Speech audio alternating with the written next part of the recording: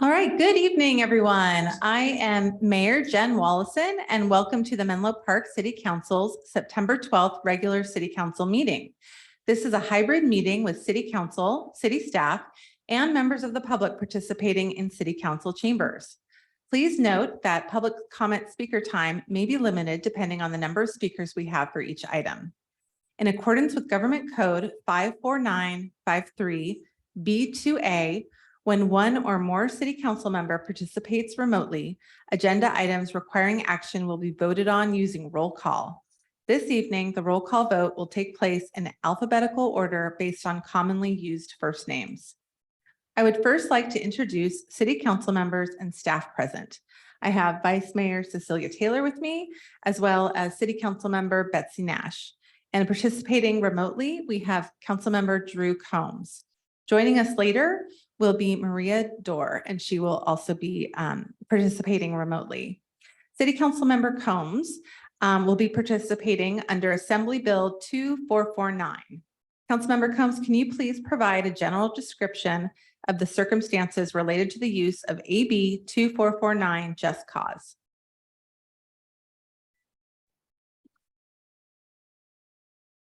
To take care of a family member. Okay, thank you, Councilmember Combs. City Clerk Karen, at this time, will you please provide instructions to the City Council and members of the public on how this meeting will proceed? Yes, thank you, Mayor Willison. And again, echoing a welcome to our September 12th regular City Council meeting.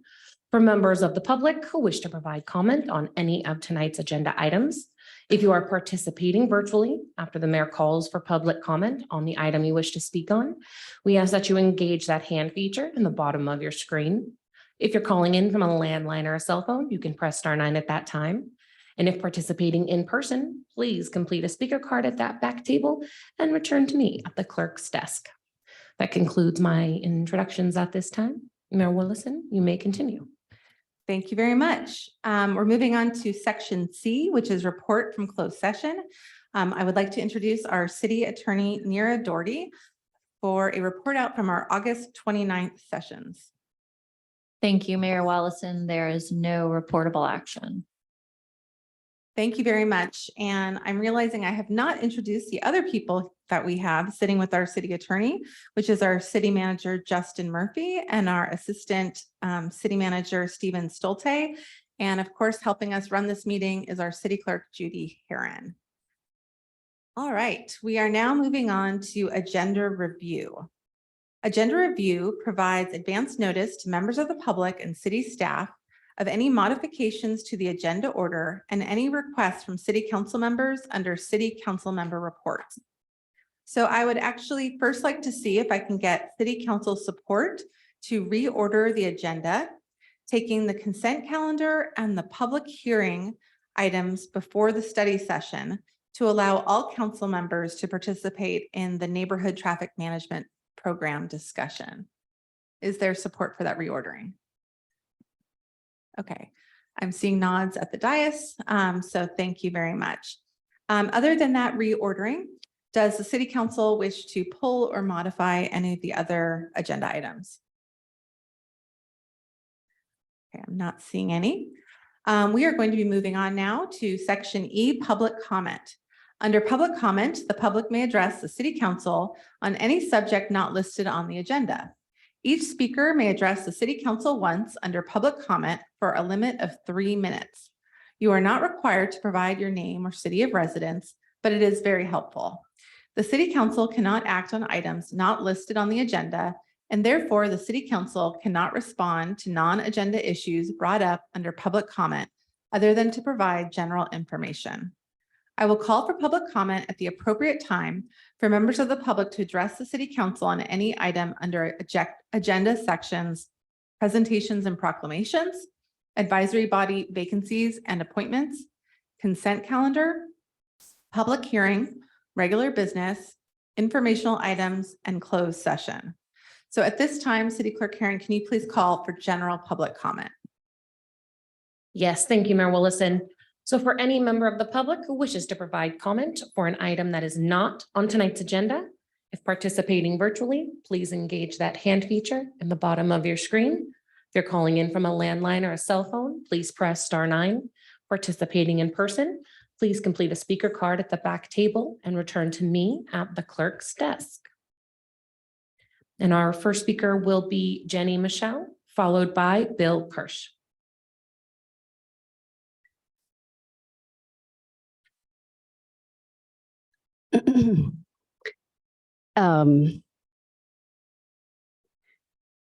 Good evening, Mayor, Vice Mayor, council members, staff. I am here. September is weird. It starts with Labor Day, and then there's a suicide awareness prevention day, and then it's disaster. And I'm having a really hard time right now. I've just lost 2 people this week, and I'm feeling in despair. And I want to voice my public support for SB 58. I personally have benefited from psychedelics in my own life. It is a conduit. When I've done the therapy with plant medicine, I see that you are me and I am you. We are one. We are no different. And there's a connection to universal consciousness and truth that can't be denied. And once you achieve this state, I call it that you've owned your Oogway, or you've owned your own Jesus, right? And now that the UN has declared basically climate collapse, I'm going to need more Oogways around. I'm going to need more people accessing themselves and understanding that we're no different. And I don't want to pretend that we're different anymore. And if I haven't told you recently that I love you, I love you. And I'm telling you today and every day forward, even Sup Mueller, thank you for standing with us at the Board of Supervisor meeting today. I just want to thank everybody for their support, standing with those of us that are struggling. Thank you. Thank you for your comment. So our next speaker is Bill Kirsch, followed by Doug Weiss.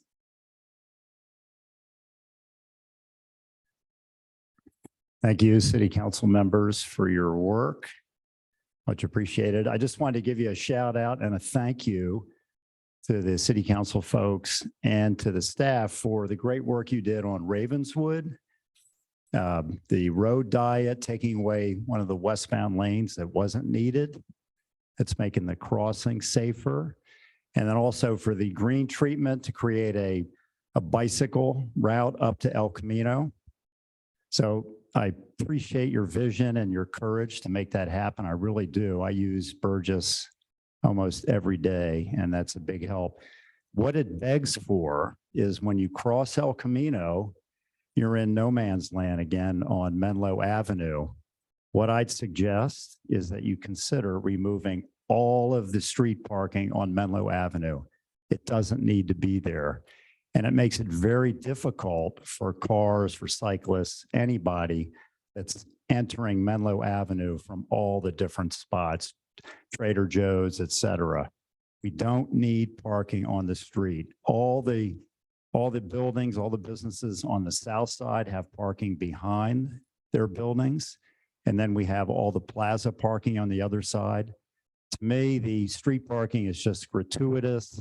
It's there because somebody planned it in the 1960s and it doesn't make sense today. So I would ask that you direct staff to consider removing all of that parking on Menlo Avenue, put in bicycle routes on both sides, and you'll have a much safer street for everybody. Thank you. Thank you for your comment. Next is Doug Weiss, followed by David Klein. And this will be the final call for public comment for items not on tonight's agenda. Great. Thank you, council. My name is Doug Wise. I'm a resident in District 5. I just want to bring awareness to a safety issue that I've been seeing going on across our town here. And it pertains to e-bikes. So growing up, I had a Huffy, maybe had a Schwinn with banana seat, but now kids have 30-mile-an-hour e-bikes. And if you look at the California Department of Motor Vehicles regulations, those bikes are actually classified as mopeds, which means you have to be at least 16 years of age, have a driver's license, register that vehicle with the actual state of California. These kids are, ripping and roaring down the streets, on the sidewalks, in our parks. And I just want to bring awareness that we should probably look into this before somebody gets hurt. So again, I have some solutions, happy to share that with you, but just wanted to highlight that I think there is a bigger safety issue going on in our community. And I don't know if policy and technology have caught up with the e-bikes, but just want to see everybody safe. Thank you. Thank you for your comment. And so our next speaker will be David Klein. Hello, can everybody hear me? Yes, go right ahead. Okay, great.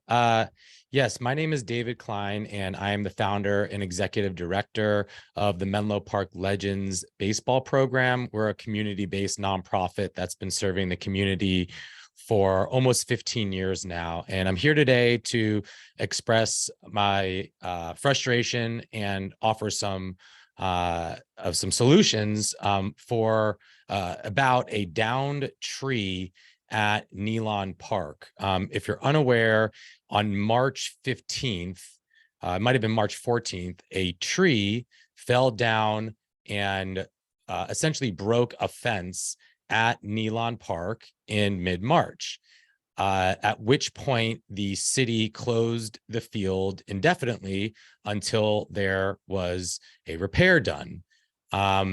As you know, Nealon Park is used as a dog park in the mornings for adult softball leagues, Little Leagues, Alpine West Menlo Little League, Menlo Atherton Little League, lacrosse programs, and of course, the Legends baseball program too really relies on this field in order to serve the community, the baseball community in Menlo Park. And Nealon is also the only lit, meaning with lights, field in the entire city outside of Kelly Park. It's the only lit baseball or softball field. So up until I told Parks and Recs that I was going to come and express my frustration about the issue a week or two ago, 6 months after the tree fell, there was still zero updates on the status of repair. After I told them I was coming to speak, someone finally said it's going to be fixed sometime in December. To me, that's unacceptable for a flagship community park such as Nealon Park. And we are, that would put us close to a year, actually about 10 months after the tree fell and no repair, which is crazy. So I have two solutions and suggestions. One is to design a situation or a scenario where the community can still continue to rent the field, because in my opinion, after looking at this extensively, there is no inherent safety risk with continuing to use the park. Perhaps put a buffer or coned off area around it and make sure that nobody goes near that fence. The other solution is to expedite the repair of the fence, because this is a routine improvement to a fence that is not building buildings. And I'm sure that this can be done sooner if it was prioritized. So I would really appreciate it if this can be moved up the priority list, and that city council could tell Parks and Recs that this is a priority and it should be fixed as soon as possible. Thank you guys so much for listening to me. Thank you for your comment. And I am seeing no further hands or cards. Mayor Willison, you may continue. Thank you. And thank you to everyone who spoke. So this is general public comment. So these comments have not been put on the agenda, so we are unable to have a discussion about them. But I did want to throw that last question to staff to see if there are any updates or additional information that can be provided regarding Nealon Park.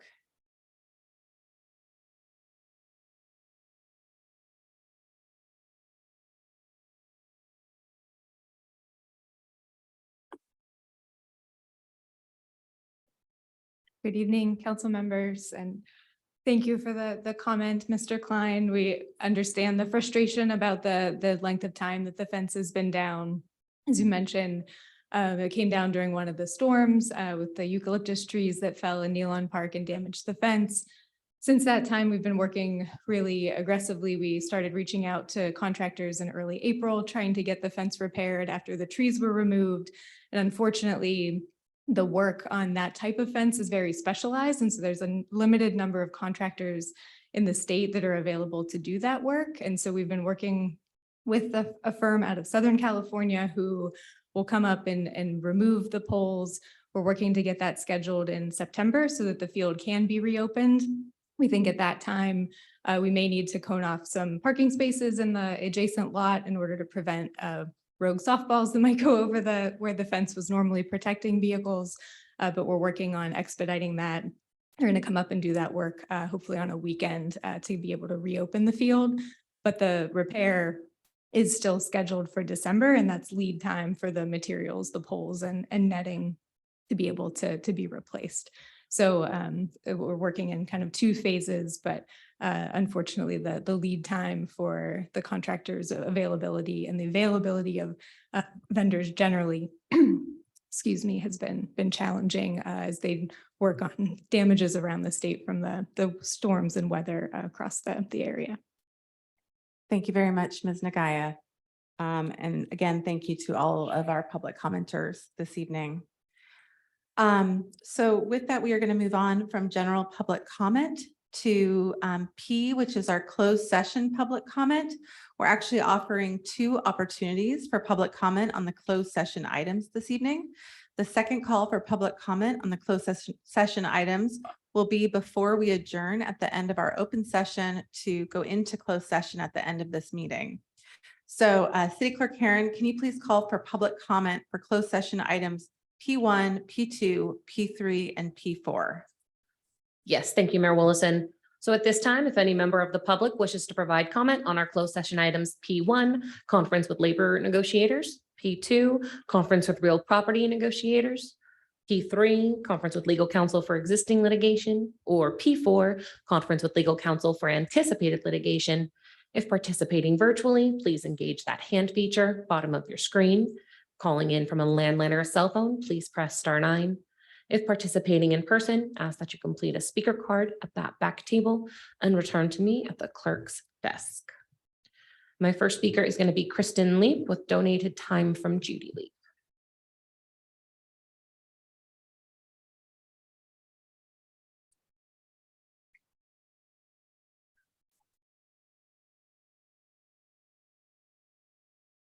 Hi. I'm Kristen Leap, and I need your help.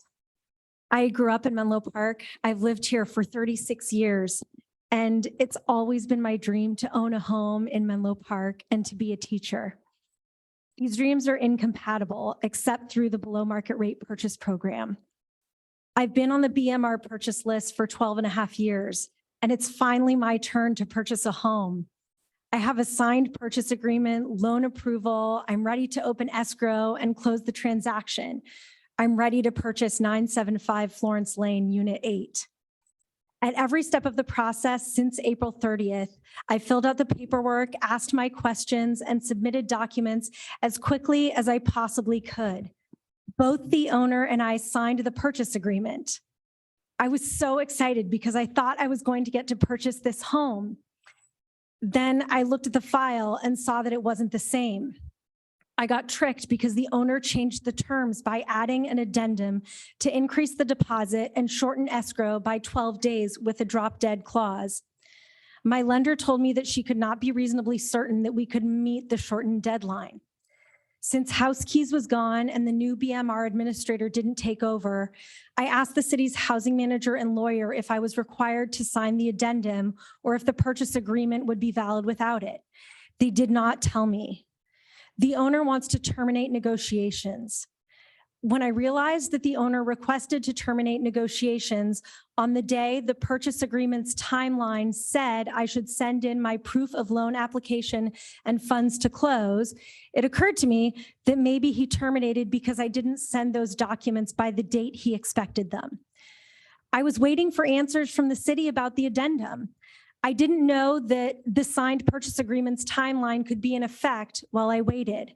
If I had thought that I could open escrow under the terms of the purchase agreement, I would have, but I didn't know. So I asked the city's housing manager and lawyer, and they didn't tell me.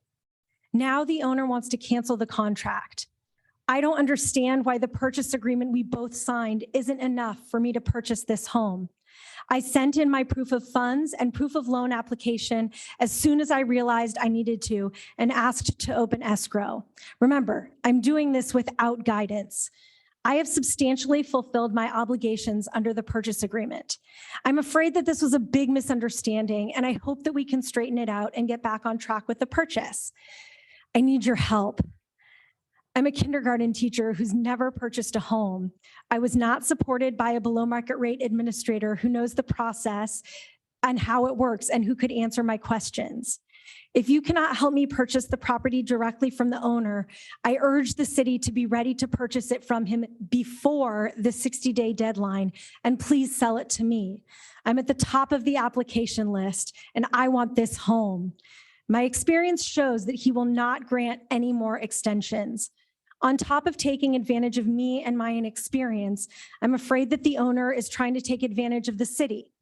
After benefiting from construction allowances because he included a below market rate unit, I think the owner wants to cheat the process by waiting out the 60 days the city has to purchase the property so that he can make a lot more money by selling it on the open market instead of to me or to the city.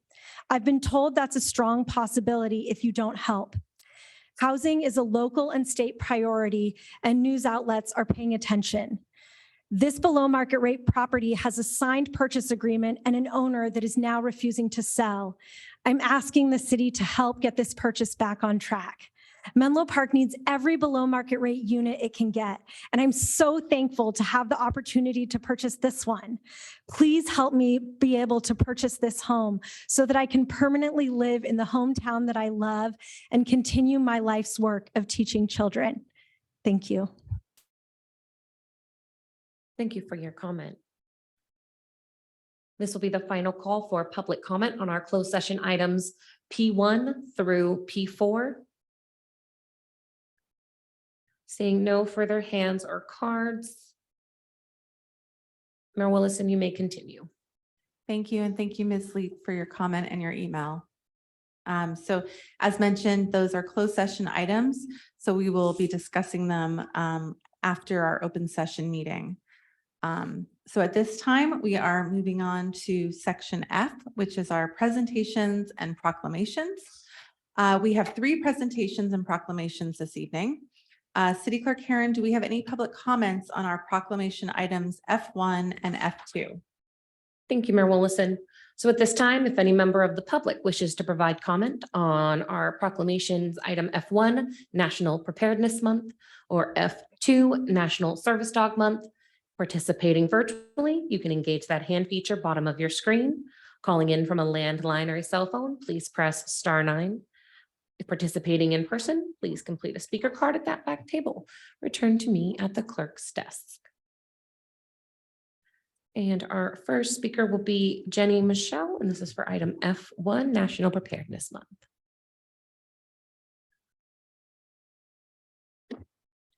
Hey, I'm better, thanks. Hashtag Lynn MPC Ready is amazing. I appreciate her work. I'm Jenny Michelle, City Clerk Judy Fan Club member. These are my personal comments. For the record, when I am speaking to the dais, I am asking, begging for help, throwing mud at the wall. Personally, make no mistake, this venture is one, exposure therapy, raising alarm bells, and placing myself in economic and physical danger. Speaking up in a culture of silence is unwise. It's not just the chronic molest and the abuse that I sustained by my parents and guardians. It's what I call the 50 shades of SF Peninsula fraud. I've been exposed to some damning behaviors professionally over the last 20 years that I have not discussed previously. Because I'm without resources, I'm expendable. The problem is that I've experienced firsthand over decades the mechanisms that drive our exploitation, our predatory practices, or economic practices, our excessive consumption of raw goods and services that produce climate collapse at a rate of 4-to-1 per capita. Your $300,000 vehicle is gross, and my body shudders with the deep understanding that we are the problem and we act like we're not. Cut it out. Disasters impact our population disproportionately. Some of us scurry over to the Rosewood Resort to wait it out. Others of us are responding and interacting with fire and police weekly or live nightly without electricity because we sleep in our car. See the everyday disparity? Disaster is already upon us. The economic disparity disaster. If you have not lived on the street even for one night, the rest of us already know that. You have not faced your maker like we have. Climate breakdown or collapse will change that. Each resident needs to walk around with the assumption that they are unprepared to deal with losing it all and living on the streets without access to daily needs like shelter, food, water, toilet, and without notice, right? We don't give 3 minutes to the planet to speak to the dais. Perhaps she spoke up this week in her own way. And you know what? The Moroccans are listening. They now live on the streets. See how quickly that happened? Greece, Libya. I speak to this dais to hold myself accountable to myself in the future because your poverty is my poverty. And fundamentally, we're in it together. Climate breakdown translated means we're living in the era for humanity. Everything is on the line, and I cannot allow myself to hide in the cabinet or closet away from my abusers any longer. Thank you. Thank you for your comment. This will be the final call for public comment on our proclamation items F1 and F2. Seeing no further hands or cards. Mayor Willison, you may continue. Thank you, City Clerk Karen, and thank you, Ms. Michelle. So we are now going to start with our proclamations, and we have 2 proclamations this evening. Our first is for National Preparedness Month. And I just want to acknowledge that National Preparedness Month is an observance each September to raise awareness about the importance of preparing for disasters and emergencies that could happen at any time. In 2021, FEMA's Ready campaign and the Ad Council broke ground by producing the first ever national preparedness campaign.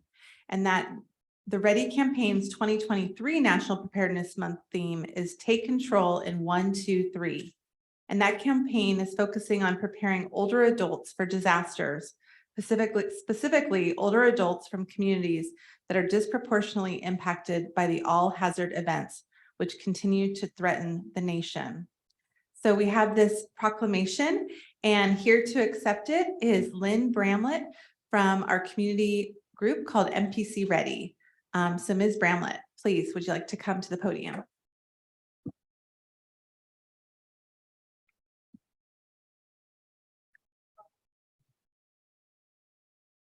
Stand here. Oh.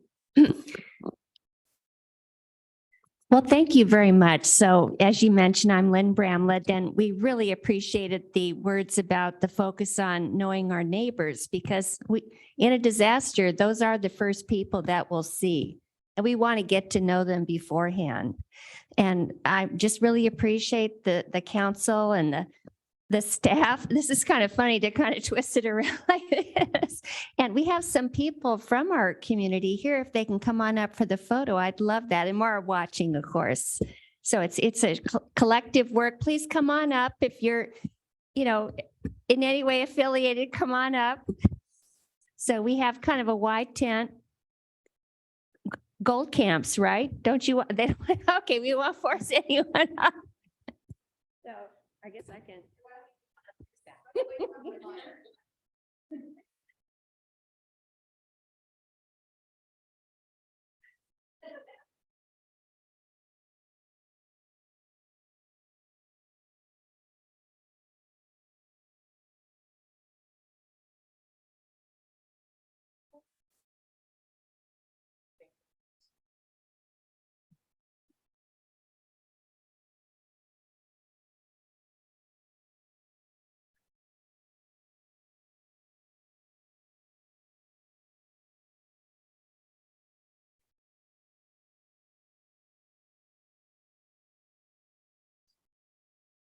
And again, we're so appreciative for MPC Ready for really elevating this issue and reminding all of us that we need to get prepared and through that really get to know our neighbors.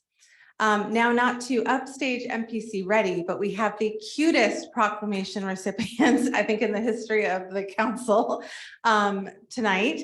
I'll go ahead and read a little bit about our next recipient, and maybe the cameras in the chambers can show who we are talking about tonight, because it's really adorable. So the next proclamation is for National Service Dog Month. September is National Service Dog Month, a time devoted to raising awareness and showing appreciation for the extraordinary work service dogs do every day for the people in their care. Please join us in celebrating and honoring these special heroes who dedicate their lives to help their human companions. Service dogs are specially trained to perform specific tasks for people with disabilities as defined by the American with Disabilities Act. Service dogs provide companionship while inspiring confidence, and they live to serve and assist their handlers. With the help of a service dog, humans can better manage disabilities and live fuller lives.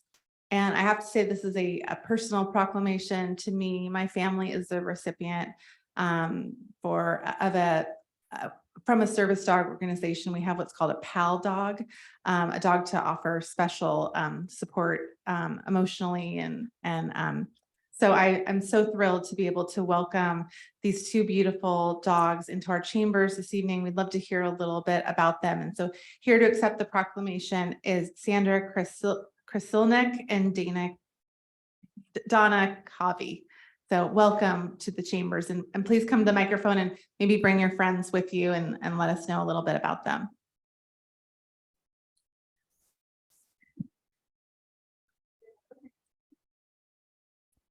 All right. So I am Samara. I'm actually a puppy raiser, and I am a regional board member of Canine Companions. And this right here is Nyx. So she is 9 months. She's a puppy in training. So the yellow vests, if you ever see these around the community or around the Bay Area and even nationally, these dogs are in training. So she is 9 months, and she will be with a puppy raiser like me for about 1.5 years. And then they will go into professional training for 6 months. Up in Santa Rosa is our region. And then ideally they end like this. So this is Primrose over here, and her handler is Dana. And do you want to at least mention some of the things that Primrose does for you? Yeah, Primrose picks up my cane. She hands me my cane every day. If I drop my phone, she'll pick up my phone. She opens doors, she does laundry, but she doesn't sort. So, and she just keeps me company all the time. And what we've been doing this month for National Service Dog Month is bringing awareness to the organization and to service animals. So we've been talking to some restaurants and looking at giving them signage on service animals being allowed, pets not being allowed. There is instances where a non-service animal can sometimes attack or even interrupt what the service animal is supposed to do. So we're trying to bring that awareness and allow restaurants to at least have signage that they can reference, so they don't have to be the bad guys when they have to share that message with some people that want to bring their pet into a restaurant. So we're very excited to be here, and we're very excited to accept this. All right, thank you so much. Okay, come on, do you want to take a picture? So much. Sure, take a picture. You can go right in the middle. Graham, Sit. Good. Do you want me to go on the floor with them, or? Here we go. Okay. Primrose, sit. I know I'm not supposed to interact I with them. know. Okay. And they're so cute. Yes. Okay, so- okay, here, this way. Okay. Okay, right. Thank you. Thank you so for much. being So here. much. Thank you. Thank you so so much. Thank you. Yeah, thank you. And thank you all for your patience. They really do change lives. And I think it's important that people in the community know how to interact with them. So it's nice to raise this awareness. Thank you.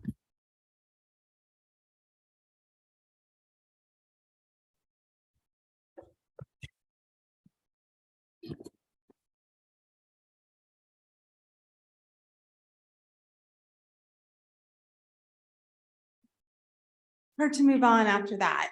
But we're actually going to go from dogs to mosquitoes. With Much our less cute. final item in this section, which is a presentation from the San Mateo County Mosquito and Vector Control District. So here to make a presentation is the San Mateo County Mosquito and Vector Control District's Public Health Education and Outreach Officer, Rachel Curtis Robles. Nice to see you. Hi. Thank welcome. you so much. It would be incredibly difficult to top the cuteness that we just experienced. I did bring some live contained mosquitoes in a little box in the back room if you are so inclined to go look at my baby mosquitoes, which are not nearly as cute as the labs that were just here. But we were invited here tonight by our council appointed board member, Catherine Carlton, and also our district manager, Brian Weber, is here this evening as well to represent. Next slide, please. So your taxes pay for us. Everyone who lives in San Mateo County pays for us in their taxes. And we are a small but mighty agency of about 20 to 30 employees, depending on the season. All of our staff are certified by the state, by the California Department of Public Health. And we're really here to help people be healthy and safe from mosquitoes and other vectors or pests that can spread diseases or cause harm. Next slide. Everything we do is based on integrated pest management, which you might be familiar from like home gardening or other things. We have a lot of things in our toolbox that we can reach into to deal with different kinds of mosquito and vector problems. All of these services are provided as part of your tax dollars, so there's no additional charge if a resident needs any particular service that we offer. And I'll run through rather quickly the next slide, each of our services. Mosquitoes spend most of their life in water. Their eggs are laid in water, their little larvae grow in water, their pupa are in water, and only when they're flying adults do they not live in water. So it's really important for people to be dumping standing water, or if you have a water that I tell the kids is too big to dump out, you can call us and we'll figure out a solution for that water so you're not breeding mosquitoes in your backyard or in public property. We know we had a ton of rain over the winter, and so we've had an unusual season that there's still pockets of water hanging around where usually by this time of year there would not be, or in different places where it hasn't showed up for a long time. And so, of course, we're worried about West Nile virus, which is a disease that you can get from a mosquito bite, and older individuals tend to be more severely impacted by it. So we encourage people to report dead birds to us and we'll test those birds. We do a lot of mosquito trapping and surveillance around the county and a lot of education about insect repellents and using bug spray properly. So also on the back table, we have some little sample packets of insect repellents that folks can grab and take with them as different samples. Next slide. We say one mosquito is one too many, which might seem a little aggressive, but if you know about us and you can call us about one mosquito, it might save your neighbor down the street who doesn't know that they can call us yet and might be being bitten much more regularly than you are. So we always want to know about the problem because we will send our staff out to check it out. Next slide. We can also provide mosquito fish. I know some folks in Menlo Park might have a nice little fish pond in their backyard or a fountain. If there's enough water, we can put these little fish in there and they will eat the baby mosquitoes so that we don't have to put any other kinds of treatment in the water. Next slide. Our staff, we have 4 entomologists, ecologists on staff in our laboratory who are really good at identifying all sorts of little creepy crawly things. So if you're ever wondering what's biting you, or if you need some help with a mysterious bite issue, you can call us or contact us and we can help you work it out. Next slide. We can also come help and check and make sure that rats cannot be getting into your house. We live in San Mateo County. It's an urban wild interface. There are rats in all of our backyards, unfortunately, but we really want to keep them out of your house. So we can come and do a custom inspection of your house and give you tips and tricks to help keep rats out. Next slide. And then this time of year, when it's very warm, there's lots of yellow jackets. These are the little ones that look like bees. They come and bother you while you're trying to have a picnic or eat outside in the backyard. They live in nests underneath the ground. They can be really aggressive. They not only sting, but they also bite. They can sting repeatedly, unlike honeybees. And some people have quite a severe reaction. So we can come in our full bee suit and gear, and we can take care of that nest so that you don't have to send out a willing victim in the middle of the night to do the spray and run and probably get stung. Next slide. So in Menlo Park in 2022, you can see we're very present in all the cities and unincorporated areas and towns we work in throughout the county. More than half of the requests and calls we got last year for Menlo Park were for yellow jacket nests. And that was a slow year. This year we had quite a lot of yellow jacket nest calls. So please don't hesitate to give us a call if you need help with that. Next slide. And then a little bit of an update. You may recall several years ago, actually about 10 years ago now, that an invasive kind of mosquito is called Aedes aegypti that's not native to California was found in Menlo Park. Through a lot of hard work of our staff and also with all the community members who worked with us really carefully, we were able to eradicate it, which is the first time that has happened in California, that it came into an area and then we got rid of it. But we do extra surveillance, in particular in the cemetery. We're there every month checking and treating to make sure that we don't have an emergence of that mosquito again in our county. Next slide. And we really want to remind everyone that you are part of mosquito control. Dump and drain water at least once a week, because especially in warmer weather, they can go from egg to flying adult in just 7 days. That's it. Next slide. And if anyone has questions, you can always reach us via phone or online. And I will put a plug in that we usually show up the next business day if you call us for service, which is usually a surprise for folks, but we really take pride in that. I'm happy to answer any questions from the council or if the public's allowed to ask. Thank you.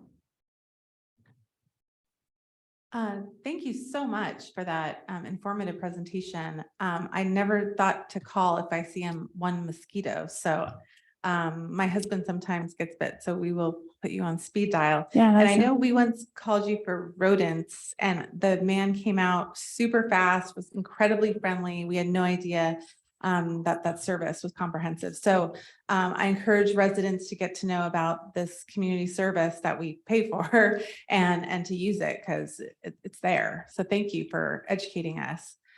City Clerk Karen, is there any public comment on that? I'm realizing now I didn't call for that. Thank you, Mayor Willison. So at this time, if any member of the public would like to provide a comment on our presentation item F3, the annual update from the San Mateo County Mosquito and Vector Control District. If participating virtually, engage that hand feature, bottom of your screen. Calling in from a landline or cell phone, please press *9. Participating in person, complete a speaker card at that back table. Turn to me at the clerk's desk. I am seeing no hands or cards. Mayor Willison, you may continue. Thank you. Thank you. So thank you for coming this evening. Thank you, Ms. Carlton, for your service on behalf of our city. We really appreciate you coming this evening and educating all of us again. Have a wonderful evening. Thank you. So we are now going to move on to G, which is our advisory body vacancies and appointments. We have one item, which is to consider an applicant and make an appointment to fill a vacancy on the Finance and Audit Commission. Here to introduce this item as our city clerk, Judy Heron, please. Thank you, Mayor Willison. I have a very brief introduction. The item in front of the council is to appoint to one unexpected vacancy on the Finance and Audit Commission. This recruitment should be handled before our annual recruitment in April of 2024. It is for a term through April of 2024. This recruitment involved a 4-week period of advertisements and announcements from August 8th through September 1st. The city did obtain one application, which was included in the agenda packet. I have no further updates at this time. Happy to take public comment or return it to the city council for discussion. Thank you. Is there any comment? Then we can go to public comment. Please. Thank you. So at this time, if any member of the public wishes to provide comment on our item G1, consider applicant and make an appointment to fill a vacancy on the Finance and Audit Commission. If participating virtually, please engage that hand feature in the bottom of your screen. Calling in from a landline or cell phone, please press *9. If participating in person, you can complete a speaker card at that back table and return to me at the clerk's desk. This will be the final call for public comment on item G1. Seeing no hands or cards, I can return it to the dais. Thank you. Thank you, City Clerk Karen. So I believe there's just one applicant. Can we do it by acclamation or we need to go through the process? Looking at the staff report, we should go through the typical nomination and fine. appointment process. Okay. And so what I will be doing is I will be going alphabetical by commonly used first name, asking for each city council member's nomination, and the person who receives the most nominations will be appointed. So with that, I will start with City Council Member Nash. Suzanne Prohaska. Thank you. Vice Mayor Taylor. Susan Prohaska. Thank you. City Council Member Combs. Susan Prohaska. Thank you. Mayor Willison. Susan Prohaska. Fabulous. And City Council Member Dorr is currently absent. So by acclamation, the City Council will be appointing Susan to the unexpired vacancy on the Finance and Audit Commission. Congratulations. Wonderful. And thank you to Ms. Prohaska, and we look forward to her service.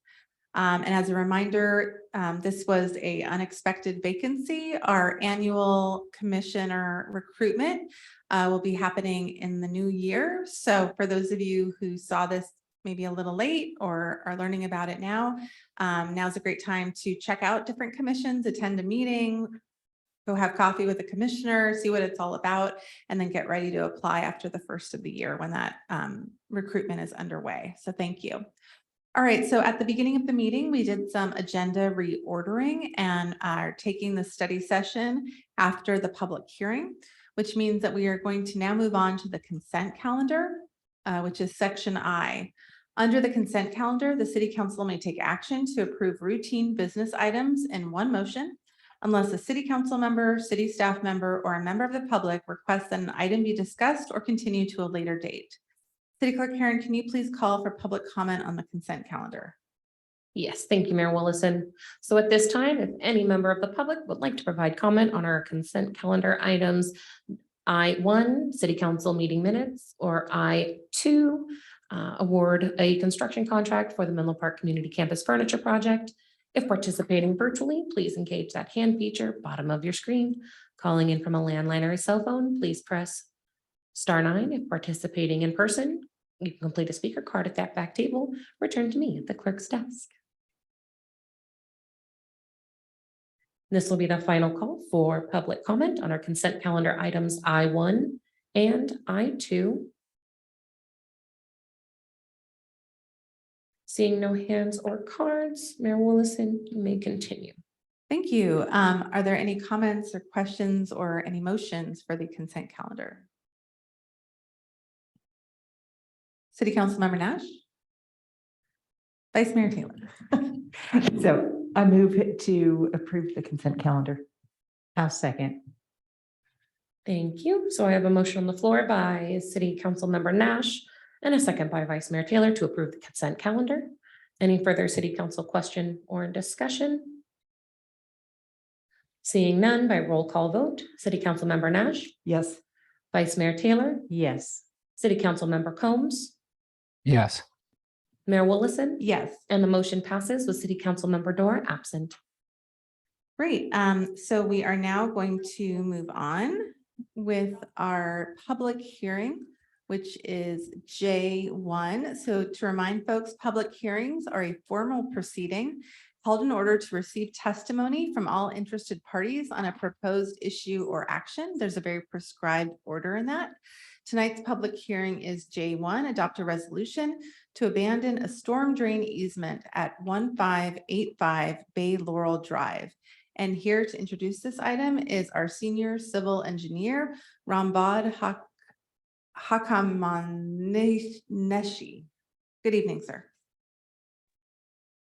Good And can you evening. please pronounce your name for us? Good evening. My name is Rambod Hakamaneshi. Thank you.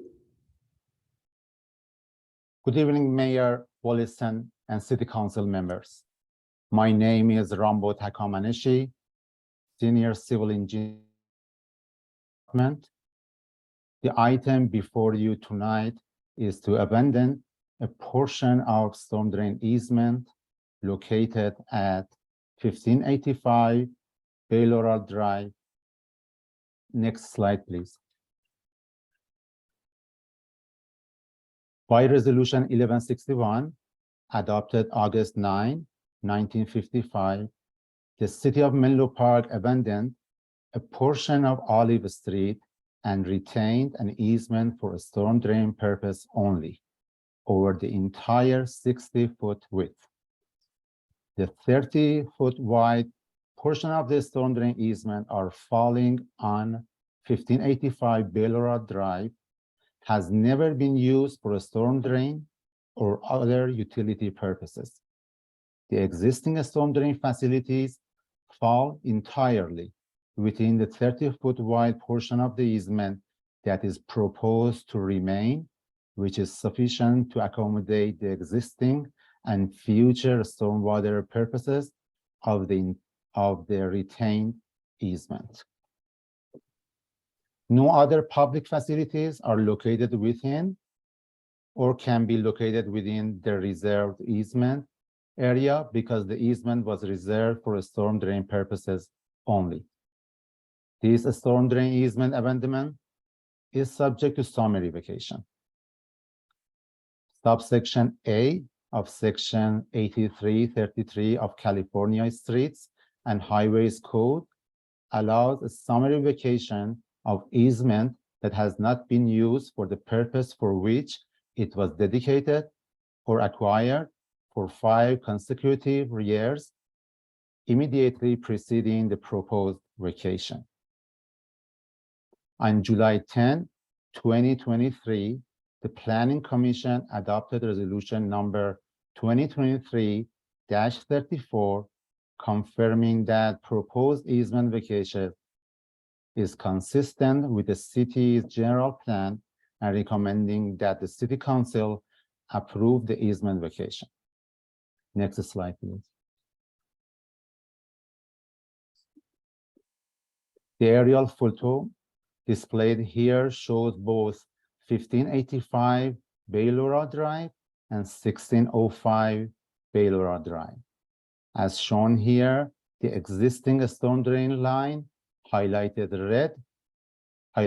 in red, lies entirely within the 30-foot wide section of the easement that is intended to be retained. Next slide, please. The recommended action is to adopt resolution ordering the vacation and abandonment of the 30-foot wide portion of the storm drain easement on 1585 Bay Laurel Drive. Next slide, please. Thank you, Mayor Wallison and City Council members. I'm available to address any questions you may have. Additionally, I'd like to acknowledge the applicant's team is present in the audience in the council chamber to show their support for this application. Thank you very much, Mr. Hakamaneshi. So at this time, before I open the public hearing, are there any clarifying questions from the council? I'm not seeing any. So at this time, I would like to formally open the public hearing. City Clerk Karen, can you please call for public comment on this item? Yes, thank you, Mayor Willison. So at this time, if any member of the public would like to provide comment on our public hearing item J1, adopt a resolution to abandon a storm drain easement at 1585 Bay Laurel Drive. Participating virtually, please engage that hand feature bottom of your screen. Calling in from a landline or cell phone, please press *9. Participating in person, please complete a speaker card at that back table and return to me at the clerk's desk. This will be the final call for public comment. on our public hearing item J1? Seeing no hands or cards. Mayor Willison, you may continue. Thank you, City Clerk Karen. So at this time, given there was no public comment, I will close the public hearing and open this up for council discussion. Are there any discussion points or any questions anyone has? I'm also happy to entertain a motion on this item. City Council Member Nash. Thank you. I move to adopt a resolution to abandon a storm drain easement at 1585 Bay Laurel Drive. I'm happy to second that. Thank you. So I have a motion on the floor by City Council Member Nash and a second by Mayor Willison to adopt a resolution ordering the vacation and abandonment of a storm drain easement lying within 1585 Bay Laurel Drive. Any further City Council question or discussion? Seeing none, by roll call vote, City Council Member Nash, Yes. Vice Mayor Taylor, Yes. City Council Member Combs, Yes. Mayor Willison, Yes. and the motion passes with City Council Member Doer absent. Thank you, City Clerk Karen. So we are now going to jump into the study session that we had reordered. I believe Councilmember Dorr will be joining us imminently. So I think we can go ahead and get started, and hopefully she can join us once we get to the council discussion on this item. So we are moving on to section H, study session. Study sessions are an opportunity for city staff to introduce an item that will require policy direction from the city council in the near future. City staff will provide a presentation, then I will call for public comment. After public comment, the city council will discuss the matter interactively with staff. The city council will not take an action on items addressed in study sessions. The city council may provide direction to city staff for preparation of additional analysis or information necessary for when the item returns to council for action. Tonight's study session is H1, provide direction on restarting the neighborhood traffic management program, also known as the NTMP. And here to introduce this item is Assistant Public Works Director Hugh Louch. Good evening, Mr. Louch. Thank you, Mayor Wilson, Vice Mayor Taylor, members of council. Appreciate the opportunity to be here with you tonight. Let me share my screen. Hopefully you can all see that. Great. So yes, we are here tonight to talk about the Neighborhood Traffic Management Program and sort of run through a little bit of background on the program. We did bring potential restart of this program to our Complete Streets Commission and have some feedback from them. I want to walk you through sort of where we're at in terms of hearing from residents with requests in this program, and then talk about potential options for restarting. So this is a program that's been around for a long time. It was adopted in 2004, and it was really adopted to address concerns about a number of different things that occurred where traffic calming had been replaced and then maybe had to be removed because it didn't have the kind of support that might be needed. So it's a long document, but it really is focused on a couple different goals, trying to address, unsafe conditions on streets, and then also providing relief from, what they call disproportionate traffic increases, so where traffic's changing more in one place than another. And it also is meant to really provide an opportunity for residents to participate in a process for thinking about how their streets would function, kind of providing a clear set of guidance, while also really working to discourage cut-through traffic. Now, the program was put on hold during the pandemic, at the beginning of the pandemic, as a number of programs were. And we have been working, as we do, a number of other things to try to look at potential to bring it back. We have had a lot of requests, which I'll show you in a minute as part of this. So the current process has a couple different criteria, the way it's designed, to help determine whether or not you fit in this program or in something else. And one of those criteria relate generally to speed and to the volumes that you experience on streets. So This really isn't meant for the lowest of low volumes where you have, just maybe a small number of vehicles using a street. It's meant for streets that have some amount of traffic and tend to have higher than posted speeds. And, we use what's called the 85th percentile speed limit, which is basically the number, it's the point at which 85% of cars are going that speed or less. The process itself is very much consensus oriented. So if you look at the flow chart on the right of this slide, you can see that there are quite a few opportunities for public input. It requires neighbors to kind of work with each other to identify the problem, agree on a solution, and ultimately through a voting process, approve what would happen. And that would have multiple rounds of input to our Complete Streets Commission and our city council. And in our experience, the process really requires somebody with a lot of time to put into it. So it requires a real neighborhood champion who would come in and try to help advance the process. It's not something that's going to move on its own. So maybe to talk a little bit about sort of where we've been sort of as we've started to staff back up and as continue to do that, we did last April go to the Complete Streets Commission and present some sort of initial ideas at that time. And at that time, we had a small list that was starting to grow, and it has grown a lot since then, of interest in this. And so we had some ideas about sort of trying to better separate out maybe some of the safety issues and really bring those more into stuff that might be led by the city, because where there are safety issues, that's something that we think is important for us to address.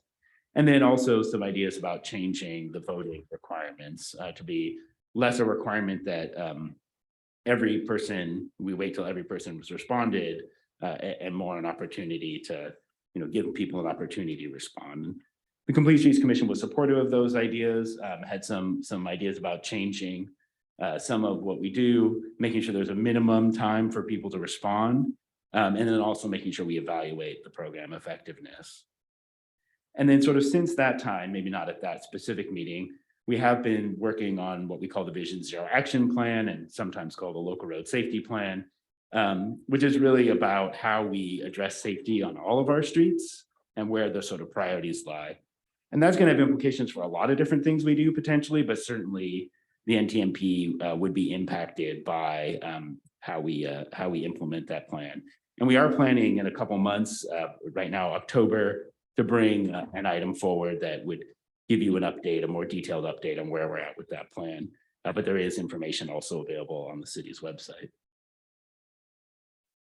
So here's where we're at with requests. You can see we have 16. I left 2 off mostly so this will be visible for folks. There are 2 early requests that are both parking related, and then all the rest of these are not parking related. So the parking related requests are either for time limited or for permit parking. And so kind of separating those out because they're sort of unique and different, and focusing in on the requests where people are concerned about speeds, because we started to put together some information based on data we have sort of more readily at hand about where do we have speeding and traffic volume challenges. And this gives you some sort of sense about how that's distributed across these requests in the city. And then we also started to look at that kind of cut through traffic. This takes a little bit more work and effort, but we used a tool that's called Streetlight. And I realize every time we write this in a staff report, it's a little confusing. It has nothing to do with streetlights.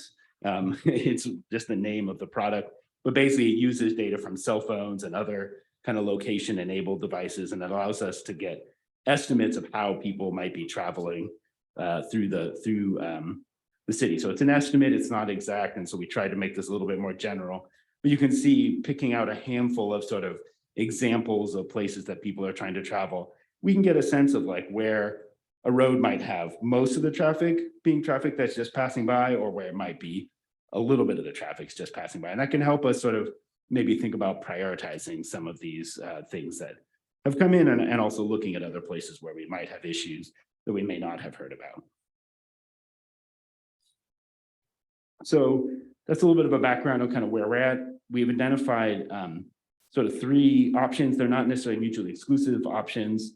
Maybe the first 2 are a little bit, but it's probably worth talking through those a bit and then addressing any questions that you all have. So one option is to just restart the programs without any real changes, kind of as it was before. If we do that, that is and you can see from the list, potentially very resource intensive for staff. Each of those things right now becomes a little project, and we'd have to think about how we fund those, what else might not have to happen. We'd have to, if we had that direction from you, we'd have to come back and talk about how we achieve that. A second option would be to restart it, but maybe modify how we handle it. So one thing we might do is try to think about prioritizing what we have. So I showed you some of the data we might use to do that, or the types of data. So we would dig into that a little bit more, present back maybe some thoughts on how we prioritize certain streets that maybe have more speeding related issues, have more collisions, or have more kind of cut through traffic, or the combination of all the above, and move those forward a little bit faster than maybe other ones. Also think about integrating it more with our repaving program, which you're also going to hear about in the coming months, and think about that kind of integration a bit.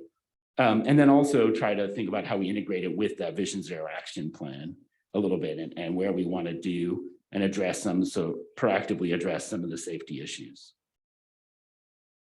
And then we would also recommend, as part of that, kind of streamlining the voting process a little bit. It's a little bit cumbersome. We certainly heard from residents that it's quite challenging to get through it, and maybe simplifying that and simplifying the thresholds, we think would help, and the number of times we have to come back for a vote. And then the last thing that we think is really important, or sort of the third option, is to really start to think about batching some of these requests. So if we're going to keep the program as a way to respond to requests that come in from people, we can't just do it every time they come in. We need to have maybe fixed points in the calendar, or fixed times a year where we would go to Complete Streets, say, this is the list, do a review of it, have a recommendation, identify the number that we can move forward with given resources available in that for that next year, say, or the next 6 months. And then we could do that and kind of work through that list a little bit more in a prioritized fashion. And that is kind of the options that we have, and the things. There's a lot more detail in the staff report, and happy to answer any questions from you all and from the public. Thank you, Mr. Lauch, for that presentation. I think we'll just jump to public comment at this time. So City Clerk Karen, can you please call for public comment on this item? Oh, and it does look like we are joined by Councilmember Dorr. Good evening. Hello, good evening. Okay, so for any member of the public who wishes to provide comment on our study session item H1, provide direction on restarting the neighborhood traffic management program.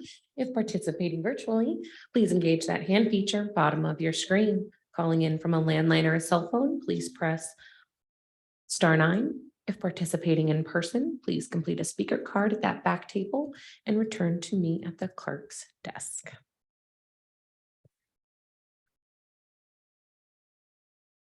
All right, and our first speaker will be Bill Kirsch, followed by Julie Shanson.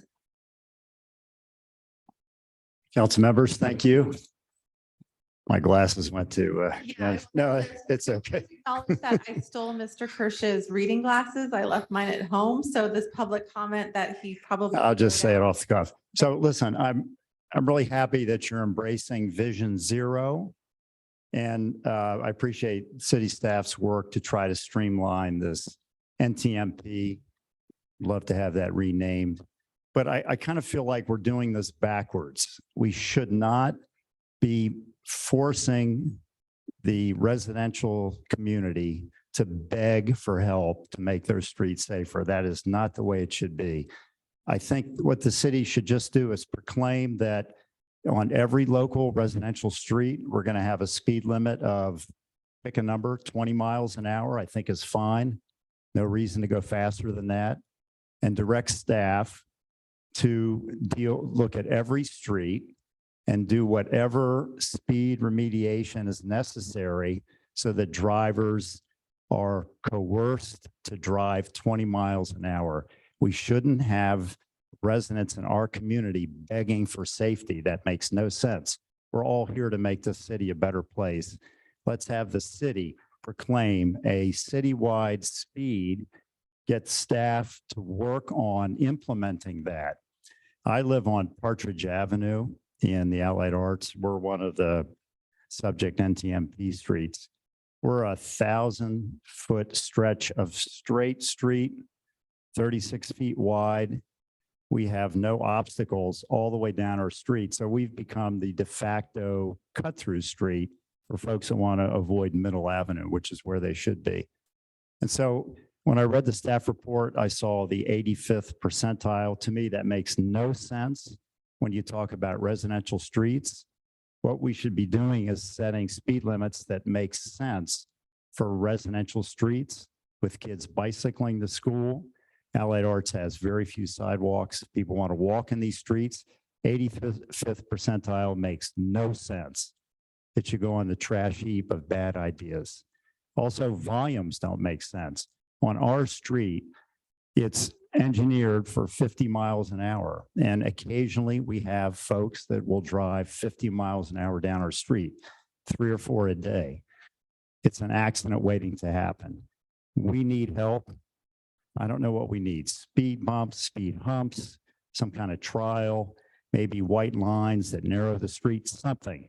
But I really feel like instead of putting our citizens through this process, let's proclaim that every residential street is going to be a safe street with safe speed limits, and then have city staff do whatever speed reduction they need to do to make that happen. Thank you so much. Thank you for your comment. So Julie, I see that you did put your hand down, so I'm going to go to our next speaker, but if you did want to get back in the queue, please do re-engage that hand. Our next speaker is Katie Peruzzi, followed by Adina Levin.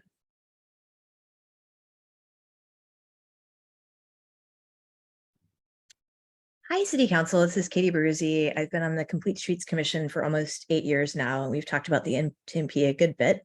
I'm, however, not speaking for the commission, only for myself. I think it's great you're looking at this topic. I wanted to raise a couple of topics, make a couple of comments. First of all, I think the origin story of the NTMP is fascinating. One of the big pointers that people always mention was the Santa Cruz Avenue traffic calming project, the debacle, where people added traffic islands and things and then pulled them out, and it was expensive and it was embarrassing. I just want to point out that that street today would never be subject to the NTMP because it's a street that has something like 15,000 average daily traffic volume, and that's not what we're talking about here. So I hope that we don't like conflate the memory of that experience and the public rejection of that with what we're talking about tonight, which is really traffic calming on neighborhood streets like Partridge and some of the streets in the Willows and in Bellhaven that don't have such high traffic. I also think it's interesting, as former Commissioner Kirsch mentioned, that the NTMP that we're talking about tonight, in our circulation element, we talk about it as a mechanism for ensuring that traffic calming can happen and making neighborhood streets safer. But it was originally designed as a bureaucratic hurdle to present, to make it not so easy to just add traffic calming. And when we hear people coming to us and saying we want the NTMP back, they're not saying we want the NTMP back because we want it to be really hard to add speed bumps. They're saying we've been waiting in line for 5 years to get speed bumps, and this NTMP thing is that if that's the best we've got, bring it back. So I appreciate staff's efforts to streamline it. I think it's really important that we bring some mechanism back for adding traffic calming to neighborhood streets, but not one that was actually designed to thwart the process. I really loved former Commissioner Weiner's email to City Council earlier today. I do think the platonic ideal for the NTMP that feels the most equitable would be to approach it from a design standard mentality and just say we want neighborhood streets to be 20 miles an hour, and in a sort of regular, orderly fashion that's not, doesn't depend on neighborhood activists, you work in apartment neighborhoods as well as single family neighborhoods. Whenever we resurface, if we have a street where the design standard makes people drive 30 miles an hour instead of 20, then we'll address it then. I know that there might be some issues from the staff angle with that, but I would love to hear from staff more about why we can't do something that straightforward. I also want to appreciate that I think historically in the NTMP, we've included a menu of options for residents, things like neighborhood gateways that don't actually reduce speeds or makes things safer. So I've appreciated recent staff efforts to streamline that. I think our staff are the experts in traffic calming, and our residents are the experts in how safe they feel. So I'm so glad you're having this conversation, and thank you so much. Thank you for your comment. Next up is Dina Levin, followed by Daniel Hom. Hello, good evening, Mayor, council members and staff. Adina Levin, and formerly on the Complete Streets Commission, where this was something that we did review at the time. And I wanted to echo a number of the previous comments in terms of what the more recent generations of focus on the NTMP has been, which is streamlining and making it much easier to get safety improvements from the street. On the street. So, strongly support the staff's recommendations for ways to streamline and additionally ways to use the repaving program in order to be proactive. I also see that this is moving forward, in parallel with the Vision Zero plan. And the Vision Zero plan is looking at safety from the holistic picture across the city and analyzing where we have the most serious injuries and fatalities, and looking to proactively tackle those safety issues. And the staff analysis on that is showing that the greatest hazards are in the higher volume streets that have more of a mix of uses. So in addition to streamlining being helpful for residents who want to see safety improvements sooner rather than later, it's also helpful to increase the efficiency of staff so that there can be resources that additionally go to the safety hazards that cause the most fatalities and serious injuries, and be able to proactively tackle those.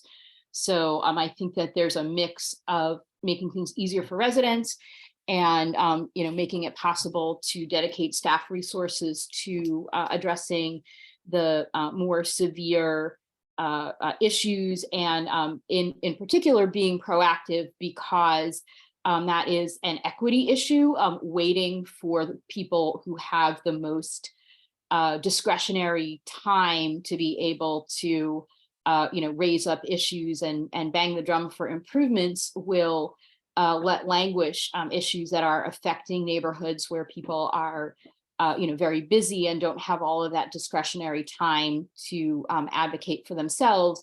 And looking at information and proactively improve safety is a good direction. So thank you very much for the streamlining recommendations.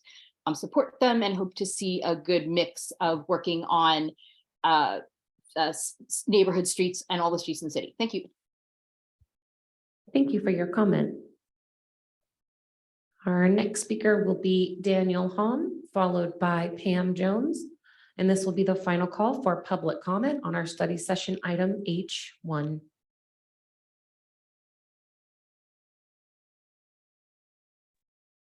Hello, my name is Daniel Hom. I'm a longtime resident here in Menlo Park. I live on 247 Willow Road. It's on Willow between Middlefield and Nash. I would like to also emphasize and support streamlining and changing this program. I'm speaking for many of us who live here on Willow Road. I believe there's been quite a few calls about the unsafe behavior of cars on this road, whether it's speeding, passing on bike lanes, aggressive drivers, you can name it. I think there's been multiple accidents here on Willow Road, especially during rush time hours. I don't believe they're reported in this report. The report seems to focus on cut-through traffic. Would like to again bring up that there's been quite a few calls and complaints about the unsafe behavior of vehicles on this road. So I know when I drive to work every day, I see children trying to cross the street to go to the bus. And it's unfortunate that there's not a safe route for one side of Willow to cross to the other side where the bus comes to pick up children every day. So please help streamline this process, and thank you for this call. Thank you for your comment. Our next speaker is Pam Jones.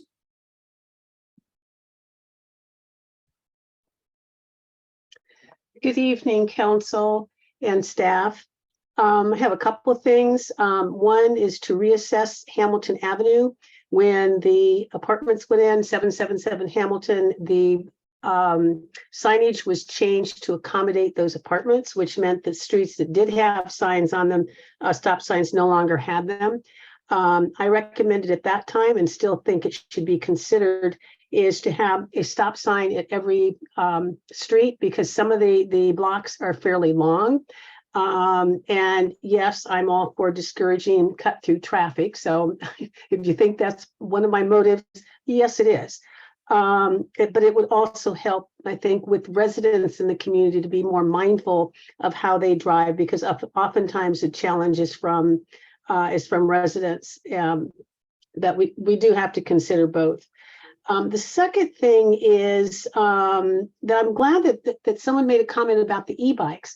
So I looked it up, and they can do speeds of 30 miles an hour. So in this report, well, actually higher, but in the report, guidelines for e-bikes should be included. In fact, there's restrictions in Europe and Australia.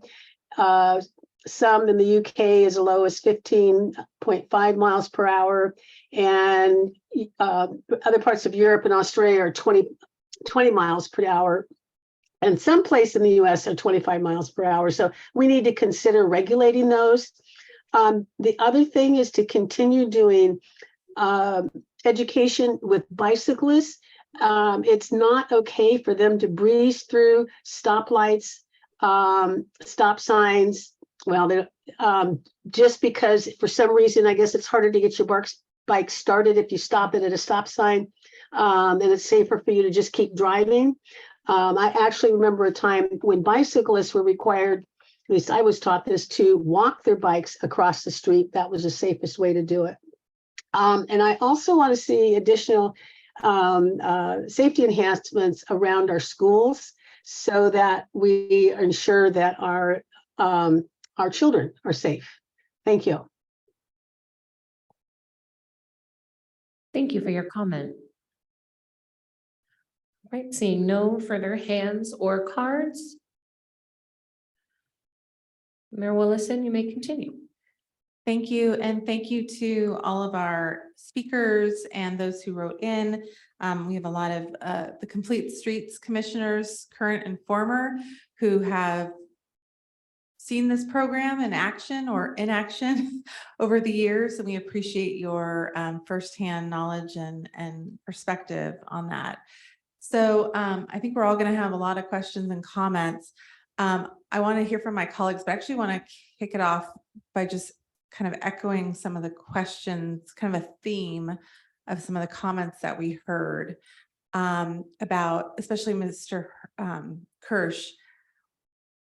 Is there a way, what does staff think about this concept of looking at all the streets in town, seeing, picking some threshold, whether it's a speed limit, a volume amount, and evaluating everything and kind of like everybody gets a traffic calming measure? Because in my fantasy world, that's how we would be, you know, all of our streets, we have a value as a community that we're a slower vehicle speed city, and everybody gets safety. What are thoughts? What are staff's thoughts about that concept? Yeah, thanks for that question. I think it's a great question. And I think that there's an element of that we are essentially trying to do with the Vision Zero action plan. And you know, I mentioned it briefly and you heard from a couple other folks, but they're kind of two different things the Vision Zero action plan I think will do that'll be pretty helpful. One of which is what Ms. Levin said, which is identifying these sort of high collision streets, the ones, and those are the busier higher volume, higher speed streets, and really know that we need a certain type of strategy to help address those types of streets. But it will also help us be more proactive by identifying not just the streets, I would say, but the types of conditions that we have on streets where we have certain types of collisions. So for example, on a lot of our residential streets, one of the things we see is we have certain kinds of pedestrian crossing collisions at places because we have these long stretches that some of the speakers spoke about between places you can kind of cross safely. So, but the answer to that may not be everybody gets a speed hump. To maybe put a sort of fine point on it, it might be, let's tailor some crossing solutions in certain places that really help address the types of collisions that we're seeing. So we do want to be proactive, but I think we need to be proactive in a way that's, and this is what the plan, the Vision Zero plan will really be meant to do, in a way that sort of addresses the specific type of collision and safety issues that we do see on those streets. So I've given you one example, and we don't want to run too far with that until we have a chance to give you all of that information. So yeah, proactive, absolutely, definitely something we want to do. The other issue I think that's important is that if we just sort of universally try to push out traffic calming on every street, there is a resource issue there, right? Like we need to be mindful about how we do that. And I do think we want to prioritize safety in the areas where we have the biggest safety challenges. So we don't want, those two things can kind of maybe move forward together, but I wouldn't want to do it in a blanket way. I'd want to be a little bit thoughtful and figure out how we, kind of move forward where we are addressing issues, especially where we can see that they're real substantial issues. And then at the same time, where I have our resources really be focused on those most challenging things that we have. If that makes sense. I don't know if you want to add anything. Sure. So Nikki Nagaya, Deputy City Manager. So I'll just add really briefly. We also have significant resource constraints. So beyond staff time, talking about the fiscal cost of the measures that we're talking about. And so just order of magnitude, like a speed hump can range from $10,000 to $20,000, depending on how many we build at a time. And so that's something that we just really need to keep in mind in terms of our ability to continue to pave our streets, to keep the pavement in good condition, to keep things in a state of good repair, and be responsive to the numbers of things we need to address with the paving program beyond traffic calming. So we agree that safety is very important and something that we want to be able to proactively address, but we don't have unlimited resources. So I don't want to give the perception that we're operating in a mechanism where we have that bandwidth able to do everything to every street. So that's why we're even addressing this in terms of priorities and how we go forward. Thank you. So I'm going to have a lot to think about and say, but I want to throw it to my colleagues. Actually, I wanted to start with Councilmember Dorr. I know you're on a time delay with your audio, so I think it might be best if we hear from you first and kind of pause, let you speak, and then maybe after a round of council comments, we can come back to you if you want to comment off our comments. Sure, thank you so much. And apologies for the delay here. The Wi-Fi is not as great in Lebanon. Yes, so some questions I have. So it sounds like the Vision Zero action plan maybe we'll be incorporating different parts of this. I'm curious about the need to have a separate program. We need to be focusing on residential neighborhood streets, but I'm curious of other opportunities beyond just restarting the program as it existed or making some slight adjustments to that. Are there avenues that just through the Vision Zero action plan that we can prioritize residential streets and make the changes needed to improve safety there? And I'm curious if that is an option that the staff is thinking about, given that it wasn't one of the options that were listed out.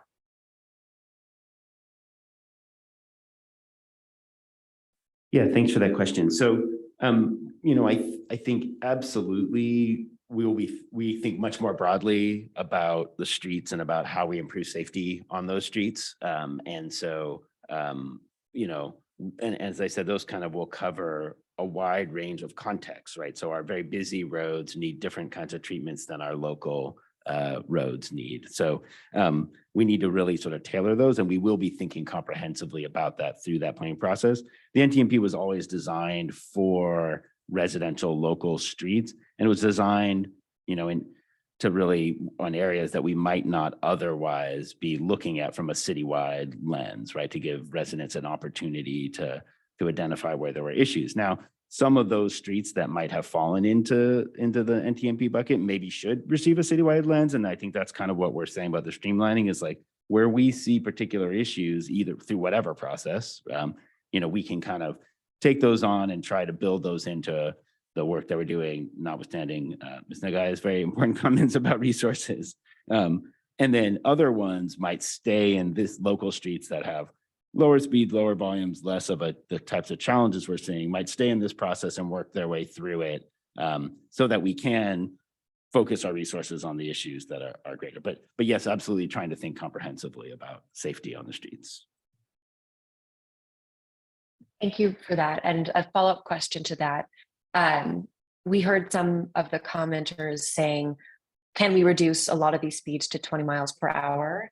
And someone mentioned the 85 percentile. Could you help clarify? My sense is that 85 percentile is related to state law and state rules about how we change traffic speeds. And if you could just broadly share, what are some of the needs or requirements to actually reduce speed limits on residential streets to 20 miles per hour? Yeah, sure. So just to be clear, so yes, there's sort of standing practice and certain kind of requirements that where we need to use that 85th percentile for speed limit setting. The NTMP itself also references the 85th percentile. So that's not something that's required. And that's something that we could change. And actually, if you looked at the separate, you'll notice we were using, instead of that, looking at where we have what I would call excessive speeds or, high above average speeds maybe, and the share of that. And the reason we did that is because we understand, as some of the public commenters said tonight, right? It's not about like, do most people follow the rules? It's like, do you have these real outlier speed, things, speed events that you're experiencing that cause a feeling of a lack of safety? And so where those are, and we do see those are not the same everywhere, right? So that is a good way to maybe get away from worrying so much for this program or for some of the work we do about what the 85th percentile is, and more focused on like what's the experience of speed on that street that is, as someone who may be walking or living on that street may have to deal with. And we can design our streets in a way where they can have lower speeds. Setting the speed limit below 25 miles an hour could become complicated, but if you can't drive over 20 miles an hour, that may not matter, if that makes sense, right? Whether or not we can get to the sort of fine-grained legal approach to reducing the actual speed limits, we can get to the point where people are traveling more slowly in places where that's an issue. We can, not necessarily have to worry about that. Councilmember Dorr, you have any other at this time? Any other questions? Okay, thank you very much. Who would like to go next? Councilmember Combs, would you like to share your thoughts? Sure, thanks. A couple of questions. This program dates back to 2004. One, like how many NTMP projects have been successfully implemented? Do we know that number? And what was the last NTMP project that we believe was successfully implemented, and when did that happen? Thank you, Councilmember Combs. So I don't have the specific number of the total number of requests that we've processed under the program, but just for a little bit of context, I can share the two most recent projects that were successful were on North Lemon, where we installed several speed humps, and there was a proposal for some gateway treatments near the intersection with Santa Cruz, and then a number of streets, Blackburn, McKendree, Marmona, in the Willows, what was the other. So my tenure with the city about 10 years, we've probably had 10 to 12 projects where we've successfully seen residents gather petitions, and about half of those, I think, went all the way through the program and saw speed humps installed or traffic calming installed, things beyond speed humps as well. And I think that was my next question, like how much of this is speed humps? Like, right, at the core of what these, I mean, those two examples were speed humps. Is that a majority of what we're talking about with these programs or this program? Yes, that's correct. The majority of the requests that we get from residents are for speed humps, but there is a whole toolbox of types of treatments in the existing NTMP program and things that we would want to evaluate for speed reductions, because there may be places where speed humps and any sort of vertical displacement that helps slow speeds may not be appropriate. You can also squeeze things horizontally and see narrowing of the roadway. There's some other treatments we can use, but speed humps are usually the things that people come and request because they're the most obvious and visible treatment around the city. Thanks. I'll just sort of briefly share my thoughts, I think, right? Is that where we're at? So I definitely am support of the idea of separating out the parking restriction projects from projects aimed at traffic calming. I do think that they are a different type of project, and so it makes sense in this scenario, and I know it's a recommendation from staff to sort of look at the traffic, look at the parking restrictions separately, like under different lands, and not try to fit them into this program. It's really interesting because I think I'm aligned with some of the history here of at least some of the public commenters. I didn't see the I think Santa Cruz debacle it was referred to as being kind of impetus to this, but that NTMP was an opportunity to provide residents an ability to directly access sort of city resources and possible city mitigations as it relates to traffic calming measures, and that one, it was to provide that direct access, but two, definitely was to make it a hurdle, like, right, so that was yes, certainly part of the intention that this was something that that happened one of these projects after it was clear that there was neighborhood support, and there were certain sort of technical analysis that backed up where the programs that would possibly be implemented. I do think that both of those should be things that are preserved to some degree, that there is this sort of direct resident access, but also that there is some hurdle, there is some friction to these projects. I think that, and I know one of the last projects in the Willows that Ms. Nagaya mentioned is one that where these became more than hurdles, but they became mountains, and that you did have scenarios where residents essentially made this like a part-time job that lasted over many years. And so I do think we should be looking to address that as part of what I'd say is a non-ideal implementation of this program. But yeah, so those are my general thoughts. I'll stop there. Thank you, Councilmember Combs. Councilmember Nash. Thank you. And first of all, I am so excited to have this program coming to us. I was on the Complete Streets Commission years ago with Mr. Kirsch, and we saw there's a great need for traffic calming and also to improve the program. One of the things that has been challenging is that getting safer is where you get the hurdles, and it's always seemed like the like, what you want to do is encourage safe streets and to actually have more hurdles when someone wants it less safe. So I appreciate all that you're doing with the program. A couple comments. Have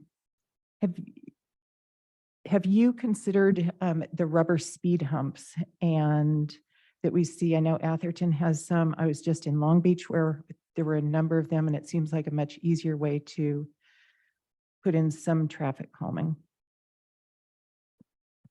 Yeah, so we haven't traditionally used rubber speed bumps in town, and they're often because of the way they sort of attach to the street, kind of noise issues that we hear about. And I think the way this program is set up, had traditionally been set up, if we had done them as kind of a pilot, we might have found that, you know, they were not successful, and then you weren't getting the kind of benefit maybe that residents had hoped, because it would be something that might turn people against the program. So it's certainly something that we could do. It's certainly, as you say, there are other cities that are doing that. I would say we'd want to be mindful about context, volumes of vehicles, and you know, kind of land use context nearby. And maybe it's something that if we were going to do, we would want to try and see how it works, and then, you know, see if we wanted to use that more broadly. But there are certainly cost savings there compared to you know, asphalt. I would certainly be interested in looking at it for some of the lower volume streets that may not get attention as quickly. Maybe this is a way to do something more quickly and perhaps as an interim measure until they get the street resurfaced. Another question is, how do you think about, many of the current MTMP projects are single blocks of a multi-block street. Are you looking at, I would assume, at the entire street when you do look at a project? Yeah, no, that's a really good question. I think, you know, we get requests and sometimes they come in and it's for a particular location, but I think you know, we haven't processed one in a long time, but we would certainly want to think about it logically within the transportation systems. With a small, like one speed hump on a multi-block street, as you say, may not have any effect at all, really. So yeah, we would definitely try to think about it as logically as we could. Thank you. And then something, I like how it's set up, the program is, or the tables were set up with various classifications and all. I think another one would be some sort of classification about a sensitive population that might be nearby.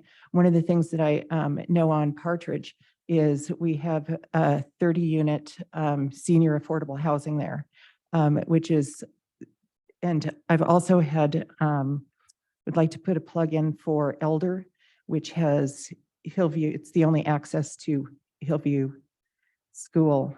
And I know that they've had some concerns about traffic there, but just generally, I think as we look at various streets, some may not be as hit all the dials for all the thresholds for some speed and collisions, but there may be sensitive populations that would be worth looking at, both schools and senior centers, et cetera.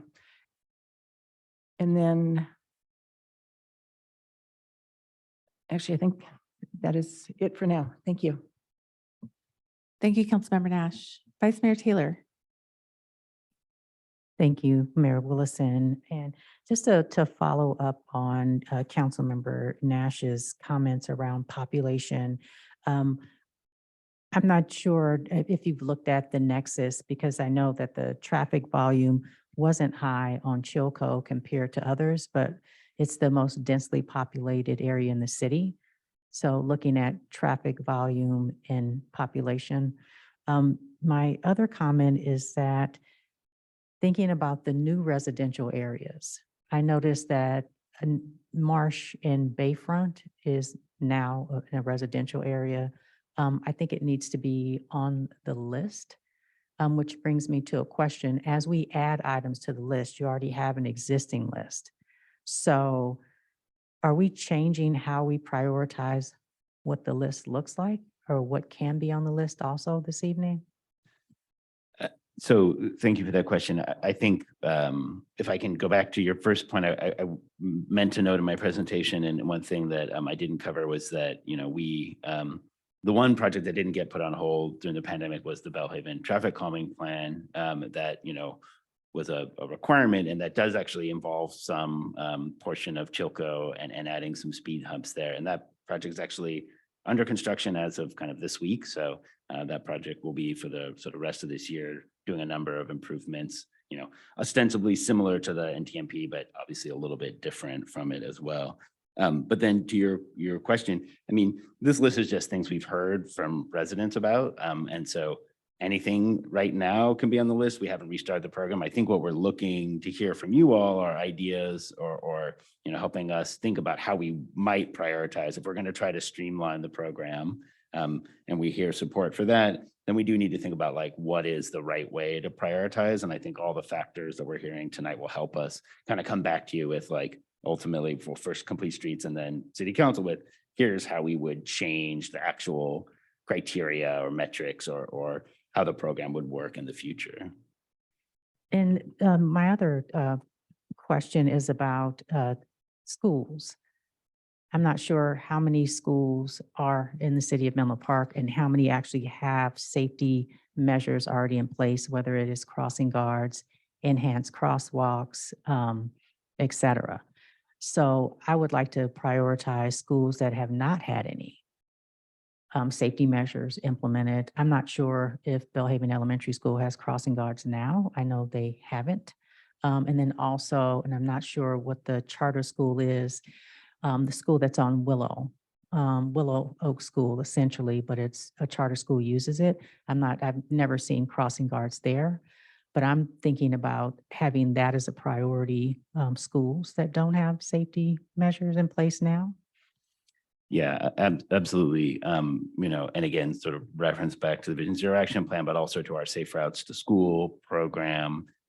It's very clear that we need to make investments around schools to improve safety. There are a lot of our schools are on very busy routes or require children to cross very busy routes to get to. And certainly Bellhaven Elementary is a perfect example where kids have to cross Willow.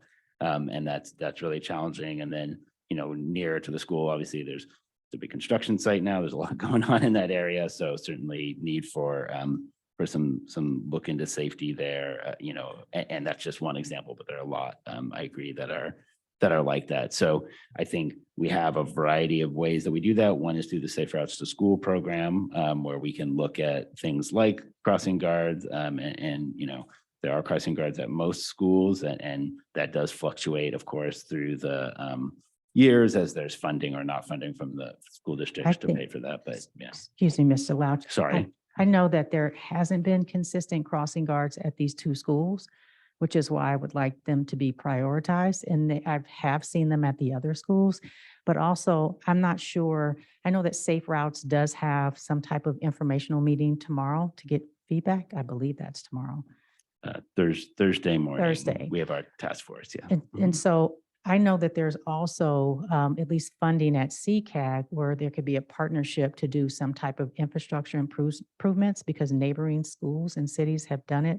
So I'm looking at something a lot more robust, not temporary things or patches, but just really looking at it. It is unsafe on Willow Road as it is now. We had one resident talk about the different accidents that have happened or collisions that have happened there that may not have been reflected in the report. So I just want to elevate those two school areas that are in Menlo Park. So whatever we need to do to the criteria so that those become a priority. The next is areas that are construction, new residential areas in Menlo Park. We need to prioritize that as well.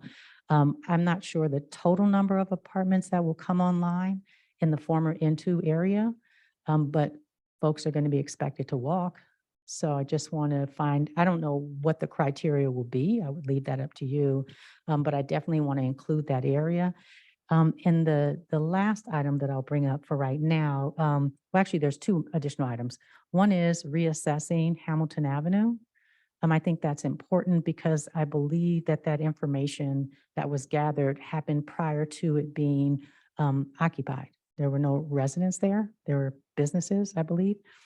And my last comment is about the e-bikes, scooters, the things that we're seeing in our bike lanes now that move faster than the bicycles. And I'm not sure what in this plan would actually address how to prioritize that because it is an issue. Safety is an issue. So those are my comments for now. Thank you, Vice Mayor Taylor. Before I start, it's nice to, that my colleagues are so focused on safety, that I think we all have the goal really of creating as safe of a community as possible for people to get around walking and biking. And we all also want to be very responsive to our residents. And I think there's kind of different levels. So there's data-driven kind of safety concerns that staff is working on. We're kind of hearing this item a little before we're going to hear this Vision Zero action plan item. So it's a little confusing. I know we've been referencing that a lot, but basically staff is working on a systemic approach to looking at high injury collision corridors where the vast majority of dangerous interactions between cars, vehicles, pedestrians, bikes are taking place and systematically addressing those. Those tend to be more on our arterials, our El Caminos, our Middlefield, our Willow, our Sand Hill. Those are the streets that don't really have like a personal champion per se, but that if you look at the data, and there's a map actually that was in the Complete Streets Commission staff report, and it has dots and lines of where those are taking place. And strangely, if you overlay this map with the list of streets that are requested by residents for attention, they don't really align. So staff seems to be really taking seriously this issue of high collision, great need for safety, safety issues. The issue really before us is what do we do about the streets that where the data doesn't necessarily rise to the level of what staff with their limited resources, and they have to have some type of criteria. It doesn't necessarily rise to the level of staff proactively identifying it. And I think we've heard from staff that for them to be able to go out systemically and look at every single street in the city is probably infeasible. So I first want to comment on the Vision Zero plan and kind of these high collision corridors. I'm so excited about that. And I think as we look forward on how to dedicate our limited staff resources, especially in transportation, that needs to be our focus because that's where the most dangerous things are taking place. I do think that when we are looking at the thresholds of what qualifies for the kind of those most dangerous streets, I concur with my colleagues, really making sure we're including schools, senior areas, places that are on a school route, not just next to the school. I liked what Vice Mayor Taylor said about new residential areas that are going to be coming online. That way we're reacting proactively so we don't have situations like we've seen. Actually, we have another item later tonight where we have some churn restrictions that we're considering kind of after the fact so we can get ahead of some of those conditions and really look at that. So when it comes to looking at what to do about these streets that aren't rising to this alarming level, but where residents feel in their gut and in their heart, I live on a street that just doesn't feel safe, even if the data that we're showing doesn't support it. So my first thing is, are the thresholds that we have in the data the right thresholds? And I would agree with some of the comments that the 85th percentile is not the right threshold. I see that in the staff report. I did see Mr. Louch, how you were using 30 miles an hour, and I would assume that was mostly on 25-mile-an-hour streets. So that would be using the current speed limit and going over 25. If staff, I share people's desire to say what we really want are people going 20 miles an hour, and then 5 miles over that, we can say, I don't know how, like at some point, if we make the threshold too low, the net is going to be so wide that we get into this resource constraint issue. So it's just something I think for you to look at. I also know complementing the near schools, near senior centers, some of those areas we've actually been able to reduce the speed limit from 25 miles an hour to 15 miles an hour. So I would encourage us to really look at any street that we've been able to lower the speed limit to these 15 mile an hour. Are those streets actually designed in a way that the lived experience of someone driving on that street is only 5 miles over? So those to me would be really high priority areas. My daughter has her driving permit, and watching how, yeah, I know it's very scary. She's very responsible, but watching a new driver handle street designs that is a wide open street versus a narrower street versus a street that has maybe a tree in the middle of the road that she has to drive around. Really, it's the way we design our streets that influence our driving behavior and our speed. I completely agree. I've always had an issue with the NTMP and the fact that we are leaving residents to beg for safety. Now being on the dais, it's really complex because, again, where do we set that safety threshold given that we can't give everybody a speed hump and whatever? And so some of the things I would like staff to consider, some of the variables are we meeting the needs of our residents in terms of their expectations of the quality of life that they think that they need to have on their street for what their street should feel like? Are we doing it equitably? So if the staff report called out that right now the NTMP kind of requires a champion and also is favoring neighborhoods with single family homes where people have the time and resources. Councilmember Combs referenced the resident that got one of the latest NTMP projects. I knew her, she moved out of the area, but oh my gosh, Councilmember Combs is absolutely right. It was like a full job for her to canvass, to create flyers, to get support. And that's just crazy. But the fact that it's crazy for her to have to go through that many hurdles, but it's crazy that somebody that doesn't have the time and access to do that can't also have that experience. I'm also concerned that we have it to be as low cost as possible. So I am intrigued by what Councilmember Nash was talking about with the rubber treatments as a possible avenue forward, especially if these aren't rising to kind of staff's threshold of safety concern, but someone still wants it. Maybe they need to come up with if the trade-off of having this rubber one is worth it to them to get that benefit of that traffic calming. I also want to make sure that it has as low staff touch as possible. So I really like the staff recommendations to eliminate some of the steps for staff to be involved because we are really limited with our staffing resources.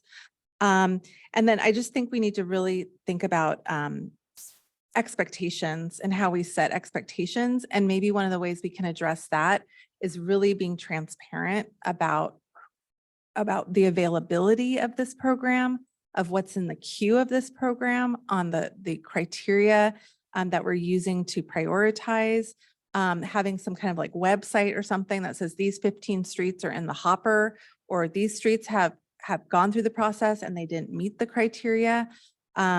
But really I think one of the most frustrating things trying to work with government is when you're just kind of yelling into the void and you don't know if anyone's listening. And then you like, oh my gosh, someone was working on that. So having more transparency. And then I would agree, we need to rename this program. It's so not intuitive what this is. And like something like neighborhood slow streets or something, and having it just be easy for someone to comprehend. So I'm very sympathetic to your challenge ahead of you. And I don't know if, I guess what I want to hear from my colleagues, but I fundamentally, given the first round of feedback that you've heard from us, are we giving you direction that's going to help you refine this program to meet what we're looking for? Or are we just kind of asking for everything under the sun and then saying, please? Councilmember Dorr, if I can first hear staff's response, and then I'll go for one more round with council, that'd be great.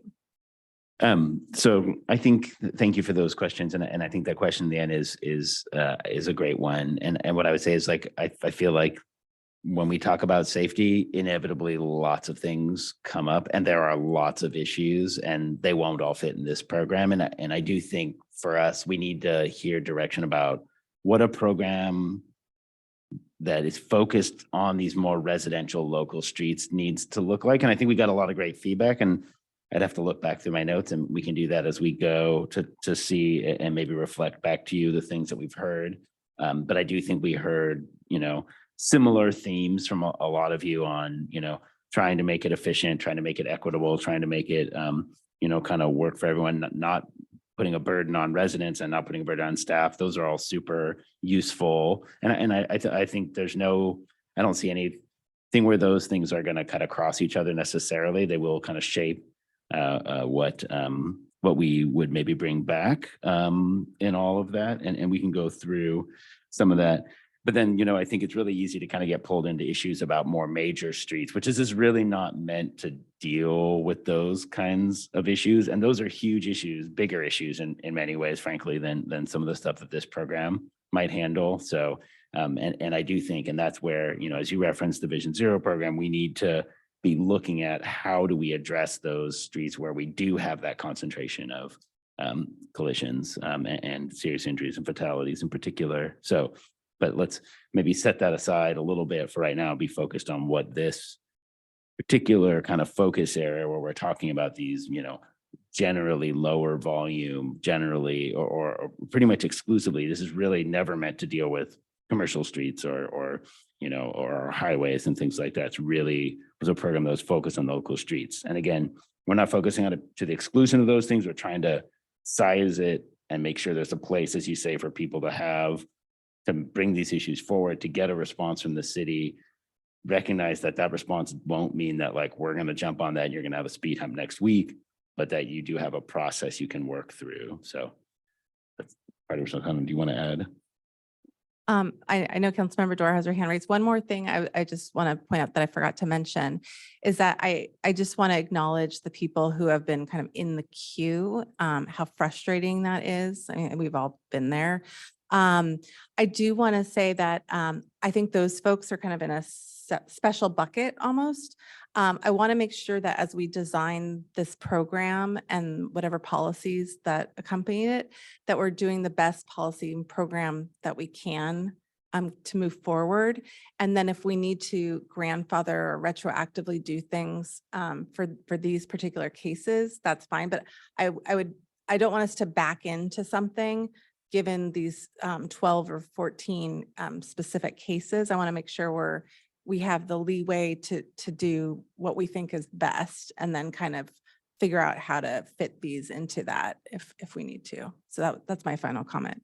And with that, I'll go to Councilmember Dorr, and then if others want to say any final comments.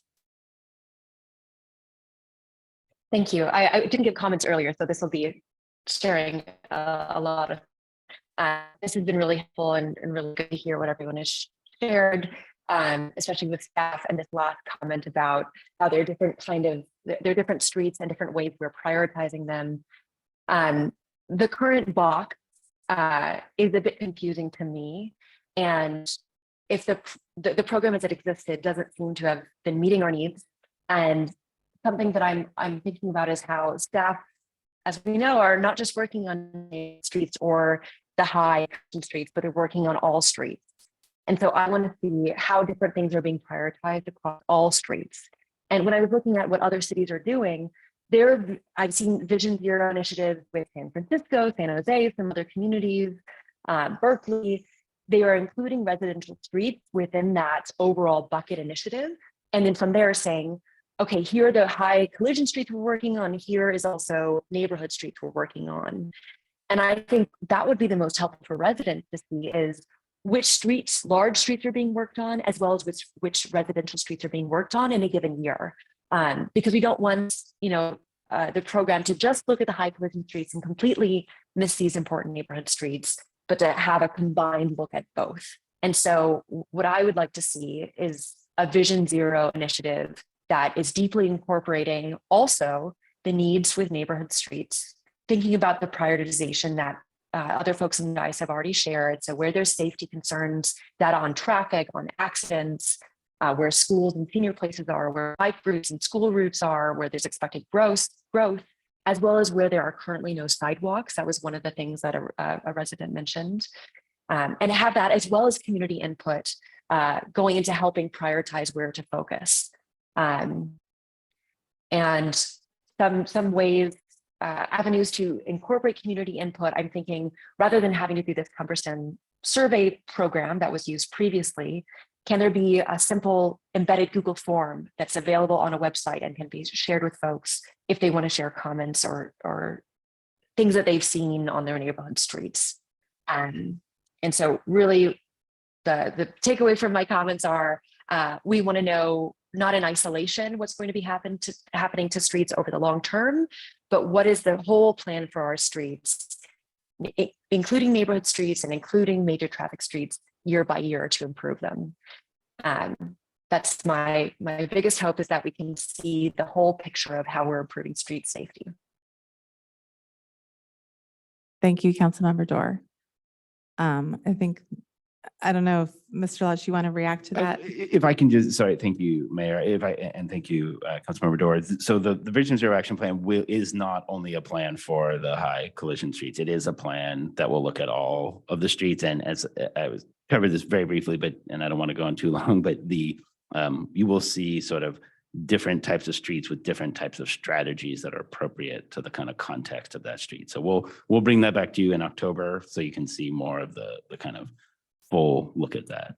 So to clarify, Mr. Louch, will we be seeing that prior to us making any final decisions about the NTMP or whatever future program that will be? In all likelihood, yeah, because Okay. it'll take us a little while to take all this and bring it back. Okay, okay, great. Because they are so interconnected, at least in our minds, because I think we're thinking of the whole system. And so we just might be thinking of it slightly different as residents than as staff is thinking about it. So we want to make sure we're connecting those dots. Okay, Vice Mayor Taylor. Thank you, Mayor Willison. I just have one question. Is the traffic volume data available to the public?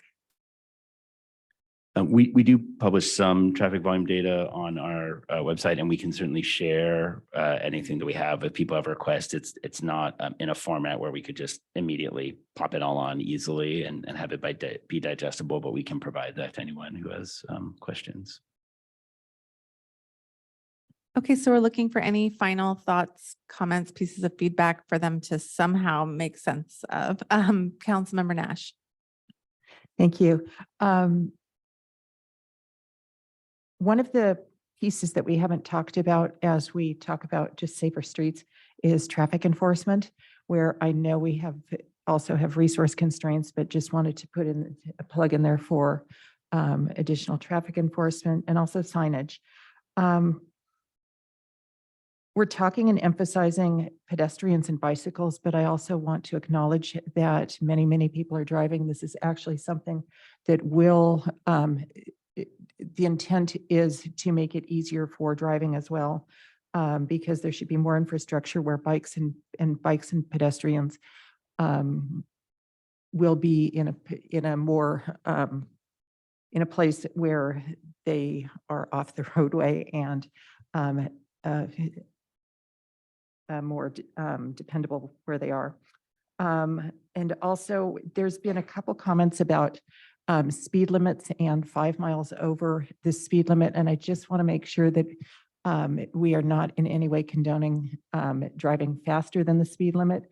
Hopefully, as we all, as residents, drive the speed limit, that will help push all this traffic to safer speed. So just want to make sure that we, there is a marker where we look at the percentage of cars driving over a certain speed, but certainly we want to have people driving the speed limit. Thank you. Oh, and I'm sorry. Final comment is that staff had asked about the 2 options, and I certainly do support both option 2 and option 3. So thank you so much. Thank you. I see Councilmember Combs. Yeah, I would want to know, does staff feel that there are any questions or direction that they were seeking that they don't have? Are you saying, are you asking staff to reflect on what they need from us? I didn't understand what you said. Yeah, it was the based on the staff report and the direction that they were looking for, are there any things that they feel that they still don't have clarity on, or they didn't get the needed direction? Thank you. Before we ask them that, was there anything else you wanted to say, or you wanted to wait and hear that kind of recap? Yeah, I want to hear that answer. Okay. Thanks. Okay, please. Yeah, thank you. We were just comparing notes to make sure we could do this recap as well. So I think generally, we heard support for what were laid out in the staff report as options 2 and 3, which helped to streamline the program, make some changes to the voting process and overall process, and batching request. We heard support for removing parking restrictions and focusing on speed reductions and safety requests.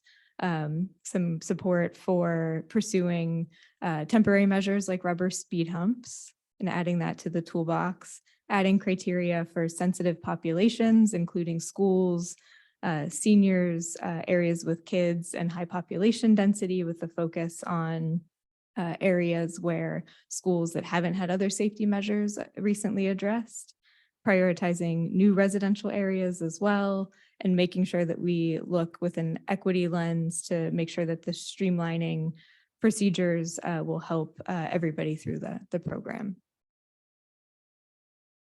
And maybe I'll just add, it does seem like there's a very clear theme that you want to see that bigger comprehensive look at safety as we bring this back. And I think the timing actually will work out well to do that. And then we did hear, I think, from several folks, specific streets that, and we have those written down so we can include those on the list as we move forward. Yeah, really quickly, I would just add that like I have not, I mean, the city has always made sort of data-driven decisions as it relates to traffic changes, the introduction of new traffic infrastructure. If right now we are moving to Vision Zero or some other sort of way of looking at that data, that's not fundamentally different than how staff has always made these decisions. I've always seen the NTMP as an opportunity for residents to directly access like this process, right? And in that way, it's different and it's not part of a larger scheme or vision, because it is one neighborhood, one street, or a couple of blocks, saying that like, irrespective of what the data tells the city, that like this is something that we think is a priority. And so this is a process by which the city allows it to allows residents to at least see if that is something that can ultimately be implemented. So I just like to say that like whatever the sort of direction, I think maintaining that ability for residents to access this process directly is key, like, right? And the extent to which it gets folded into something larger, then it just becomes part of it. Then what has made it distinct and the great value out of it is lost. And so I just wanted to make my thoughts clear about that. Thanks. Thank you, Councilmember Combs. I hear what you're saying. I'm just thinking if we have one neighborhood who again has the time and resources to have a champion, and then they end up getting 4 speed humps that have a cost, and staff resources have been dedicated that weren't being spent on high collision corridors or on grade separation or what have you, that neighborhood got that, but another neighborhood who didn't have the wherewithal to even know about the program, to contact a council member, to have that savvy, didn't get those resources. I just find it a little problematic, the whole program. Those are just some of the lingering concerns I have. I love the idea of residents being able to do that, but how it's been playing out. And if you look at the list, kind of where the requests come from, it seems like it needs some work. What that work looks like, that's where I think we're begging staff to figure it out. I see you want to say something in response. So please. Did you want to respond? Well, I'm just, my sort of the look is, then I'm not clear what we're doing here, because then what you're suggesting is something that essentially, abolishes the NTMP. And so we're not having a discussion about it coming back in any way that sort of represents how it looked before. This is just a discussion about how it ends and what we want to say Yeah, about I'm that. saying I'm seeing problematic aspects of the current process, and like things like looking at rubber speed humps might be some kind of threading of the needle where somebody wants action, but it's not rising to the level where that particular street meets a threshold. So if they really want it, then they can have this, lower costing, or maybe they can wait for a repaving program. I really liked the repaving angle. I know that we haven't really been mentioning that, but I think that's fabulous. And maybe there's a mechanism, if there is some repaving going on, to notify, like, if we have a real schedule for repaving, maybe like a year in advance. I don't know how the repaving program works, but like a letter goes out to that neighborhood and says, we are about to repave. Here's information about the slow streets, or whatever we're going to call it, program. Now's the time to follow this process. Like that to me has a more equitable distribution, because it's on some rotational factor. This is where I want to separate out what's currently on the list from what a more fair process going forward is, so we can design the way it should be, and then we can somehow get the folks who've been in this queue a long time taken care of. But I'm not necessarily saying abolish the whole thing. I'm just struggling with its current form. And I would say that's like totally fine. But then again, it goes back to like, my question is, what does staff think that they're doing here? Or what direction do they think that they're being given? Like, so I think for me, the fundamental tenet of the NTMP is that residents get to sort of have a direct petition, like, right? Is that something that, and I hear what you're saying about the fairness, and I think we can go back and forth about that. Sorry, I'm losing light here, but I think for me, I just want to understand like what staff thinks that they're doing, and whether what we will get back will be something that still has an element of direct resident engagement and involvement.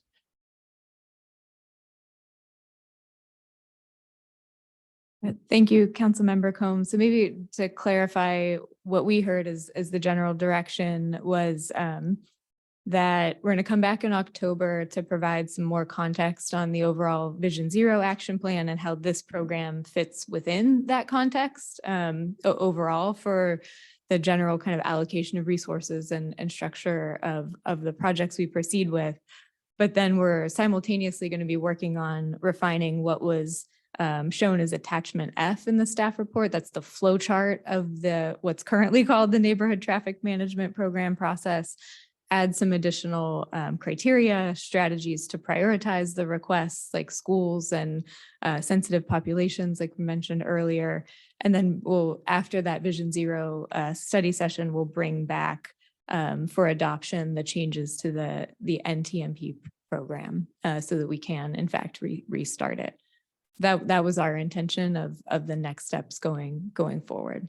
Because I don't think there's anything that's going to prevent residents from reaching out to us on traffic calming requests and complaints about issues around the city. So we need to have some process in place to be able to work through those. And so I think refining this program will in fact give us some better tools to be able to be responsive as we go forward. That was really helpful, Ms. Nagaya. Thank you. And yeah, I don't know, because the problem is all the resources are being drawn from the same bucket. If whenever we're, the list that Ms. Nagaya gave, the Vision Zero, and then you add in maybe lower thresholds, and then you add in schools and seniors and add in new development, and you add in all this, like that's already 3 times the amount of staff that we have. So now we're trying to be also responsive to like one-off requests from residents who have a very specific a micro need in their house. And we don't want to say, sorry, there's nothing we can do, but how do we reconcile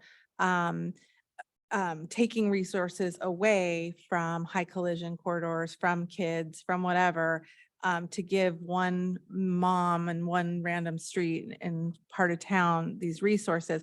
I don't know, maybe it's we pool all those that are of that same kind, and we have like a lottery system every year that I don't know how we come up with a fair-ish system, but that's what I'm really struggling with.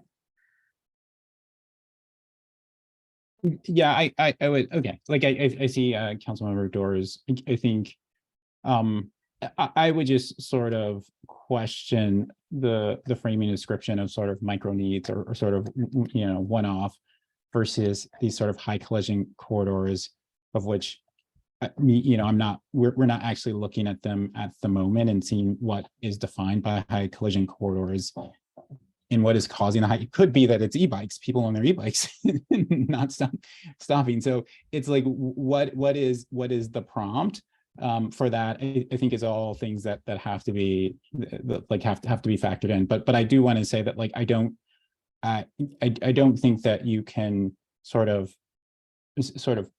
have one bucket and say that like this is the important stuff, and this other stuff is not important, and so we're not going to pay any attention to and it. I'm not trying to minimize, because to that person it's really important, or to Yeah. that it's really important. So I'm not trying to minimize it. I'm just trying to balance all these factors. So I don't think there's a right or wrong. I think we all want everything.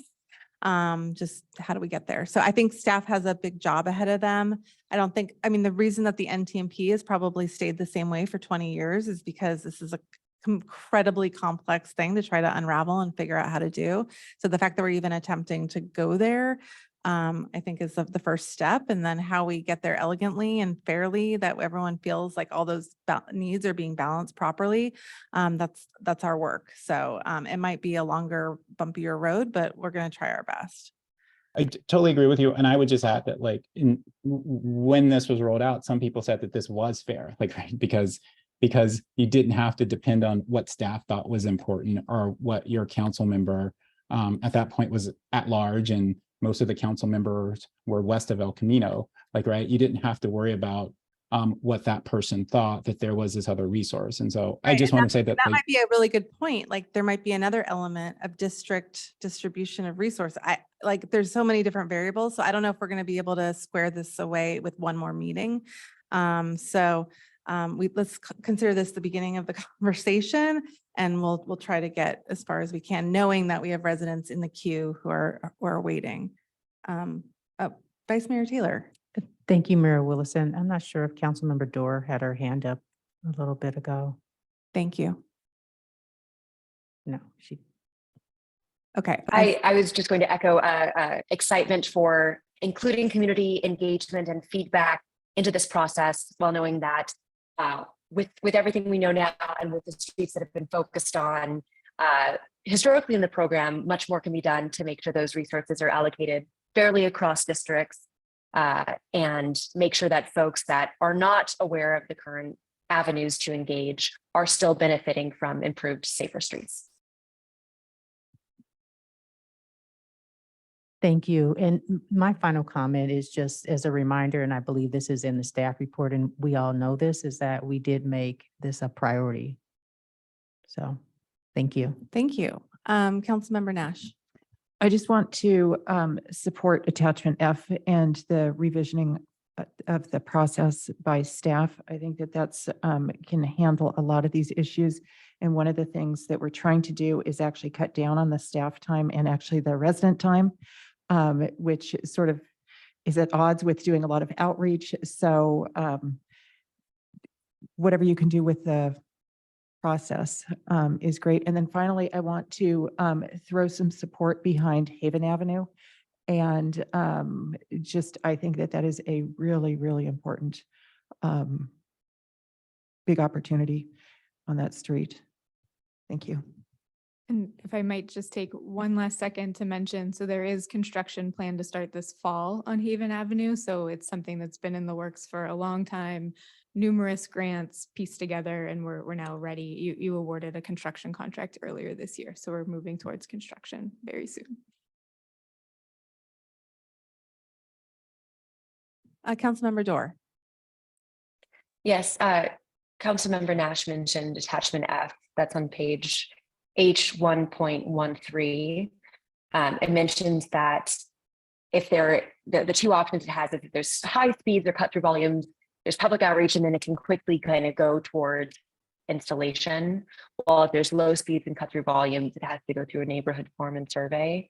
And I worry about the intensiveness and both the process request and time intensity for staff of doing deep embedded surveys and community outreach on those spaces. And so in the case where there are low speeds and cut through volumes. And so I appreciate the proposed process for the speeds and cut through volumes, but I think might need to be changed in the low speeds and volumes because that intensive kind of a process might not be the most useful given existing in our staff.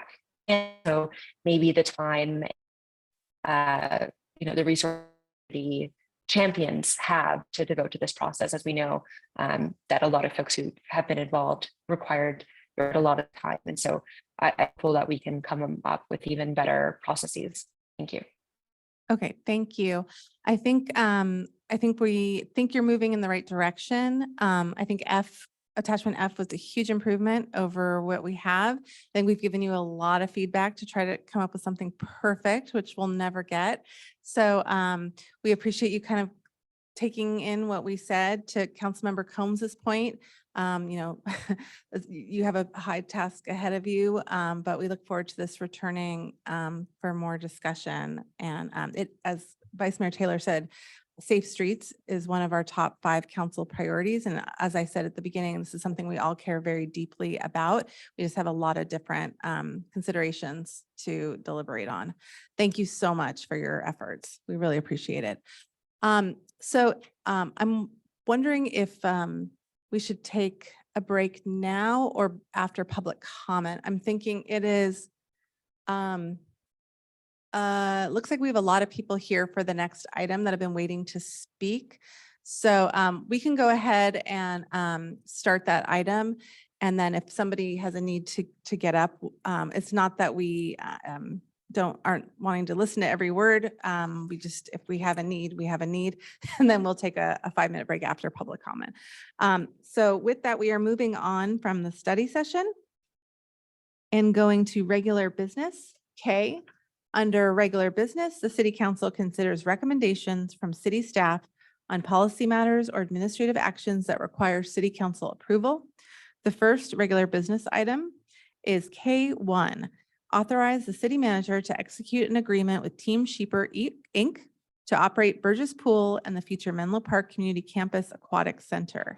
And here to introduce this item, which we know we have a lot of folks for, is our Library and Community Services Director, Sean Reinhardt, and our Library and Community Services Supervisor, Tricia Mullen. Good evening. Good evening, Mayor and council members. Just give me a moment to set up the presentation.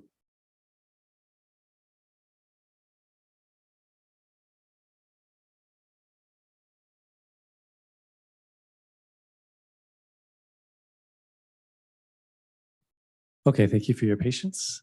We're here tonight to present this item to authorize the city manager to execute an aquatics operator agreement with Team Sheeper Inc. I'm Sean Reinhardt, Library and Community Services Director. Joining me in this presentation is Library and Community Services Supervisor Tricia Mullen. Among the programs she oversees is the aquatics program. Also, I note that in the audience tonight is the founder and CEO of Team Sheeper Inc. Tim Sheeper is here in the back, and I see that also here is his Chief Financial Officer and business partner, Carol Hayworth, so they'll be available as well. So just to move through a summary of the presentation, Tricia and I are going to tag team on this. The recommendation before you this evening is that the City Council authorize the agreement in Attachment A. The operator requested revisions to 3 terms in the agreement that was presented in Attachment A. However, after the staff report was published, the operator, this is Team Sheeper I'm talking about, withdrew 2 of those requested revisions, the ones about liquidated damages and deterioration of service. They are only seeking revisions to 1 of the terms at this point, and that's the one about indemnification, and we will get to that later in the presentation. So this agreement before you is a long time in the making. City Council first directed staff to prepare a request for proposals for an aquatics operator in February of 2022. And that was in preparation for the new Menlo Park Community Campus Pool opening. Many meetings, many discussions ensued over the past 18 months. I want to acknowledge and thank in particular the Aquatics Ad Hoc Subcommittee that's comprised of Vice Mayor Taylor and Councilmember Nash, who provided just so much helpful input and feedback throughout this entire process, all the way up to the present day. Quick overview of the agreement. This agreement, staff fully recommends and Team Sheeper Inc. fully agrees to. It enhances the city's aquatics programs by achieving many of the key priorities that City Council identified in the RFP. It gives the city substantial influence over the aquatics program delivery and quality control. It provides a stable operational model and ensures that both aquatic centers will remain open year-round, 7 days per week, a minimum average of 63 hours per week at both locations. It affirms that city-owned pools and programs provided at city-owned pools will be oriented first and foremost toward full inclusion and access for all residents of Menlo Park of all backgrounds, interests, abilities, and walks of life. Furthermore, the agreement includes specific criteria and mechanisms to ensure that city-owned pools and programs are operated in a manner that is welcoming and inclusive for all Menlo Park residents. It creates a community working group of Menlo Park residents selected by the city to meet with the aquatics operator and city staff on a regular basis to share concerns, suggestions, and feedback about the aquatics programs directly from the community. It incentivizes use of the aquatics programs by Menlo Park residents. It sets a target that at least 2/3 of aquatic users are incorporated City of Menlo Park residents. Also, the agreement gives the city new and expanded authority to set aquatics user fees, to conduct independent financial reviews, and to verify program performance data and quality control, including detailed financial reports and annual program performance presentations that go directly to City Council. There's a lot going on with this agreement, including that it offers a cost-effective public-private partnership model that can support high-quality aquatics program delivery to the Menlo Park community over the long term. It minimizes the expenditures of city general fund monies and staff compared to operating an aquatics program directly. It places the burden of day-to-day operational costs and risks associated with aquatics program operations with a qualified, proven, and experienced Menlo Park-based business. It maximizes public use of city-owned aquatics facilities by residents and ensures that all residents have meaningful access to aquatics programs. Also, it provides transparency and accountability to the City Council and directly to the public about the aquatics programs. So with that overview, I'm going to turn to my colleague, Tricia, to talk about some of the specific terms. Thank you, Sean. Good evening, Council. As for a summary of key agreement terms, the agreement attachment A of the staff report is the result of extensive negotiations between city staff and representatives from Team Sheeper Inc., the operator, with additional advice and input from the Aquatics Ad Hoc Subcommittee and informed by the priorities established by the City Council in the RFP. The agreement achieves most of the key priorities established by City Council in the RFP and is recommended by city staff. The agreement duration. The agreement takes effect October 1st and ends September 30th, 2028, 5 years. If not terminated earlier per the agreement's terms and conditions. The agreement includes an option to extend the agreement's duration for an additional 5 years on mutual written agreement by both parties. Operating hours and schedules. Operators shall operate the Burgess Pool and the future MPCC Aquatic Center for public access year-round, 7 days per week, no fewer than 63 hours per week at each location as calculated by average applied over the course of a full calendar year, with exceptions for closures to observe major holidays or to complete necessary maintenance and repair work.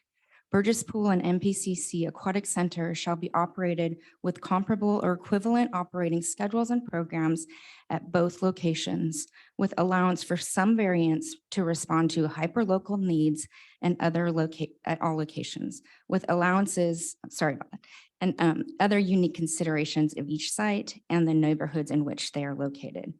Operators shall notify the city at least 2 weeks in advance of any changes to the hours and operating schedule. Proposed operating hours and schedule templates are included with the agreement as Exhibit C. Inclusion, access, and anti-discrimination. Operator and city mutually affirm and commit to the principle and practices that city-owned pools and the programs provided at city-owned pools shall be oriented first and foremost towards full inclusion and access for all residents of Menlo Park, of all backgrounds, interests, abilities, and walks of life, and that city-owned pools and programs shall be operated in a manner that is deemed welcoming and inclusive for all Menlo Park residents, as measured in part by qualitative community feedback and quantitative community surveys to be administered annually by the city in partnership with the operator. Resident use. Operator shall provide to city staff semi-annual visitor reports showing the residents' addresses of all pool visitors during the report period, including all the aquatics programs in which each visitor participated and all the dates on which each visitor used the pool and the number of residents and non-residents actively using each program at the premises. And this information shall be provided by pool site. Operator and city mutually agree to a target of 2/3 or 66.7% or more pool visitors at each location being verified incorporated City of Menlo Park residents. City is responsible for verifying addresses as incorporated City of Menlo Park using city's geographic information systems. Community feedback. City will convene a working group of Menlo Park residents to informally meet with operator and city staff on a regular basis regarding desired services and programs, concerns and suggestions, and general feedback about aquatics operations. The community working group will review the operator's annual performance report and community survey results. The community working group may, with the support of city staff, annually prepare a written assessment of the information presented in operators' annual reports and survey results with any recommendations the community working group may have for the aquatics program.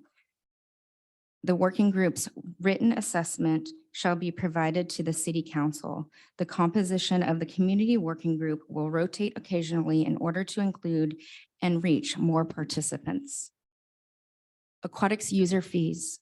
Effective no later than 6 months after the effective date of the agreement, operator shall charge and impose aquatics user fees as set forth in the City of Menlo Park's master fee schedule, subject to the city council's authorization of the fees set therein.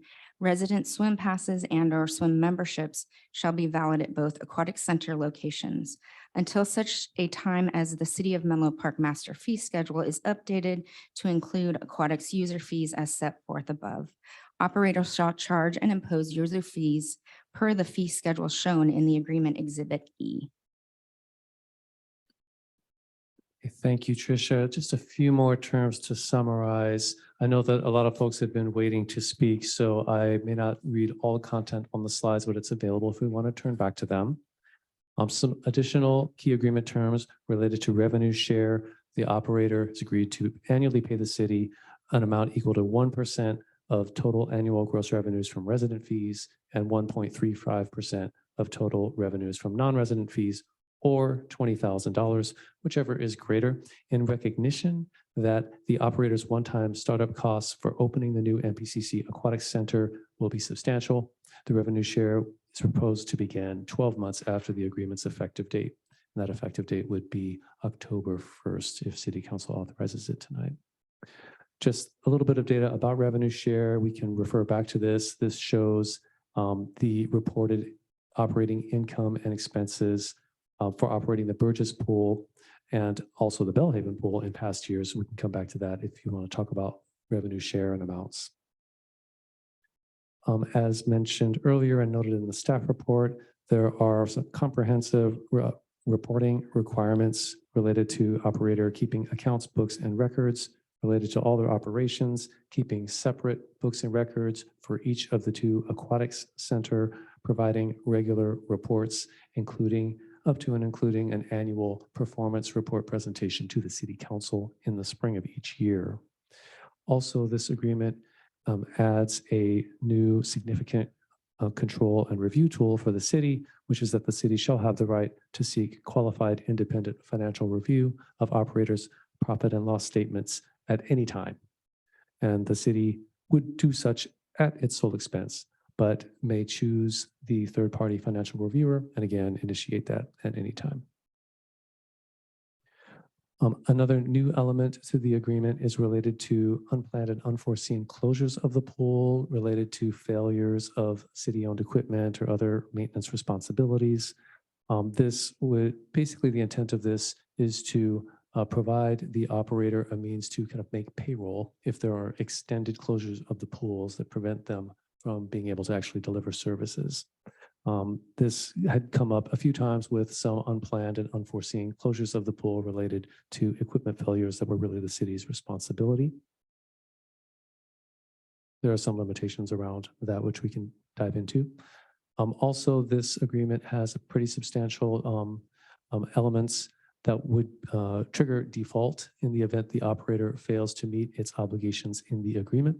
I won't go into detail here, but there are some substantial mechanisms here to ensure accountability. The termination clause is here for reference. It's really about giving advance notice if the operator chooses or needs to terminate the agreement early.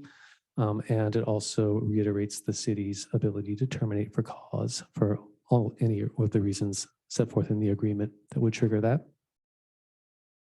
And then we're almost at the end of the presentation here. I'm just kind of revisiting that the operator did request revisions to 3 terms in the agreement that's presented in attachment A. But since the staff report was published, they took a second look at that and they withdrew 2 of those requested revisions. So they're not asking for those 2 revisions that were related to liquidated damages and deterioration of service. The operator has indicated that they are fine with those 2 as presented. They do, however, would like the city to consider 1 additional requested revision around indemnification. City staff is seeking City Council's direction on this, and the city attorney may chime in on this one when we get back to it. And it's related to indemnification. The operator is requesting that the city include mutual indemnification, which both parties indemnify each other. And so we can come back to that later in the discussion. I believe we're kind of at the end here. This is just reiterating the recommendation, which is to authorize the agreement presented in attachment A and for the City Council to provide guidance to city staff about the 1 revision requested by the operator about mutual indemnification. And that concludes staff's presentation. Now, Mr. Sheeper is here in the audience, and I do believe he would like to make a few comments to the City Council at this time. So Tim, if you would come forward, please, that would be welcomed. Thank you. Thank you, and good evening, Mr. Sheeper. Or shall we call you team? Good one.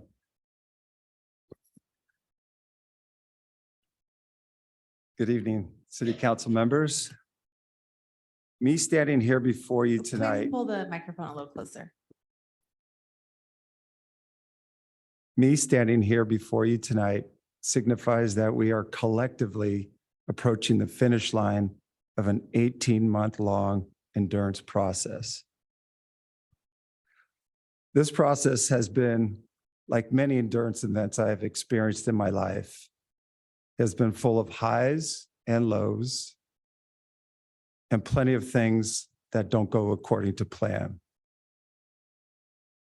The majority of people participating in endurance events do so to find out more about themselves and to ultimately test their personal foundations. This process allowed ample opportunity to reflect upon our company's foundation. We were able to confirm on our inner motivations and the purpose of what we do. We have affirmed that our motivation is pure. Pure in that our motivations are generally to the benefit of others. It is our compassionate concern for the well-being of others that as our company's ethical values and principles arise. Endurance events also have a unique but significant side effect. Through the act of shared suffering and discomfort, competitors gain a mutual respect and understanding of each other. In the case of this process, my team has gained huge respect for city staff for how they professionally and objectively navigated many complexities to deliver this agreement to this council this evening. Team Cheaper has made two major gains during this process. The first is a trust in city staff, leading to a platform for collaboration. Second is a mutual commitment to safety, facilities, and programming that assures the continuation of a premium aquatic service. Team Sheeper is very proud of the fact that our proposal was selected by City Council to be the preferred aquatic provider. We're also proud that an agreement is being presented tonight that the city staff is happy with and that we are also happy with. We are excited to start a new chapter where we can put a great deal of emphasis on the opening of the new MPCC multi-use facility in 2024. Thank you. Thank you, Mr. Sheeper. So I believe we have quite a few people who are here to make public comment this evening. Sometimes when there are large crowds, we use a rubric on how long we'll be giving public speakers time. So I'm going to let City Clerk Herron lead that process. But if we have more than 10 speakers, 10 to 20 speakers, we'll probably be limiting it to 2 minutes. And then if there's more than 20 speakers, we'll be limiting time to 1.5 minutes. So at this time, I'd like to ask City Clerk Herron to commence the public comment portion. Great. Thank you, Mayor Willison. So at this time, if any member of the public would like to speak on regular business item K1, authorize the city manager to execute an agreement with Tim Sheeper Incorporated to operate Burgess Pool and in the future Menlo Park Community Campus Aquatic Center. Participating virtually, now's the time to engage that hand feature on the bottom of your screen. If you're calling in from a landline or a cell phone, please press *9. If participating in person, please complete a speaker card at that back table and return to me at the clerk's desk.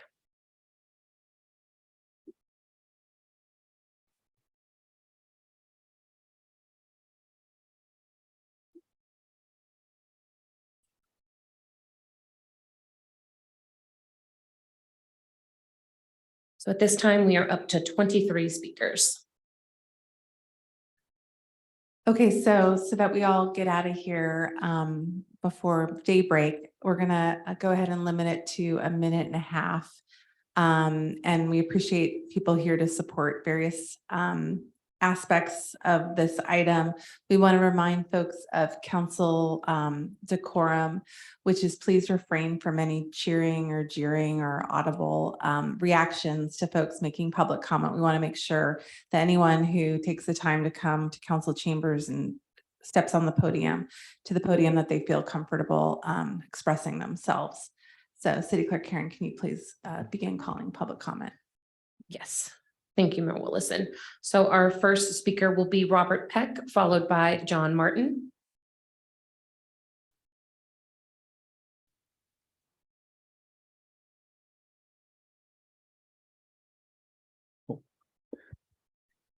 Thank you.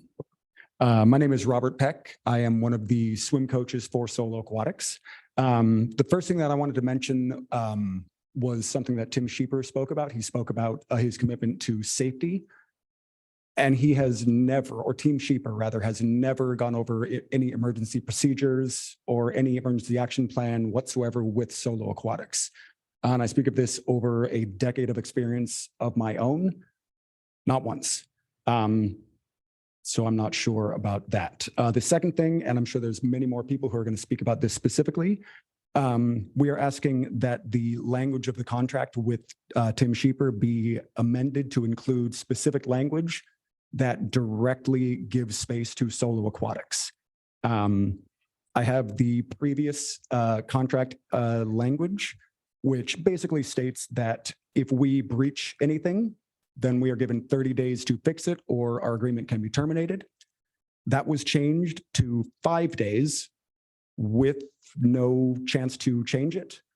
And that's bad enough, but it goes on and says that the company and renter may terminate the agreement without cause for any reason with 30 days notice.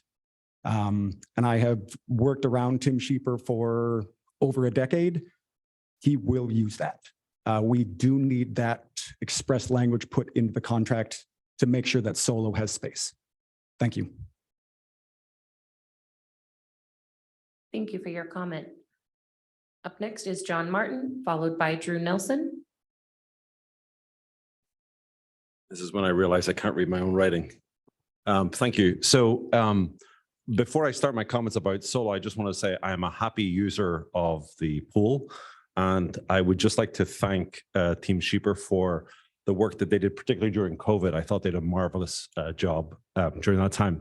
So saying that, thank you to staff for working on this contract. I actually helped with the last version back in 2016. And my kids both went through the Solo program. I was very interested. I read the contract last night, and I was very interested to see a lot of language around inclusion. And one of the things that my kids and many of the kids that are here love about Solo is not every kid needs to go to the Olympics or aspires to go to the Olympics. So there's an awful lot that Tom's program does around making sure that kids feel included in the program.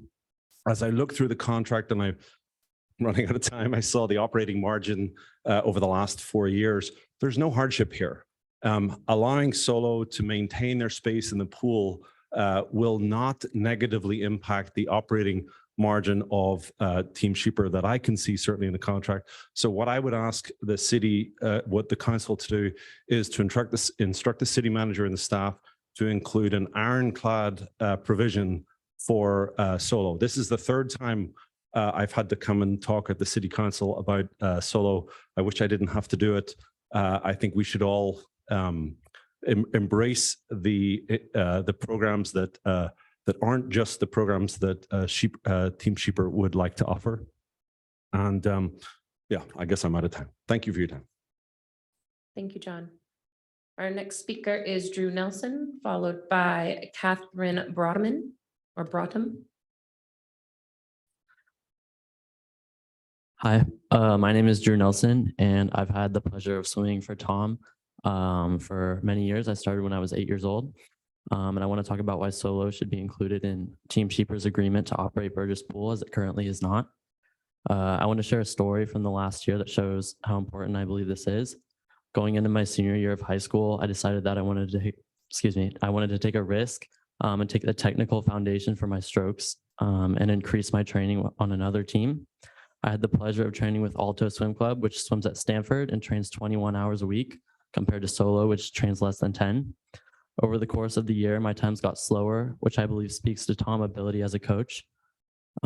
This showed me two things. One, no matter how much training you do, there's no substitute for your technique in the water. And second, even coaches at the team that Stanford swimmers represent at nationals, Olympic trials, and even the Olympics don't coach technique on the same level as Tom.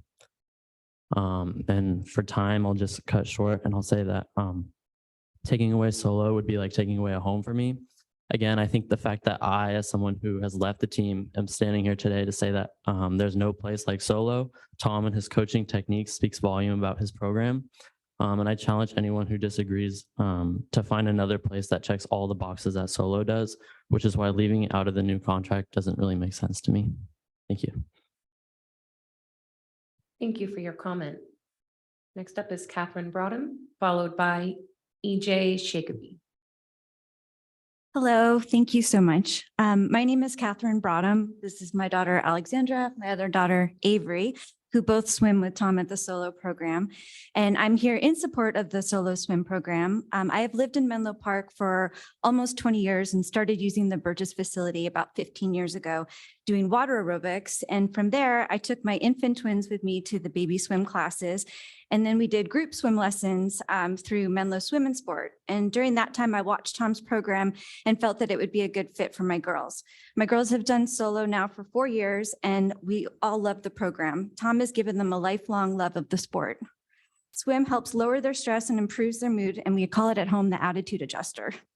As a resident, I am all for a diversity of programs at our public facilities, and I hope the council will see the value in Solo's programming at Burgess and add protective provisions to allow Solo's continued access to Burgess Pool. Thank you. Thank you for your comment. Next up, EJ Shakerby, followed by Siobhan Pickett.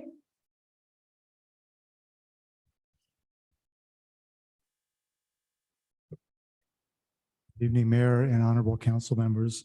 I'm EJ Shalaby. I'm at 112 Laurel Avenue here in Menlo Park.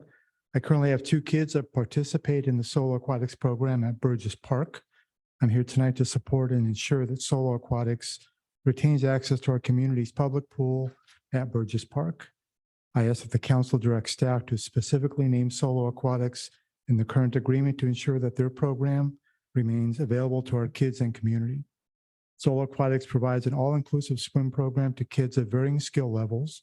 It's important for kids to improve their skills, have fun, and enjoy learning, which is how solo coaches teach their students. Please allow our community to be guaranteed access to a wonderful and all-inclusive program like Solo Aquatics by specifically naming them in the current agreement. Thank you for your time and consideration. Thank you for your comment. Next is Siobhan Pickett, followed by Sahil Pasai.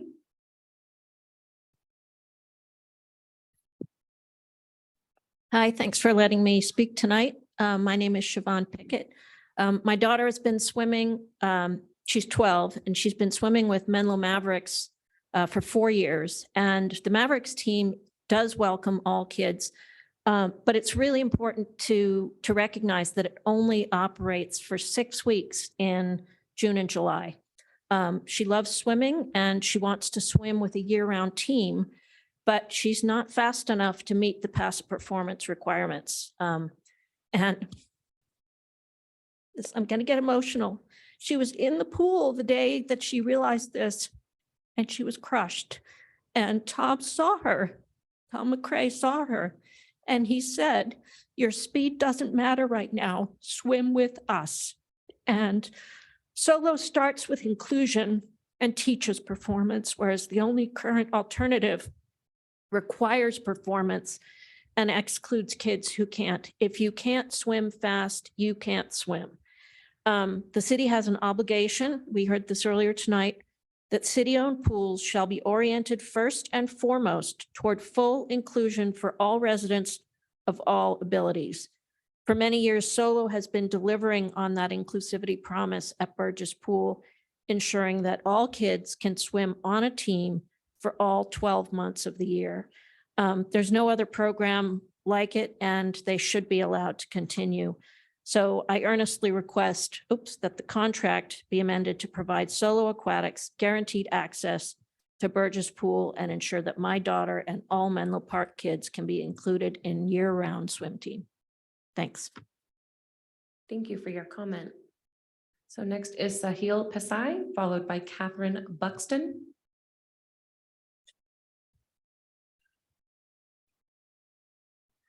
Hello, my name is Sahil Desai. I'm a resident of Menlo Park. Can you hear me? And I just wanted to echo some of the comments that you've already heard. I will be brief since you've now heard this several times. Hopefully there's a consensus building. My two children are both in Solo Swim. And frankly, we are so grateful to Coach Tom and to all of the coaches at Solo. It's a blessing. Our kids have been in several different programs that have not been successful, but Solo's approach of bringing everyone in inclusively without worrying too much about the competition aspects, just getting the kids to love the pool has been such a revelation, and it would be such a shame if that was lost. And so I also ask that you consider a commitment to Solo in the contract to allow them to continue to have the access that they've had at the Burgess Pool. Thank you. Thank you for your comment. Catherine Buxton, followed by Feng Feng Paulson. Hello, City Council. Catherine Saxton. So again, I'm going to echo many of the sentiments that have been expressed already to include Solo specifically in the language of the contract and have that be amended so that Solo can continue to operate at Burgess Pool. This is a tremendous program, tremendous. Tom and his staff, Coach Robert, have been absolutely amazing. I've been around pools my whole life, coached teams, I've taught swimming. This program is truly special. They focus on technique, they focus on child development, they focus on the well-being of each child. I've seen all of the other programs locally in the area. They all pale in comparison. So I appreciate the fact that they really focus on inclusion. They don't pressure the children to maintain any level of specific performance other than their best, which I think is incredibly important. So I'd really appreciate, I'll yield my time, that the City Council takes that all into consideration. Thank you. Thank you for your comment. So Feng Feng Paulson, followed by Leanna Breckenridge.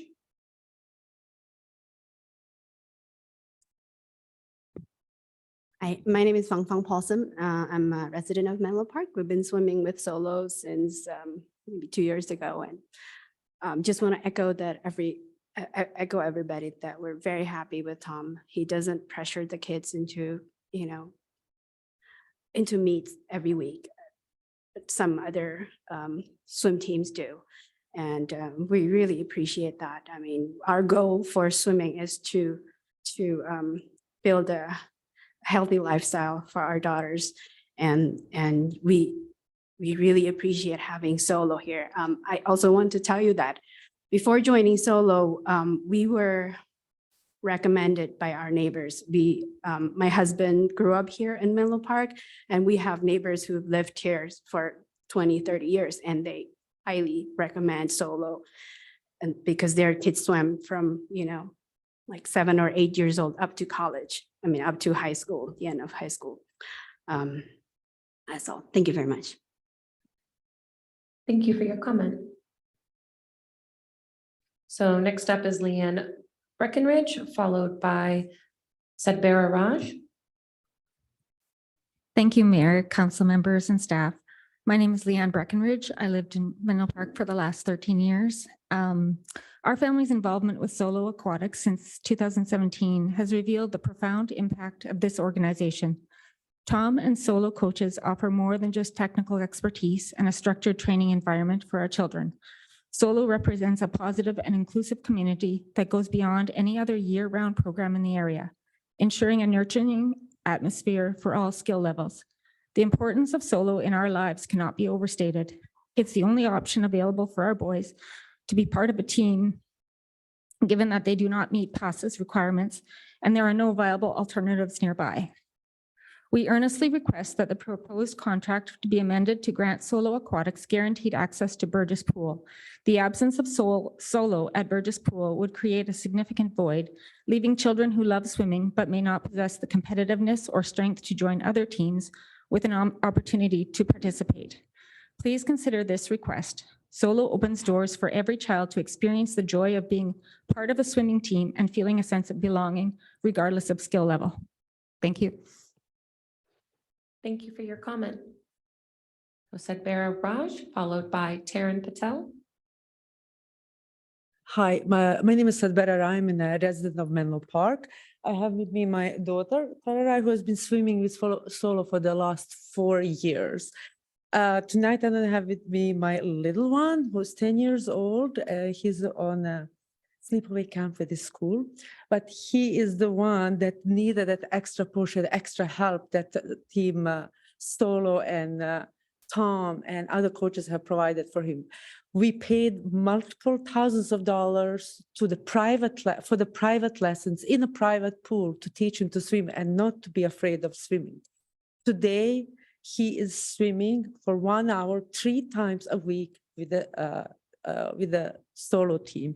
And he's not afraid of water anymore. He actually enjoys it and he comes back home happy and he doesn't feel that he has to be pushed to be extremely fast or to compete with everybody else. The other story that I wanted to share is about my daughter, who has always been supported by other more senior swimmers by pointing out to her, hey, when you're diving, do this, change your position. It will be better for you. So it's not only individual sport that swimming is. Tom has created a community with kids supporting each other and not competing against each other. So please include Solo in the agreement with the city of Menlo Park. Thank you. Thank you for your comment. So next up is Tarun Patel, followed by Jessica Gronsky.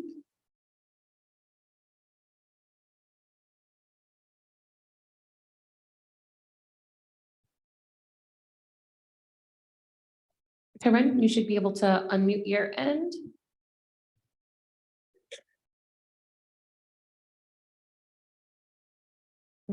Okay, Tarun Patel, I will return to you and we will go to Jessica Gronsky.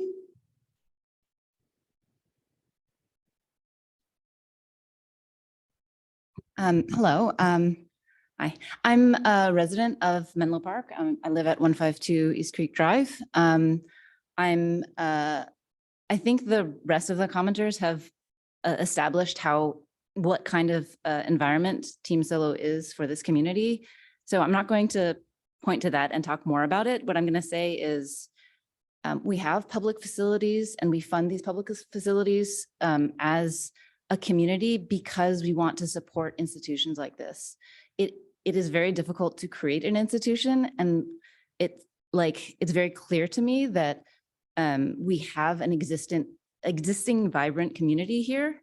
And I think what they're asking for seems completely in line with the goal of the city, which is to, well, in my opinion, is to, nourish these community organizations. And so I will add my request that we amend the contract, not only to give access to Team Solo, but give them sufficient time at the pool to maintain this organization. I'm not familiar with the history of this, but this seems like something that is an easy thing to preserve. And when I think about what it takes to create a community from scratch, it seems like a no-brainer to me to add this provision. Thank you for your time. Thank you for your comment. I'm going to return to Tarun Patel, followed by Adrian Kunze Bazino. Hi, can you hear me? Yes, we can. Go right ahead. Awesome. I just want to also echo what other city members have said. I live on 720 Laurel, and my kids actually started with the solo program this year. Both of my daughters in the past have struggled with swimming, and it's been really difficult for my younger child to actually be involved in aquatic sports. She has asthma and other health conditions in which previously she was afraid of water. And I'm thankful to Coach Tom and his staff. Now she absolutely embraces water and runs into the pool and is able to swim for an hour at a time with zero issues. I really want to, express the sentiment of the fact that we as a community are trying to make this program inclusive. And it's really imperative that we also give that opportunity to other organizations like Solo to be able to access the pool, to be able to continue their operations and teach kids who are having issues, such as my daughter. It would be remiss if they didn't have access to the pool to be able to continue what they're doing. As a lot of people have said, they're very inclusive. My older daughter had a lot of issues in terms of not being able to swim competitively. We tried multiple different programs, and unfortunately, we were never able to enroll them. This was the first program where she embraces it and loves it and is actually thriving as a result of Coach Tom and the staff and what they've done for her. So I sincerely ask that we make a provision within the contract to include Team Solo to be able to access the pool and the time that they require to continue. Thank you. Thank you for your comment. So next up is Adrian Kunze Bazino, followed by Matthew Pistorino. Hello, Council. So I'm sure you guys have heard a lot about the amazing program that Solo is, but I want to kind of extend this further to emphasize the fact that I have reaped the benefits of this amazing program. And now I am, sorry, let me get this a little bit higher. Now I am able to be at a very high level in swimming. And along with many of my other teammates, our senior level, we don't have sufficient pool space at Burgess Pool, like other USA Swimming teams do have.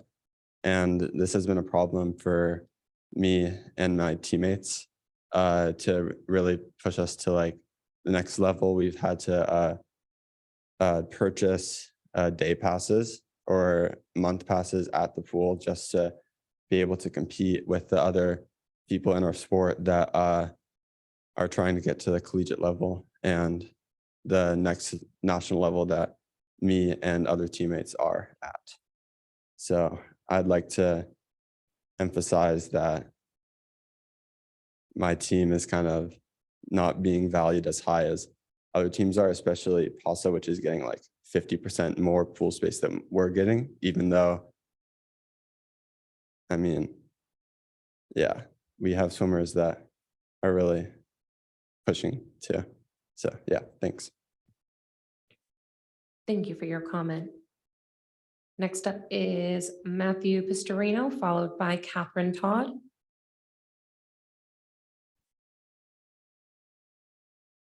Sorry, let me just get this oriented. All right. Hello, my name is Matthew. I'm a Menlo Park resident and a senior at Sacred Heart Preparatory. I've been swimming with Solo Aquatics and Coach Tom for around 6 years, and I'm the oldest competing member present, I think.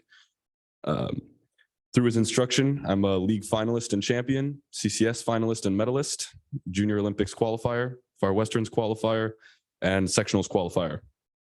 With the benefit of Solo and Coach Tom, I'm preparing to swim at the collegiate level next year, and I hope to qualify for Speedo Futures Championship and Summer National Championships. Solo Aquatics offers quality swim instruction that cannot be found anywhere else. The devotion of the coaching staff to the development of technique at all stages of an athlete's career is unique. It is common for swimmers to get lost in the mix when participating on a team. Despite having 50% less than the newly formed Menlo PASA Club, Solo stands as an exception to this rule. Solo is not only an integral part of the swimming community, but is in fact an integral part of our Menlo Park community by offering a public service that inspires a passion by young swimmers. This public service is why it is imperative to not only protect the current pool time allowed to solo at Burgess, but increase lane time and space by including solo in the operating contract.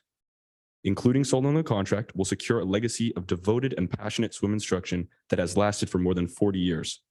Solo Aquatics is currently allotted less than 10 hours a week for pool time, which is around 2/3 of the time that a standard USA swimming organization enjoys. All children should be entitled to quality instruction. Only by giving solo the necessary time and space may this be achieved. Thank you. Thank you for your comment. Next is Catherine Todd, followed by Ryan Williams. Hi there, I'm a resident of Menlo Park. I'm here to urge you to include solo in the Aquatic Center contract. We've talked a lot about inclusivity tonight. My son is on the autism spectrum. It's really difficult to find athletic opportunities for him. Solo has been such a welcoming home for him and has made space for him to thrive. I really encourage you to protect their access to the pool. Thank you. Thank you, Catherine. Next is Ryan Williams, followed by Tom McRae. Hello, council. I'll make this quick. Ryan Williams. I'm from actually here in Menlo Park. 2027 Minalto is where we live. We have two girls. We have a 14-year-old and 11-year-old. Both of them have grew up swimming here at Burgess on both programs. I grew up swimming as well my entire life. And our 14-year-old, we've had her through a couple of different programs, and her working with Coach Tom and solo, she now really loves being in the water, and she feels so inclusive with Coach Tom and team that she's now an incoming freshman at Menlo Atherton, and she made the varsity water polo team as a freshman. A couple of games that she's had so far, she's scored, and all the seniors and juniors yell, "She's a freshman, she's a freshman." But Coach Tom and solo has really helped turn around her perspective in aquatics and in swimming and confidence in herself.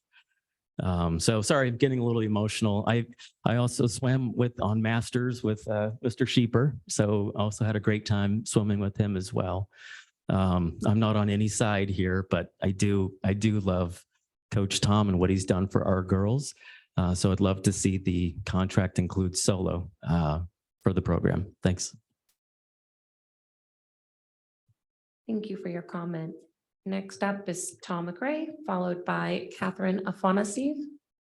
Thank you, members of the council, and thank you to all our members attending. And Tim Sheeper, congratulations on doing a great job and receiving the contract award. I've been here for 30 years. I was part of the process in getting this pool built. And, I was 100% behind Tim taking on the contract, and part of this agreement was that Solo would get some space to go ahead and do that. And the city of Menlo Park actually owed Solo a lot of hours. And so unfortunately in this process, those promises have never been kept. And so sitting with Mr. Sheeper and trying to make sure that Solo has pool space is something that I usually bring another Solo board member with me at the time, because what was agreed upon is never what happens. And so if I were to stand here, like I went to the RFP process and I said to city staff, we've never had an emergency procedure meeting. That's something that's a liability to the city. So it's very disappointing to walk through these things. And I can tell you that Saturday morning, this past Saturday, as in many Saturdays, when Masters finishes, my children, high school swimmers, stand on the edge of the pool, Masters finishes and they warm down. And when they decide they'd like to get out, then they get out. And so this is part of honor and integrity and things that Mr. Sheeper talks about. Could be fixed very simply. He could move our practice back 15 minutes and the swimmers could do whatever they want. But there's not a lot of flexibility here. This is the space that you have. And if you know what, if you don't like it, tough, you're out. And in the contracts that have been presented, we are given no option, and not including us in the contract is just a recipe to say, hey, you know what, thanks for being here for 30 years and building this facility, but I'm so sorry, you'll need to be out. Thank you. Thank you for your comment. Next is Catherine Afanasiev, followed by Marlene Santoyo.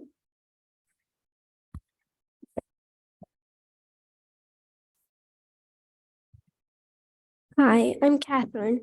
I've been swimming in Solo for 3 years.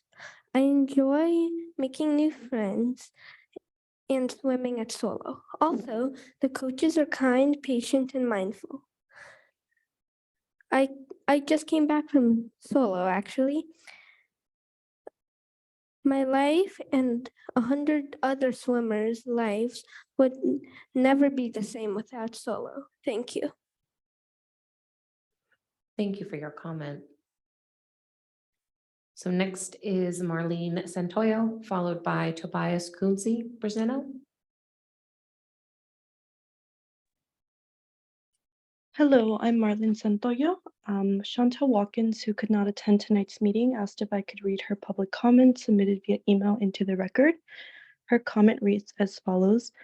Honorable City Council members and staff, thank you for giving us the opportunity to let us speak and express our gratitude about the new community center. I love the remodel of the center and I like how there are new and interesting programs that I found very fascinating. I would like to discuss the new prices for the pool at the updated center and share that I am concerned the price is too high and not affordable for many families. I think that the price for the pool should continue to be the original price as before. In the previous agreement attached below for a day pass, it costs $5 for resident and $6 for non-residents.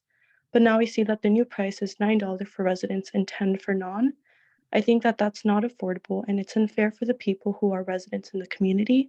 The cost of living here is already so high and we appreciate having an updated center, but it is not a true community center if it is not accessible citywide, especially to the community it is located in. In my opinion, I think that the price should go back to the way that it was, so it's fair and accessible for residents who have been living in the Bellhaven community prior to the renovation. Thank you for your consideration. Chantel Watkins, Menlo Park resident, Bellhaven neighborhood. Thank you for the comment. The next up is Tobias Kunze Brazeno, followed by Eric Kuhnen. Yeah, hello. Thank you. Tobias is the name. Thank you. We had all our 3 kids at Solo since we moved here to Menlo Park in 2015. And you've heard my son earlier, so I'm not going to repeat things that everybody else has said. It's the prerogative of the last speaker almost here.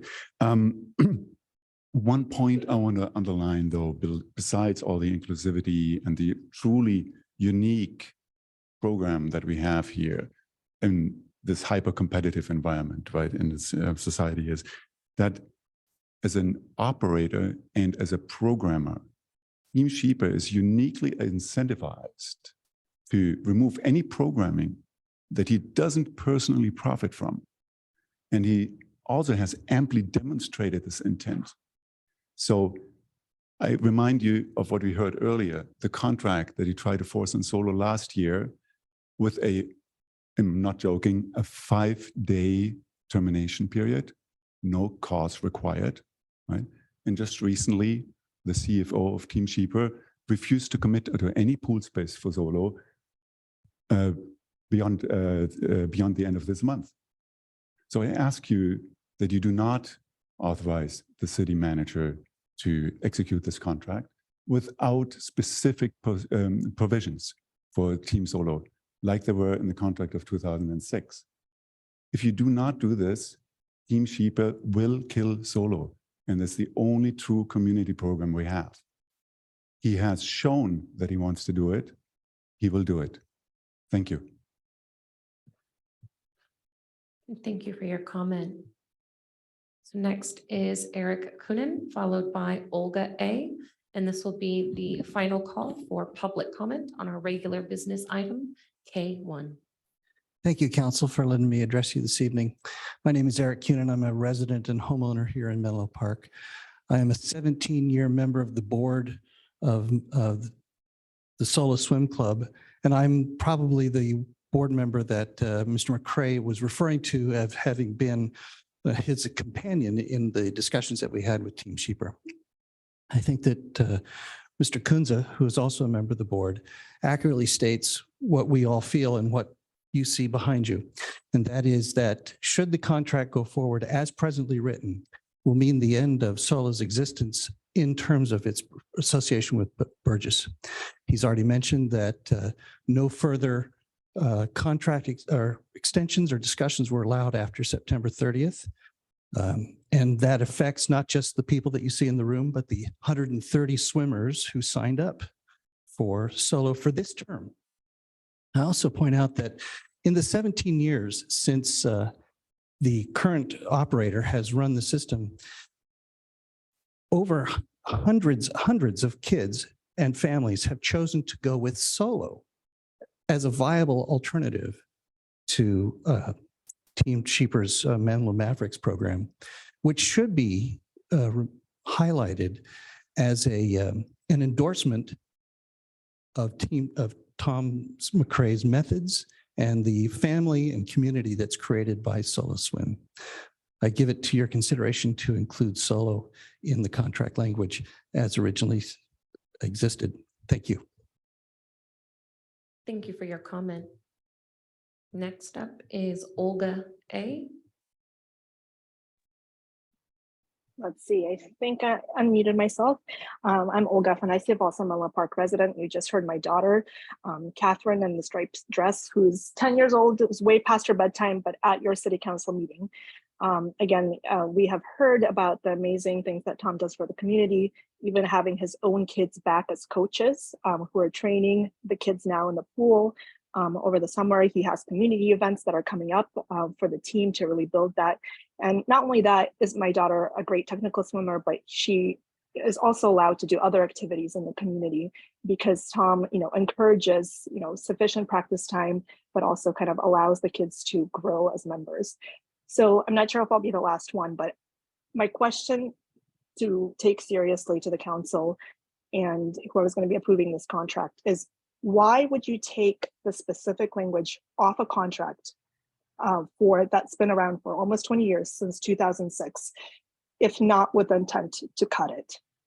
Okay, so please add this protective provisions back to the contract for this local team that has done so much for the community, and absolutely take off the fact that this contract can be terminated for Solo without cause. That will happen. So I really appreciate you guys having this discussion with the community. Thanks so much. Thank you for your comment. Okay, I am seeing no further hands or cards. Mayor Willison, you may continue. Thank you, City Clerk Karen, and thank you to everyone who came and spoke this evening. And I know we received some emails as well. And please know that we read those and we listen closely to what you have to say, to what everybody has to say. So before we launch into, I know it's bedtime for some, before we launch into council discussion, I think now is an appropriate time to take a short break. We're going to break until 9:40, that's 8 minutes, and we will reconvene at, 9:40. We will reconvene for the council discussion. Thank you.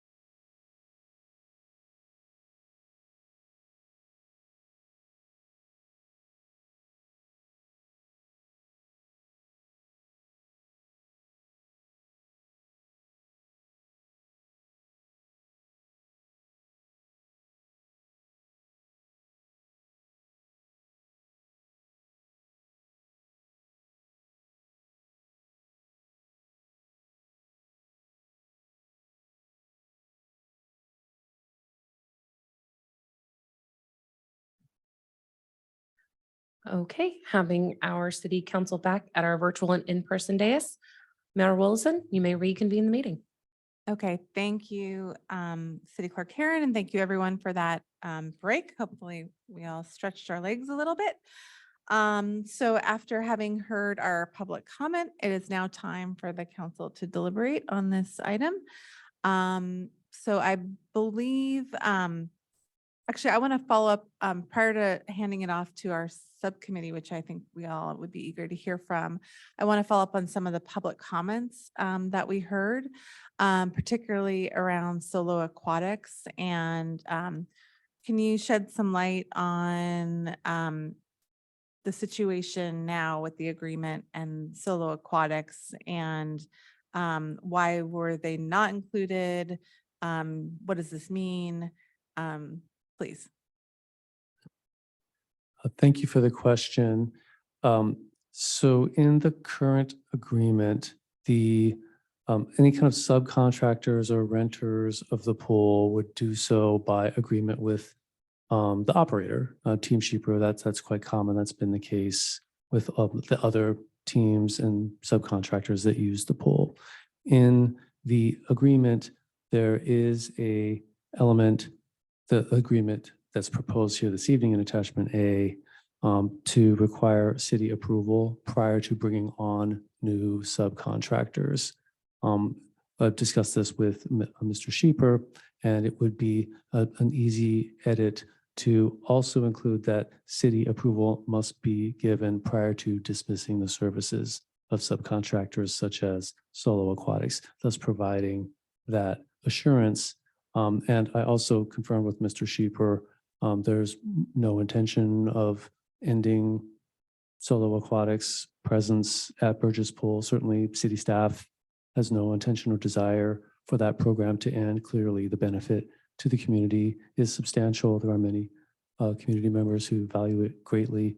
So that proposed edit, we believe, would provide that assurance that that program could continue there.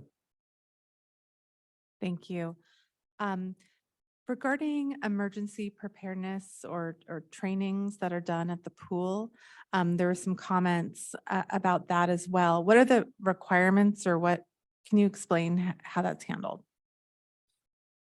Thank you. I may need to call on the operator to give some more details if needed, but the operator is required to undertake various emergency trainings and to have an emergency action plan for the pool at all times it's operating, whether subcontractors are there or not. Also, it's my understanding that the subcontractors are required to also have their own level of emergency preparedness. I can't speak to the details of that, but there's kind of those two layers. Is it probably a good suggestion and idea that there be some joint exercises? Certainly, not required in the current agreements. It's not necessarily required at all because the operator is ultimately responsible for that emergency response. But is that a good suggestion and a good practice? Yes. During the break, I spoke with Mr. Sheeper about potentially initiating that because it makes folks feel even more prepared, and he seemed amenable to that. So I think that's a great suggestion that we could put into practice, is what it kind of sounds like. Thank you. I believe there was one more comment or concern raised, and there might be more if anyone else catches them, particularly around fees being raised and the particular comment was about the Bellhaven pool. Can you comment on that and what options we may have? Thank you. Another great comment, and I'm glad this topic came up to give the opportunity to really emphasize and clarify that the aquatics fees under the new agreement will be subject to city council approval, top to bottom, in the city's master fee schedule. Now, the city council tentatively will be taking up the question of user fees and updating the master fee schedule next month in October. The aquatics fees currently aren't in the master fee schedule, but at the time that the city council takes up the master fee schedule next, which is again tentatively to be next month, the intent is to bring the aquatics fees to the city council, and the intent would be to address that concern and others in the new fee structure. The agreement in attachment A presented to City Council tonight specifies that with no later than 6 months after this agreement is effective, those fees will be adopted by City Council and be put in place. In the meantime, the operator can charge the fees that are set forth there in the schedule, which I think correspond to their current fees, but those will be changing as soon as the master fee schedule is updated. So help me understand then. So if the fee is going to be less than what it is, if the fees, who's subsidizing it? Is it the city or is it the operator if there's a desire for a lower fee? Well, it would be both, right? But primarily on the operator, because the reduced fees obviously would be reduced revenue to the operator, but also somewhat reduce revenue share to the city, but to like a lesser degree. So it would be equally borne. There could be adjustments in fees elsewhere in other programs to potentially help offset that. But that's a discussion that I think is best held in the context of discussing all of the fees with the master fee schedule. Okay, thank you. Those were the key questions I heard in public comment. So at this point, I think I'd like to turn it over to the subcommittee, who I know has been diligently meeting. I think I saw the list of how many times you were all having these meetings. So I first wanted to thank you and really thank staff and everybody for their efforts in this endurance race here. So Councilmember Nash, Vice Mayor Taylor, we'd like to turn over to you. Thank you, Mayor Willison, and thank you for everyone that provided a public comment and also the presentation by staff and also the public comment by Mr. Sheeper. Our aquatic subcommittee had two main objectives: quality aquatics experience for Menlo Park residents, strong cost recovery, particularly given the forecasted budget deficit. Our pools are built and maintained using taxes paid by Menlo Park residents. So our position is that the pool should be used primarily by Menlo Park residents. And based on the public comments, I just want to share this, that I'm inspired by the many public comments that were expressed this evening and their appreciation for Solo Aquatics all-inclusive services that truly serve Menlo Park residents. So I do appreciate that. Councilmember Nash. So following up on just a public comment, which was obviously very much appreciated, I'm wondering if we could get a little bit more information about how the subcontracts work, how that is all handled, both within the contract and also perhaps just how subcontractors are chosen. My understanding, and again, Mr. Sheeper may come forward. I can't quite see him from this angle without turning all the way. The agreement between the city and the operator sets forth certain programs in the program descriptions, certain services that we want to have delivered, whether it's swim teams or swim lessons or aqua wellness or just other programs. Some of those programs may be delivered directly by the operator. In other cases, the operator will bring in a subcontractor with expertise or capacity to do some of those programs like aqua wellness or in some of the teams. It's really at the discretion of the operator to negotiate with those subcontractors under the current agreement, with this one exception, which is kind of a legacy add to the agreement that dates back to 2005, which was, to kind of specifically call out Solo Aquatics. Now that's not proposed to be specified by name in the current agreement because in order to be consistent with the other subcontractors that may be operating at the pool. But again, what is in the agreement is that check for the city would need to approve any subcontractor before they are brought on or before they are dismissed, in order for the city to ensure that, first of all, there's fairness, what are the impacts to the community, if a new subcontractor comes on or is dismissed. And in particular, in this case, I think there's quite a bit of legacy to consider. My understanding, and I just confirmed this with Mr. Sheeper and his business partner, Ms. Hayworth, is that there's no desire or intention to, to see that program end whatsoever. And of course, with this one edit in the agreement that we've talked about just now, it would not happen without the city approving it, and there would be no intention of approving such a dismissal. Thank you. I guess I then turn to our legal counsel and find, is it possible, if we have support on council, majority support, to actually add Solo in specifically in the contract? Yes, from a contracting perspective, that would be acceptable, but I would defer to our staff and Team Sheeper on whether or not that's feasible in terms of their business plan. That I cannot speak to. Thank you. I'd appreciate an answer if that's possible. I'll do my best to field that.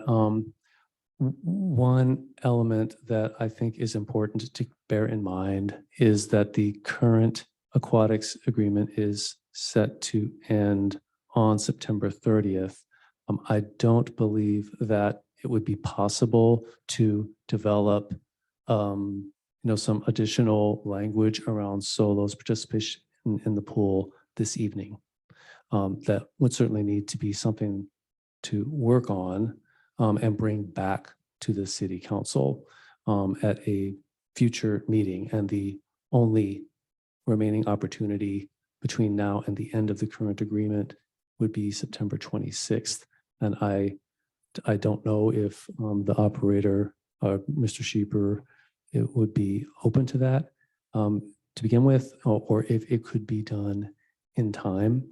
Also to consider what are the implications for other subcontractors and teams that are using the pool that do not have such a specific call out. Thank you. I'll let other council members. I in. actually see that Councilmember Combs' hand's raised. I think it's about this topic. Yeah, I'm not clear. Does the currently existing contract call out Solo or not? I know that there's something in 2006 maybe did, but is the contract that's being replaced named specifically Solo or not? Yes, it does. It first was established in 2006, and I believe it was kind of a situational ad related to the initial lease. It's kind of before my time, but that's my understanding of why it was added in the first place. And then that element just kind of kept getting carried forward in further kind of renewals or extensions of the agreement. So it is in the current agreement that expires the end of this month. So putting aside the provenance of like how it got there, it does exist. And so why couldn't that language just be re-added? Whatever that link. Possible. There are very specific hours and lanes and rates, like fee rates specified there that would take some discussion to work through in order to like attach them back to the agreement. And then there also would be, again, the implications for other subcontractors that don't have that particular call out, and maybe we could put that to the side, but it certainly is possible. Yeah, and again, that implication to other subcontractors exists now. I mean, it would be two different scenarios if Solo wasn't called out in a specific contract. Then I might be concerned with that, but it is called out. And so then my question is, since this new contract materially impacts them, what was the engagement with Solo from the city regarding their removal from the contract?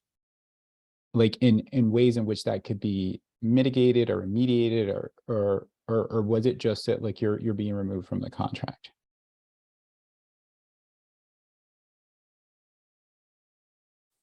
this evening, the emails that came in and the comments this evening is kind of our first awareness that Solo had issue with the contract.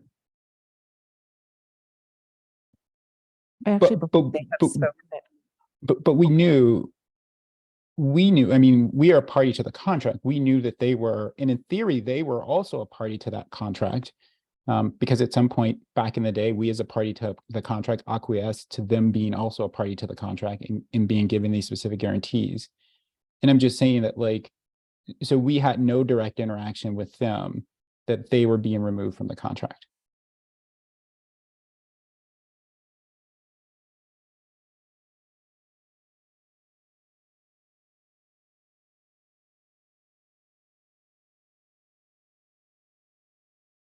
To answer your question, it does appear that there needs to be additional engagement with Solo on this issue.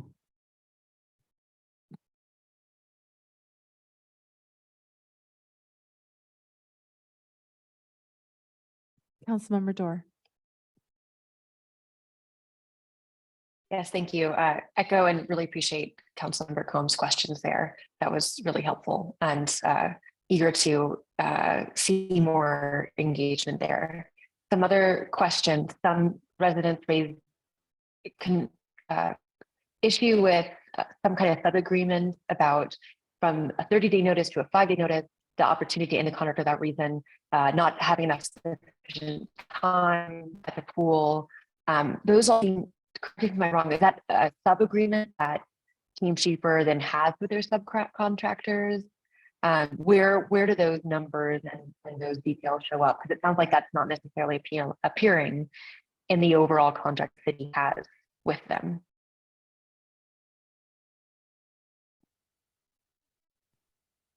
So I'm not aware of any contractual arrangement aside from what's in the current agreement between the city and Solo. It does sound like there was reference to an agreement directly between Team Sheeper and Solo. And so I think to answer that question about the 5-day, 30-day, I would need to turn to Team Sheeper to talk about, to provide clarity there, because I'm not privy to what those details are. I'm not aware of any 5-day termination clause in the city's agreement with Team Sheeper as it relates to Solo. I don't know if Tim or Carol, you have any insight or light you can shed on this.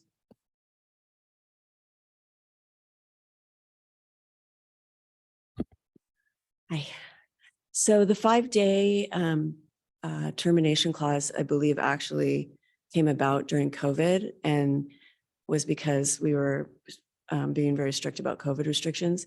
It appeared probably out of error. I was surprised to hear about it. Nobody ever said anything to me that they disagreed with it. I'm happy to negotiate a contract with anybody that we have contracts with. People come to us on pool space. I put a standard contract in front of them that actually Bill McClure wrote for us originally. Bill McClure wrote the contract that we had with Solo, and I've just carried it forward every year. Again, I don't know if I'd have to look back and see if the 5-day thing was in there originally, or if it was the change through COVID, but I'm happy to negotiate that. It's not a problem.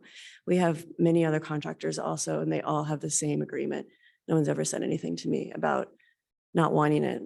There's absolutely no intent to terminate Solo. I got an email from Tom last week asking me for more pool space in October. And what I said was, everything's up in the air right now. I can't make any promises. That's because we don't have a contract beyond September 30th. So I couldn't promise anything to anybody at that point. So I don't know if that's what brought that up or if this was before that or what, but that was my intent, is that I don't know where we're going to be on September 30th, after September 30th. Thank you. And while you're here, I have a quick question about how many subcontractors do you have along with Solo? Thank you. We have Menlo Mavens, PASA, Revolutions Fitness, Solo. I think it's just the 4, actually. We don't have a lot because we don't have a lot of space anyways. So, we work on the shared space model. So the idea is to give everybody a bit of space, and nobody really gets everything that they want. So that's, try to fit everybody in as they go. We don't have a lot of renters just because it doesn't really fit in with the model that the city wants to provide. We also don't know how many people on any team are Menlo Park residents. So I don't know if the percentage of solo is high or not. I don't know if it is with PASA. We could find that out, get more information on that, because I know that the intent is to have Menlo Park residents. We don't have that information. Thank you for sharing that. And helpful to hear too that it sounds like the city's had a prerogative to understand who is using the pools and collecting that information. And it sounds like that would be good to collect with subcontractors as well. A question to city staff about the language to create in the agreement. I'm wondering if it can be something simple, to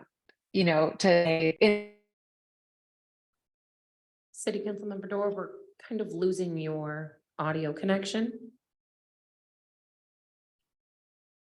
Looks like you might be frozen. I will reach out to Councilmember Dorr. Thank you. and have Yeah, her let's come back to reboot, Councilmember yeah. Dorr.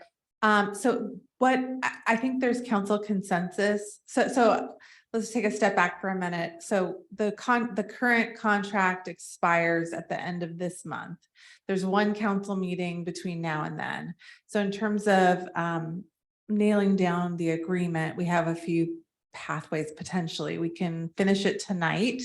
If there's possibilities to edit it on the spot, we can bring it back on the 26th, hopefully on consent or something, if we come up with clear direction. If it needed more time and it tipped past September 26th, is staff envisioning, I know we already did a 30-day extension. Are we envisioning another 30-day extension, or at what point does this become a big mess? Because I know for me, I'll reveal a little bit of my position. I'd like to get an agreement with this operator. From reading the staff report, coming in-house does not seem feasible. And we don't, we want to get an agreement. So how do we make sure that we're still on track to get that done? Or I want to get an agreement. Can't speak for everybody. So can you speak to the timing of all of this? Because it does sound, what I'm hearing from my colleagues, and I'm completely in agreement with them, is that this is not ready for prime time, this part at least with solo, given the outreach or lack thereof, and this issue around the subcontractor piece. I think you've kind of summarized the options quite well, Mayor. I think it kind of depends on the willingness of the operator to take these paths with us. So I think I would call on them to come forward and speak to how they kind of see that timeline. If we are able to bring this back in 2 weeks, that's 4 days before the agreement ends. Is there appetite for another brief extension in order to have some assurance of continuity, in order to provide some additional time? This is a very complex agreement. This is the first time the City Council is seeing it in full form. It's not surprising that there may be some additional work that needs to be done. It's just really a question of the timing and whether we're shooting for doing it in 2 weeks or if there's a possibility for an extension. So I think I would again look to a representative from Team Sheeper, if you're comfortable, to maybe speak to the mayor's question.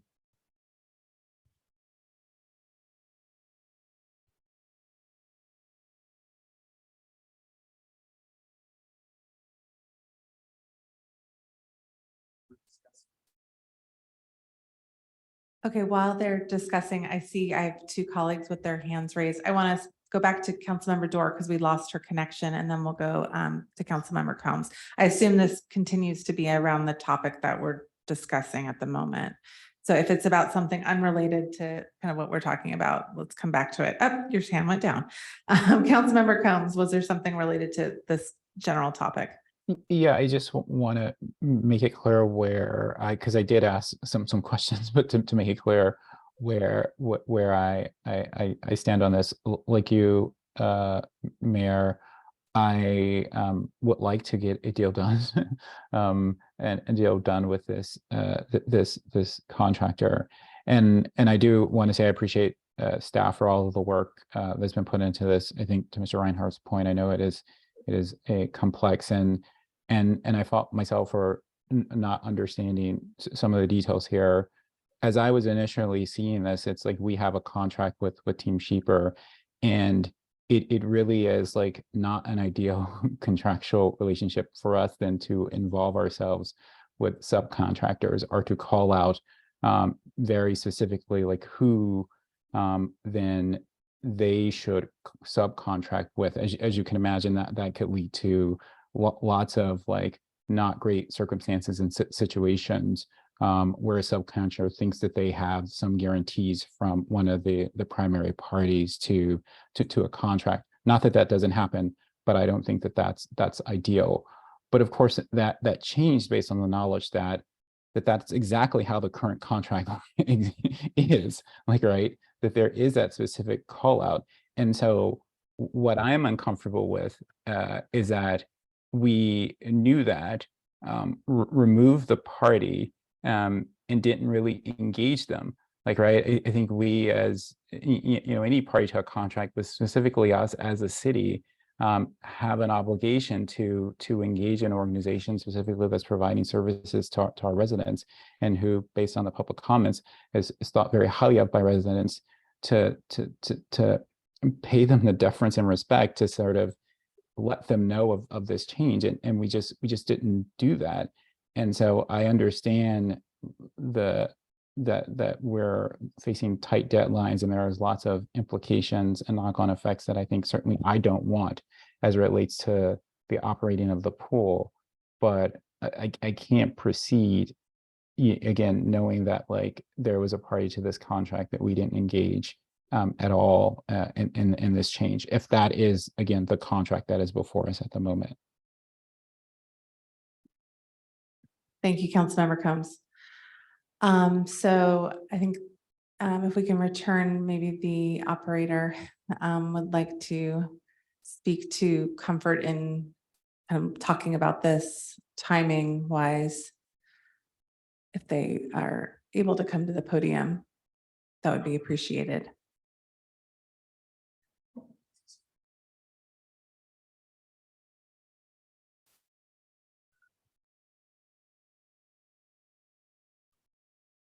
So if we're gonna put Solo, call Solo out in the contract, then I think we should be calling out everybody, because I just don't think that's a fair scenario. When Solo was put in originally, we were brand new to the process, and we were told we had to do it. We didn't have a choice to say no to it, and they were the only contractor at the time. So I just don't, I mean, I don't really see how that's fair to other contractors that we've got. Whereas with the contract is written now, the city, and if we add the extra part in, the city has complete control over who's in and who's out. And we have no problem with that at all. So I guess this is a question for staff, or maybe for the city attorney. Materially, what would the difference be?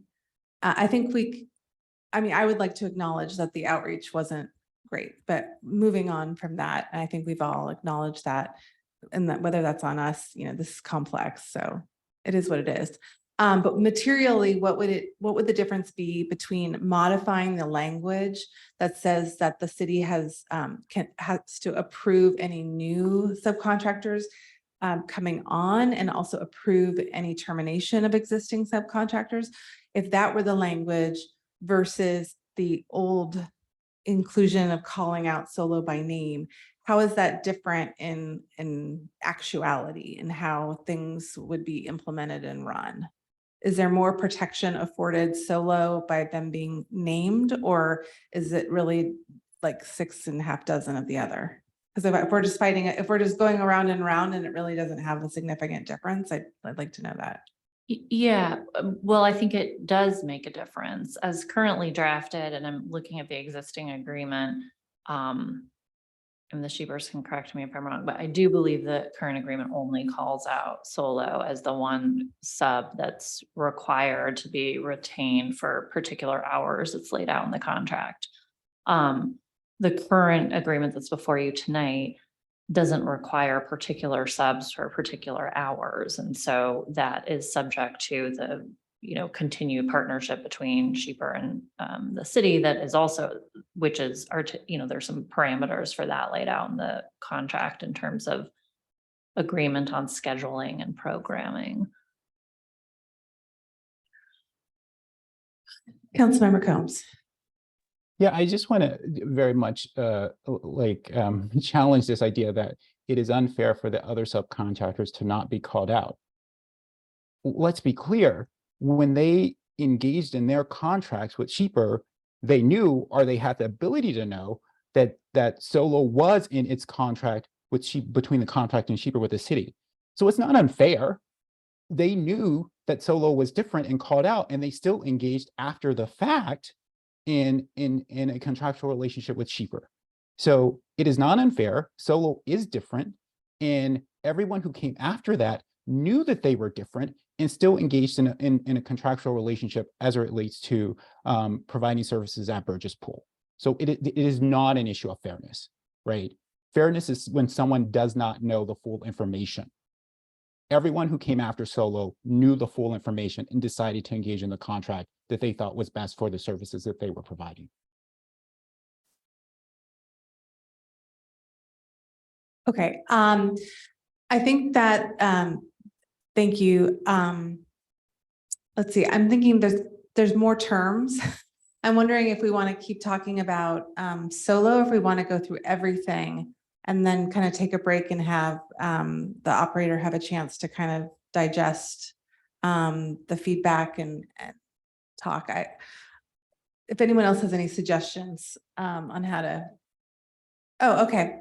The answer. Oh, so can you please rephrase the question that you're looking for the answer? Would you be willing to write Solo into the contract? Or have the Solo written into the contract, given its history? It depends on what it says. I mean, what is it going to say?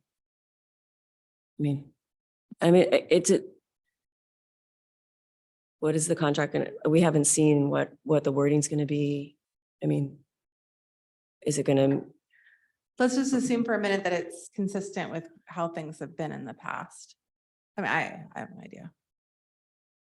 I don't know that it matters that much. Does it? I don't think so. No. I mean, I just thought the city sort of had control over everything anyways, but that's the way you want to do it. Okay. What I don't want to do is get into a big negotiation session about how many hours. It can stay as the way it is now, but if we're going to get in this big, long negotiation back and forth of how many hours and I want more lane space and then it affects everything. And then it's a much bigger deal. So there's no intention to get rid of Solo. So it really doesn't matter that much. If it stays the way it is now, it can stay the way it is now. Okay, thank you very much. Councilmember Dorr. Thinking about some of those other clauses beyond Solo, I wondered if we can go ahead and move there as you suggested, Mayor. Thank you, Councilmember Dorr. So I think we were going to go with the subcommittee. I think that was their first, we kind of got stuck on point number 1. So I'm going to return to the subcommittee, and actually maybe what the subcommittee can just share everything. And then we can kind of go back once we hear kind of what's on the menu of things and go from there. Thank you. City Clerk Karen, could you please share the first slide?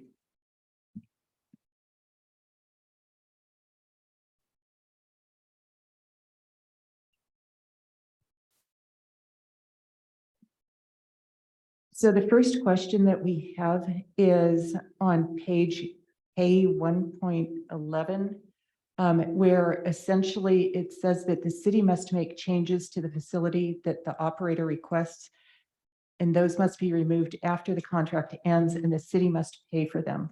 why does the city pay for something that's only for the benefit of the pool operator instead of the pool operator paying for them?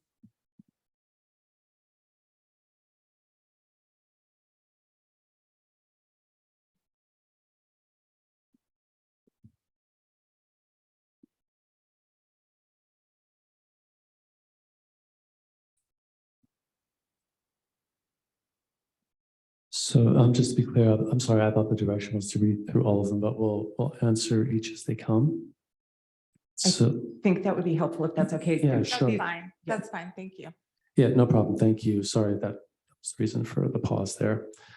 So on that item, as the agreement language is written there, it appears that the city is under no obligation to make changes to the facility merely at operator's request.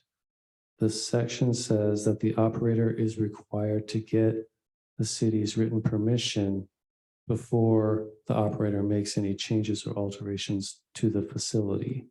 And if such changes to the facility are made, that the operator must restore the facility to its prior condition if the agreement is terminated.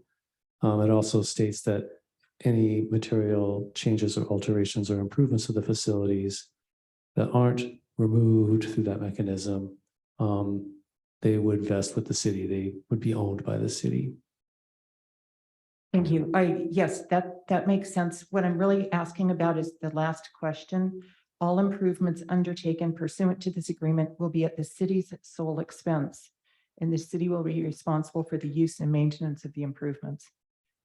Yeah, that sentence seems to be in conflict as it's written with many other aspects of the agreement that specify specifically whether the operator or the city is going to pay for various maintenance, improvements, supplies. So it almost seems like that sentence is superfluous or possibly a typo that was missed in the process, but it kind of doesn't align with the rest of the agreement.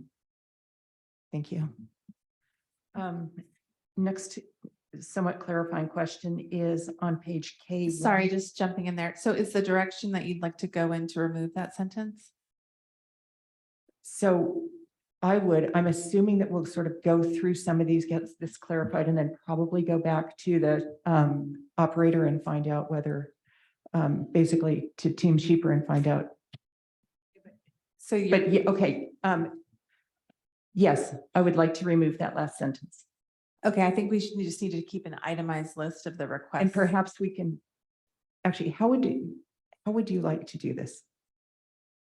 Why don't we, well, staff is taking notes, and perhaps it would be productive to kind of move through and then try to recap at the end. Would that work for the subcommittee? Right. So the first slide is just 2 questions, so that's why. So the second question then is on the next page under lifeguards and training. And it states on number 1,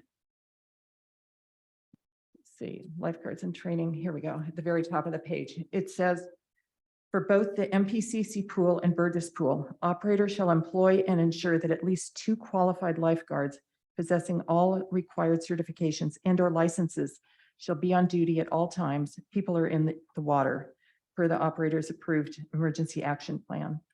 What does on duty mean for these purposes? Yes, I would defer to the operator to describe the specific activities the lifeguards perform. For the purposes of the agreement, the on duty is intended to mean on the premises, performing lifeguard duties at all times people are in the water. So to get more specificity about what the duties are, I think I would Actually, turn to what the I'm operator. truly wondering is this saying that we will have that there will be 2 lifeguards on deck? My understanding is that on duty, the lifeguards means that they are rescue ready. They're on the premises.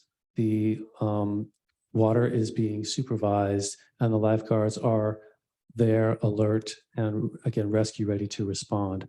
But I think to go beyond that, I would again look to the operator to kind of get into the details of exactly what that means as far as So I think guess the I details of mean, your question. essentially they're on the pool deck watching the pools. Is what I'm taking away from what you're saying. That's what I was just really wondering, is just what this really is specifying. Yeah, I can't read in beyond the language that's there, so I think I'd look to the operator for that. On premises, most of the time we have anywhere between 4 and 6 lifeguards who are trained and ready for our emergency action plan. However, sometimes on the deck, watching the pool, based on the volume of the activities in the pool, there could be 1 lifeguard on the pool who is rescue ready, with the other one or other few in the on the premises, being in the windowed office or waiting for the 3 whistle blasts that this is- initiate our EAP. Thank you. So this is not a change from the current. Is that the That- current? This is, yeah, this is how we have this is- been okay, operating. Thank you. Yeah. Thank you.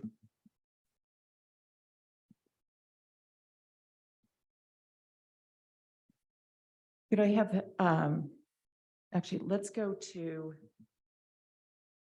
well, could I have the second page, please? Slide.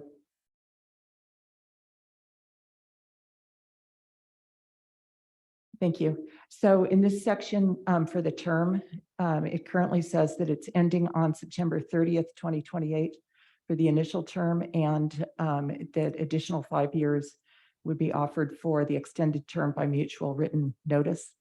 The subcommittee is suggesting that the initial term should be 3 years and extended terms should be 1 year, with the ability to repeat the 1 year, and that this would be performance-based.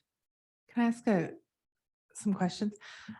So what was our RFP, or what was the proposal? What was the expectation? Sorry, I don't have that right at the tip of my tongue. We'd have to just. It was look 5 at the years. RFP. Oh, it was 5 years. Thank you.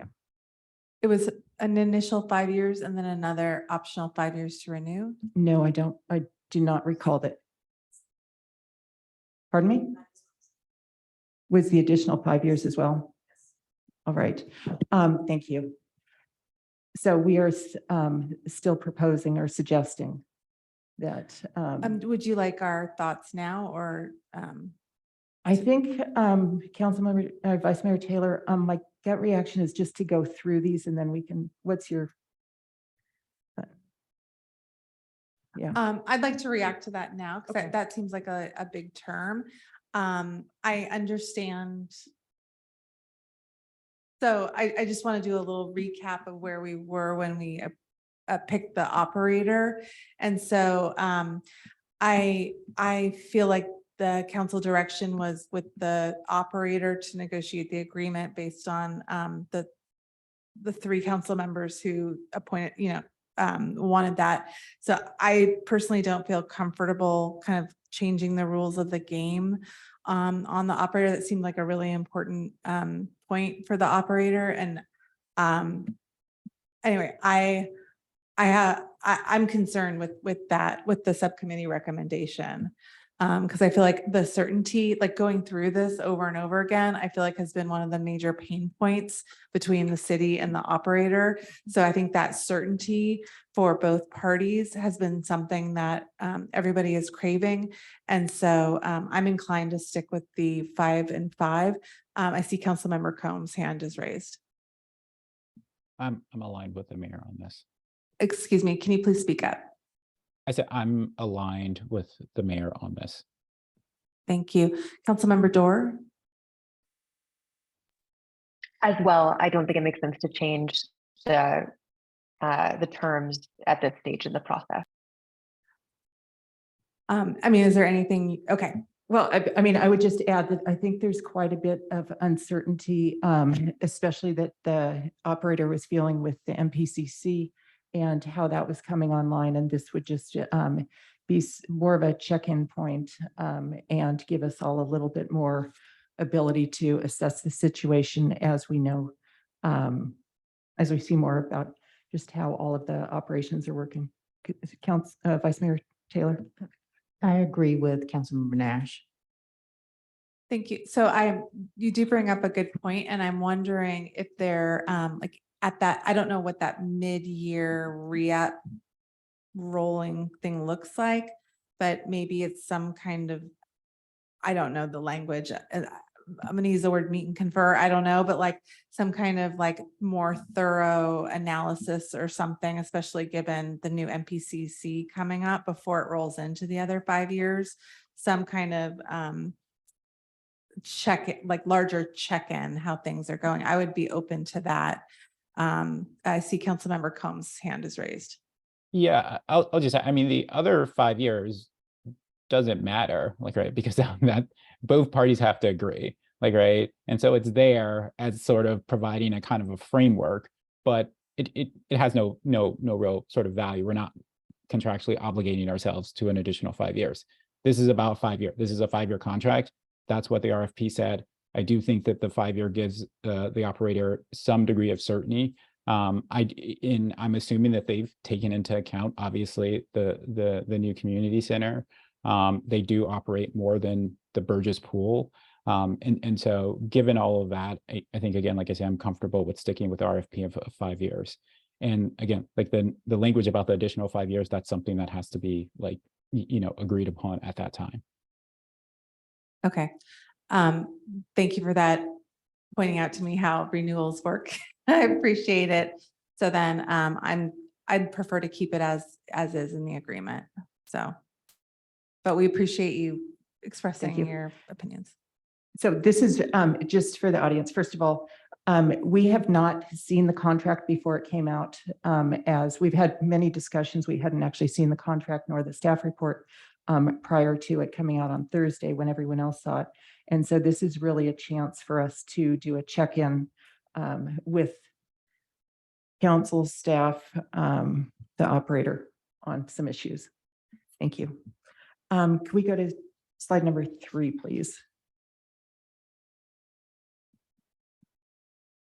So on the live scan, currently it says that pursuant to the California Penal Code section, operator employees who work with or have contact with minors under the age of 18 will be required to be fingerprinted per California law as a condition of employment or as a condition of continued employment.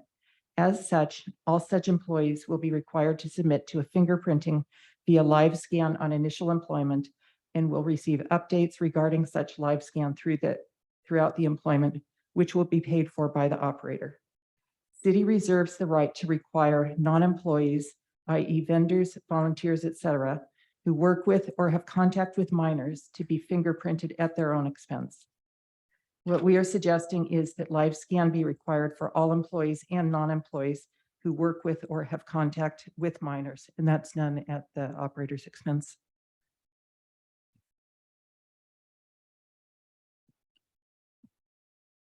So let's see, the agreement as currently written here gives the city the right to require live scan of all employees and non-employees, such as subcontractors who work with or have contact with minors. So as the agreement's currently written, city staff could invoke this right just at all times as a matter of procedure, if that's the city council's desire.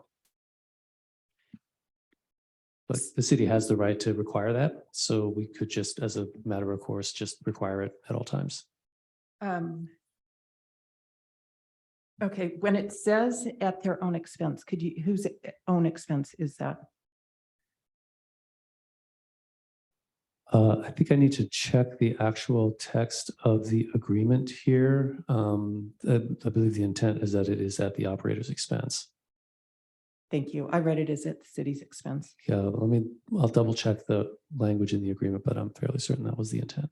And I personally would like to see it just required of anyone who's working with or has contact with minors.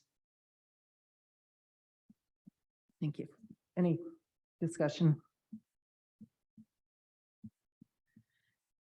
On section, I'm sorry, could we see slide number 4, please?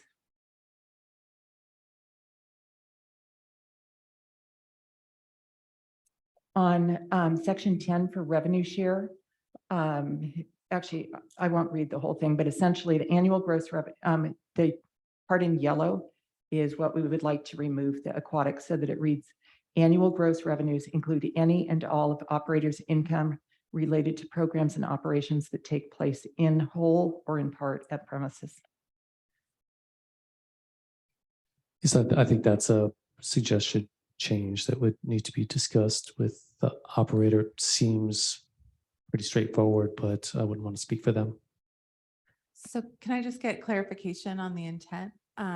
So this would mean if a team was going on a ice cream social or something, would we get part of that if it was off premises? But if it were on premises, so can you give me an example of what you're using this?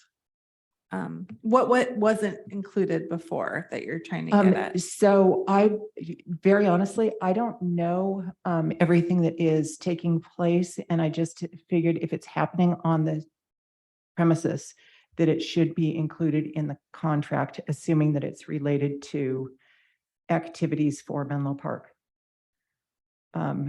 using our facilities. And so I don't know if there's other. I don't believe there's anything that would take place at Burgess Pool.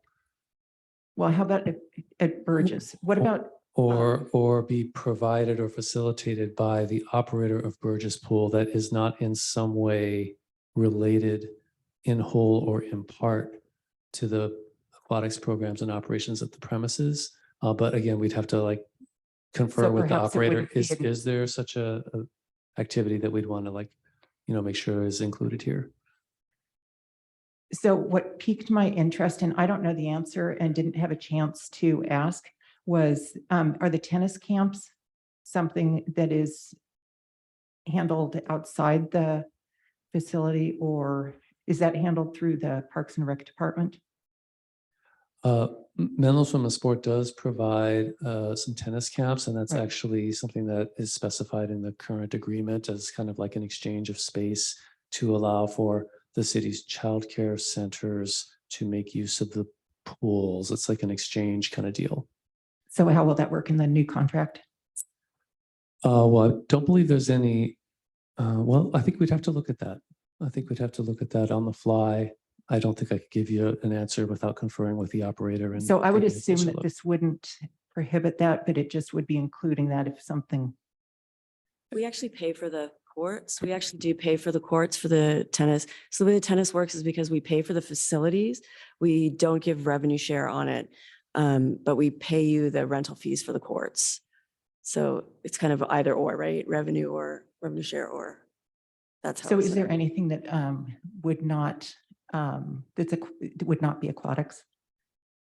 There's nothing that runs off the premises that we run, other than our other operations that are not related to Burgess. We only run Burgess Pool stuff. We don't do anything else. I mean, we have the triathlon team, but that's included in the revenue share. They swim at the facility, so we include 1/3 of the revenue that the triathlon team contributes to us is included in the revenue share calculation currently. That's how it works.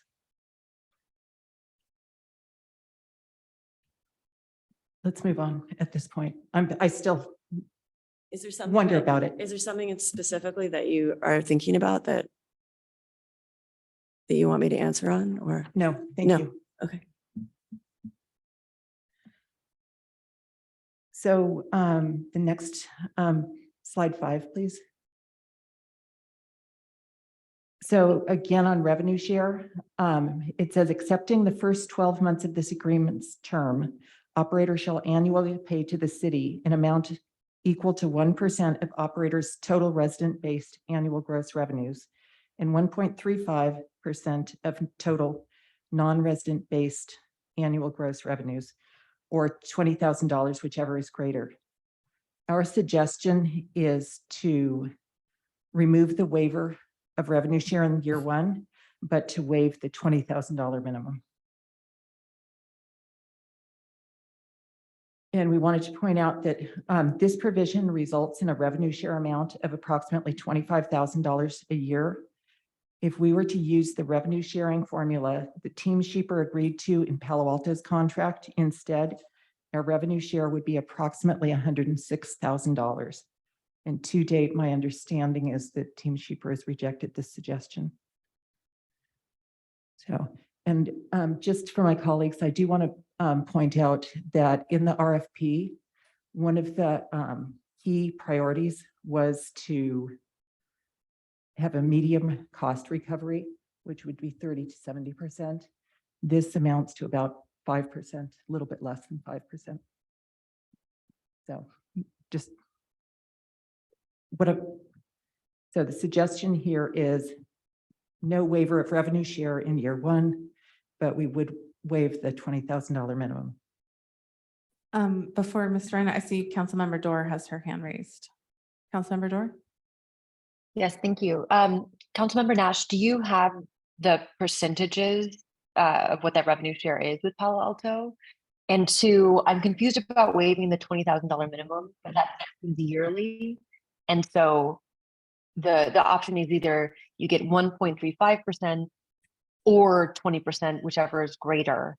And so if we get rid of the 20%, then you're saying we would always get 1.35, even if that is less than $20,000, which doesn't exactly, yeah, some clarity there. Thank you. So I'll pick up what the revenue share is in Palo Alto in just a second, but just so the way the agreement is written, the first 12 months of the agreement, there is no revenue share. And so what we are suggesting, and Vice Mayor Taylor, please feel free to jump in at any time. What we're suggesting is to remove the waiver of revenue share in year one, so there would be revenue share, but just for the first year, we would waive the $20,000 minimum. Thank you for that clarification. So it's not in the long term, just in that first year. Got it. Thank you. And while you're looking for that, can someone remind me, so in our RFP, we had that cost recovery ask. In the proposal that Team Sheeper submitted, what were they saying? Thank you for the questions, all very good ones. In the RFP, the city council and the city established a set of key priorities that were aspirational in nature, that encouraged respondents to say, these are key priorities the city has identified. Respondents that are responsive to most or more of these key priorities will be deemed more competitive. Those key priorities were not included in the RFP as like requirements that the proposal hit every single one. The intent was to lay out, here's what we want. We sort of acknowledge, at least implicitly, that it's maybe not possible for a response to hit all of these priorities. And so the three responses that came back, none of them really convincingly hit that rather ambitious revenue share target. They kind of hit other priorities to varying degrees. Team Sheeper did not propose in the RFP to hit that revenue share cost recovery rate. They kind of proposed similar to what's presented here. So it was an aspirational goal, quite ambitious. And So what they said they were going to do is what we're seeing in the agreement. Essentially. I would just like to point out that staff in the impact on city resources on the February 14th staff report states the aquatics operator draft RFP identifies revenue sharing as a key priority to help offset a portion of the city's cost of maintaining its aquatics facilities at a preferred medium cost recovery rate to the city of 30% to 70%. And I do believe you're correct that I don't believe any of the respondents achieved that. But it was set as a key priority. Absolutely. It was in there as a key priority. I think the distinction is that the respondents were not required to hit every key priority in order to be selected. And this was one that wasn't hit.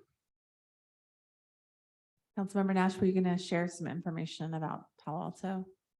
Yes, so Palo Alto, actually, I'm wondering if the Sheeper organization would like to respond to this.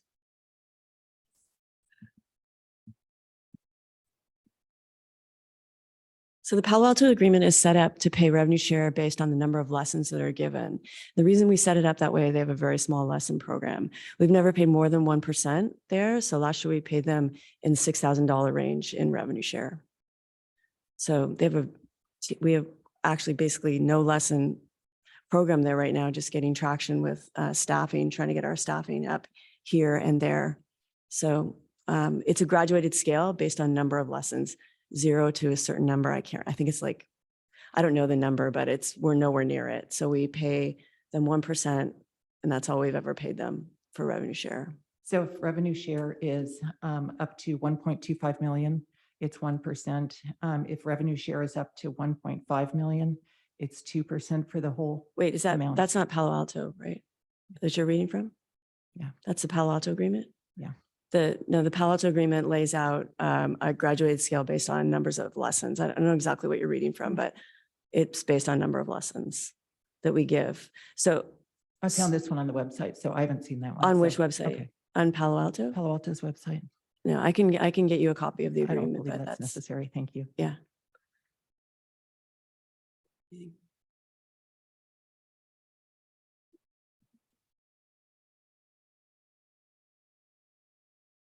So I guess the question is, the no waiver of revenue share in year one, but waive the $20,000 minimum. Councilmember Dorr? Yeah, I want to appreciate the research and work that Councilmember Nash did looking into this, while also appreciating that the difference here is just $80,000, and in the grand scheme of city cost recovery, that is not very much. And so I don't feel too concerned about the difference between, it sounds like even maybe what was researched might not actually reflect the cheaper agreement. So that being said, that aside, I worry about the timing of looking at the first 12 months of the agreement, but also I think it makes sense to look at that if, given that this is not a new operator coming in, this is a continuation of an operator. So I would be amenable to encouraging the no waiver for the first 12 months, but I'd want to know from staff how much time and what that process might look like, because I know we have a short turnaround.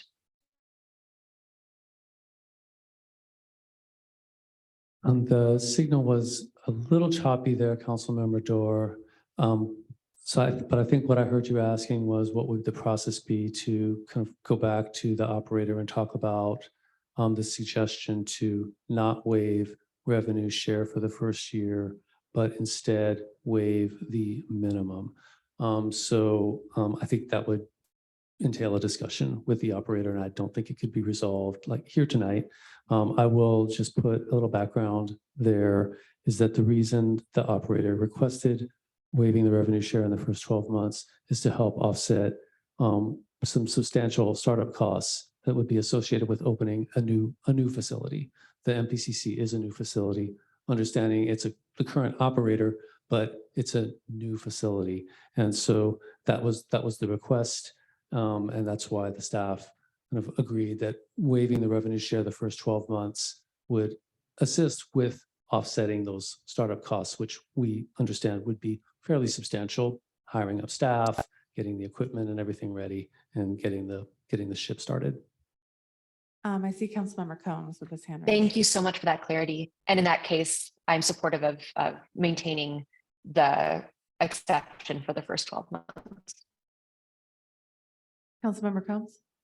Yeah, thanks. I'm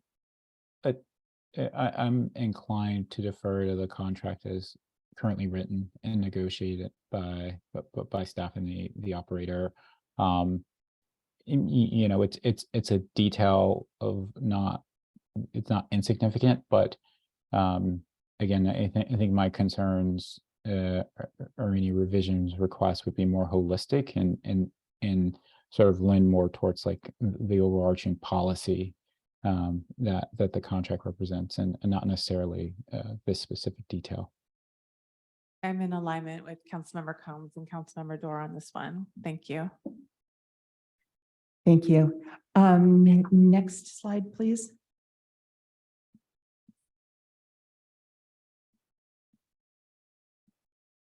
So I'm wondering how to explain this. Perhaps, Mr. Reinhardt, could you explain liquidated damages, please?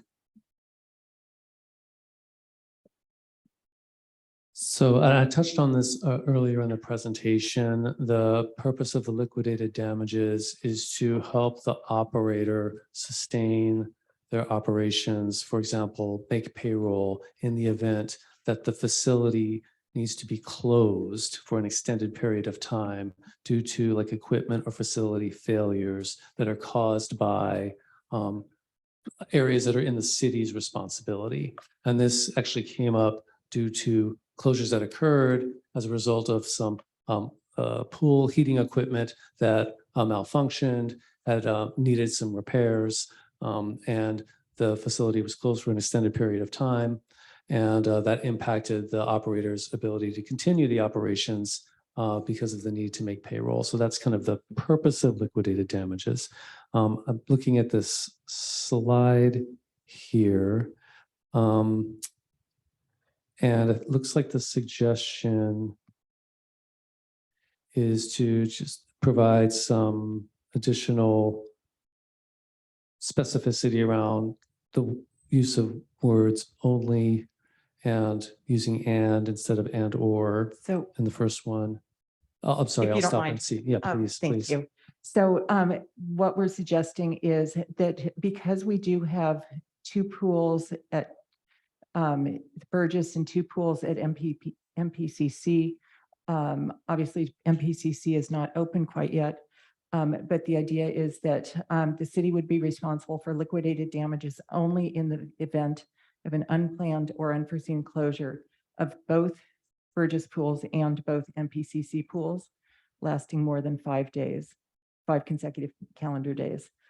So essentially it's limiting it because we have the wonderful situation where we've got 4 pools.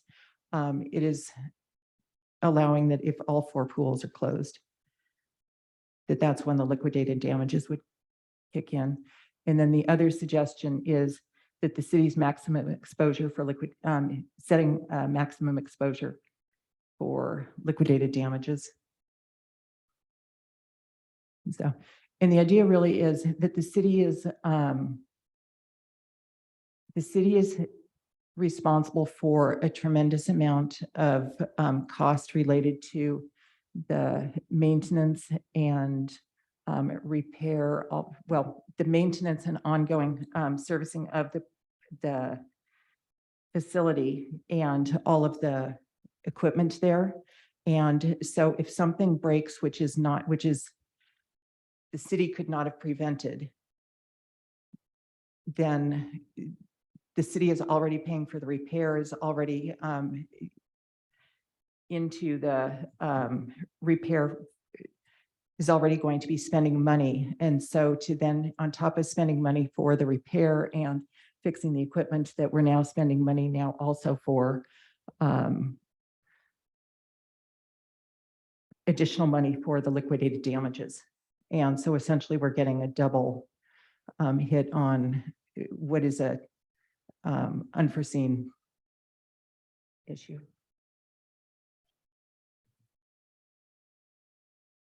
I appreciate your desire to protect the city and our finances. That being said, I feel like I'm inclined to defer to the negotiated contract at this stage of the game. So Councilmember Combs, Councilmember Dorr, thoughts? Yeah, I'm in agreement again with the mayor here. I'd only say that like it's not that we're paying sort of twice. I mean, we have an obligation under the contract to provide a working usable pool, right? And so like if the pool isn't usable, then us paying for repairs to make it usable isn't like sort of, that's just the obligation, the base obligation under the contract that the pool is usable. Now liquidated damages go into like as a business, you know, extended impacts from an extended closure.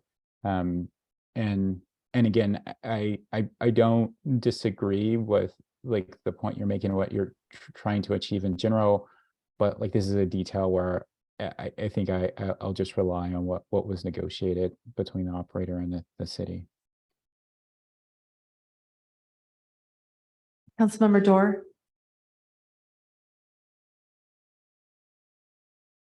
Councilmember Dorr, you may be frozen.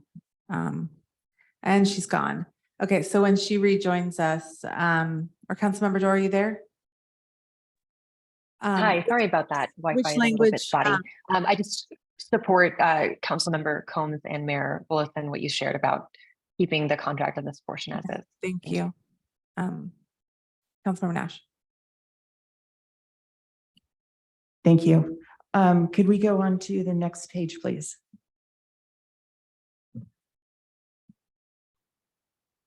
So as monthly maintenance, the city is being called out for monthly maintenance of the various items that are on the list. This is from Exhibit F. And our suggestion is that the operator checks and cleans these items and that the city checks, repairs, and replaces these. But that it actually would be a responsibility of the operator to do the cleaning rather than have the city come on site and do these. And also the fact that the operator is on site all the time, is using well, for example, the ADA chair, if in fact there's a problem with it, the operator is likely to know much more quickly than we will. Presumably there's good communication, but it's really to state that the operator checks and cleans items and that the city checks, repairs, and replaces. Can I ask a question? Is the intention here to save money or to provide a higher level of cleaning and repair service? It is to provide a higher level of cleaning and repair service. It's something where Vice Mayor Taylor. Thank you, Councilmember Nash. A part of it is it's expense and then also staff time. And just thinking that if it's a city responsibility, that means it's staff time on us. And so, and just if it's the pool provider is giving the service, it would make sense for them to take care of the maintenance. So my question for staff would then be, is this an onerous thing for staff? The status quo, is that been a burden to the city?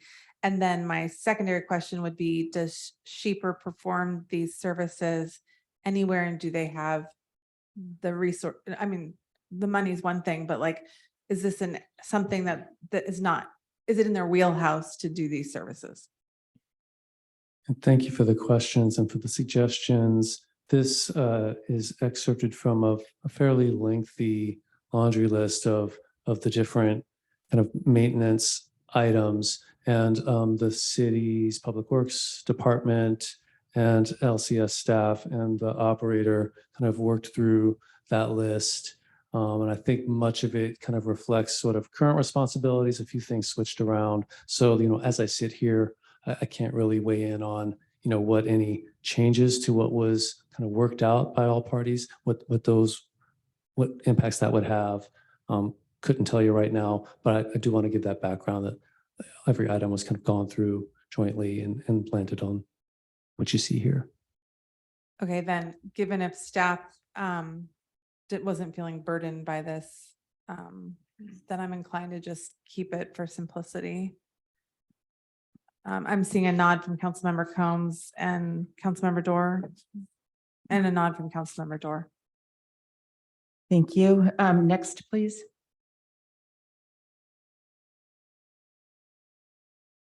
So again, these items are listed, some are listed as operator city, some are listed just as city. It again seems that the operator checks as well as the city checks and repairs anything that just is listed as the city. Again, the operator is using these items all the time as opposed to the city taking on this responsibility.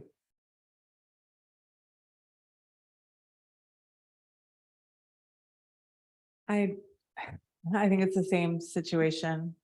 So I'm seeing a nod from Councilmember Combs and Councilmember Dorr. Thank you. And the next page, please.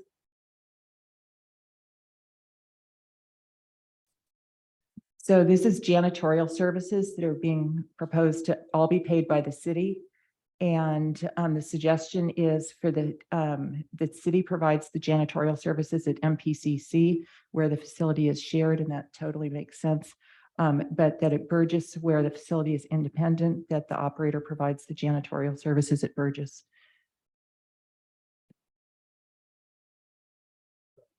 Yes, thank you for that suggestion. Also a very good one. I want to provide a little clarification. The current agreement outlines the city actually is responsible for the cost of janitorial services at Burgess Pool. So the city pays for it. We just work with the operator who then actually holds the contract with the janitorial service. So it's not really an added expense to have the city just contract the janitorial services directly at Burgess Pool under the new agreement. City staff is planning to secure an updated contract for janitorial services in order to add services for the MPCC facility when it opens. And so that's like the opportunity to also just directly add Burgess Pool to that contract. Again, it wouldn't really be an additional cost. And going under the single janitorial contract, it kind of simplifies kind of keeping track of the facilities, and if there are issues, how to get those responded to. And it's believed that it would improve the desired quality control over the cleanliness of all the city facilities, including Burgess Pool. Do you have a rough estimate of the cost of the janitorial services? Like, how much are we talking about here? That is a great question that I can't call to mind right now. If someone from Public Works is available to respond, they might be able to. Is it just like a Sorry. couple $1,000s? I don't know how much. And actually, Mayor Willison, just doing a time check, we will need to vote to extend the meeting past 11. Okay, is there support to extend the meeting past 11? I'm seeing nods. Okay, yes. Thank you. Can't give you like a specific cost on the janitorial as I sit here, except just to reiterate that we don't anticipate there would be significant extra cost because the city's already bearing the cost. Okay, I mean, my gut says to just stick with what was negotiated. I'm seeing a nod from Councilmember Combs. Councilmember Dorr.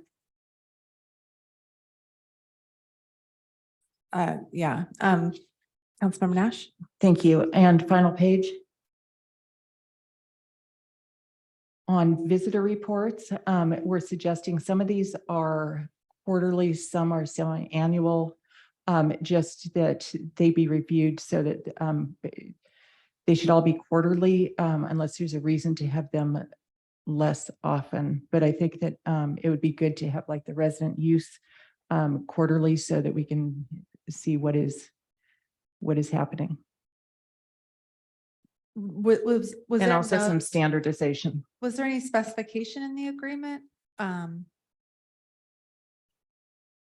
Yes, thank you, Mayor. Throughout the agreement, like in the reports section, some they're specified like what frequency certain reports are to be delivered. Some are quarterly, some are like annual, like the performance report to City Council. And this may be in reference to specifically, I think I heard Councilmember Nash mention residency addresses reports. Initially, we had proposed that those be provided quarterly.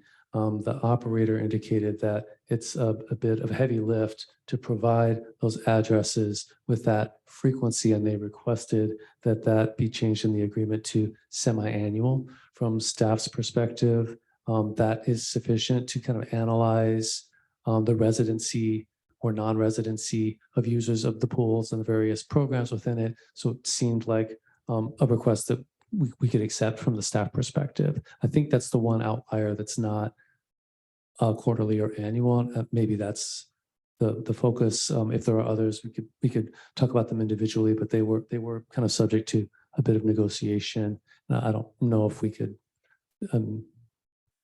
I think it would be good, at least for the first year, while we're looking at how this system is working, to get the residency reports quarterly. And I think we leave it up to you to figure out what is appropriate for the rest of the reports. I'm seeing Councilmember Dorr with her hand raised. I would be supportive of maintaining the current suggestion of biannually, but adding maybe to this contract that the operator will also get information from the subcontractors, because there's a lot of, seems like, valuable information coming from those folks that we don't know, are they residents or not residents, et cetera. And so would want that to be included. Councilmember Dorr was reading my mind. It sounds like that's possible to get from all your subcontractors. I think that would be valuable information to include, but I'm inclined to keep it at the pace that was agreed upon. Councilmember Combs. Okay, he's in agreement on that. Councilmember Nash. I'm actually curious how we work out the solo agreement. So before we get to that, I want to hear, because there might be some things that others are coming up with too. So I'd like to hear from Councilmember Dorr and Councilmember Combs if there's anything. Then what I would like to do is get, and myself, a summary of everything, and then we can figure out how we're going to move forward. Councilmember Dorr, please. Yes, one of the items I know staff shared with at the start of this conversation was a request by the operator to have mutual indemnification. And I am curious if our city attorney can respond to that. My sense is that in other efforts and other contracts, indemnification is usually not mutual. And so curious for input and advice from the city attorney. Yeah, no problem.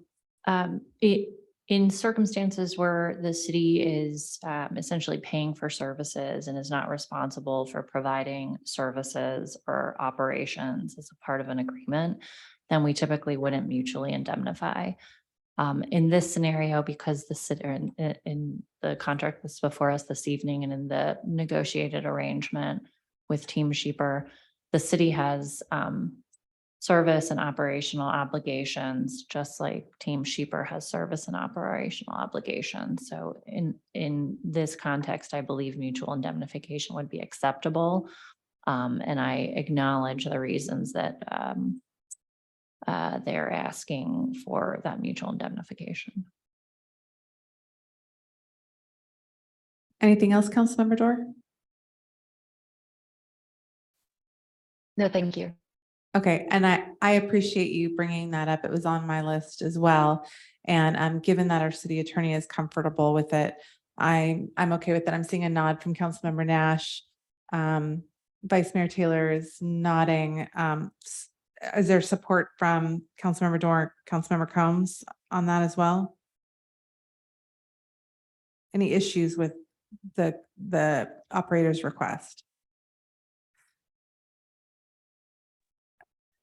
Okay, I'm not seeing any, although I can't tell if you're both delayed at this point. We're all a little delayed. Councilmember Dorr, are you comfortable then with that mutual indemnification? I was curious what Councilmember was about to share. Okay, Councilmember Combs. Yeah, I'm comfortable. feel Okay, great. comfortable as well.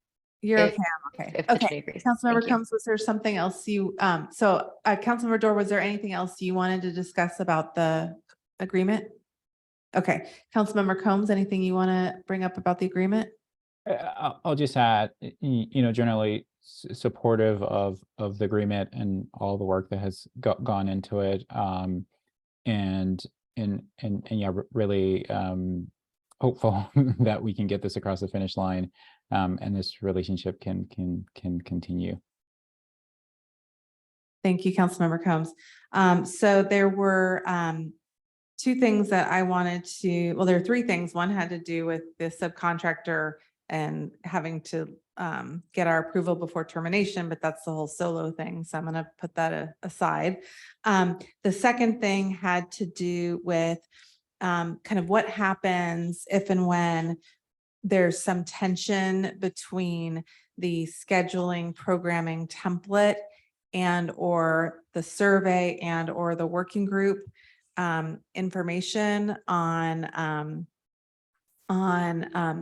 and what if our community says they want X, but the programming isn't matching that, kind of what's our recourse? And so I was wondering if we could add language to 4J3, which is on page K 1.12. And I discussed this with Mr. Reinhardt before, adding something like the city reserve, because it talks about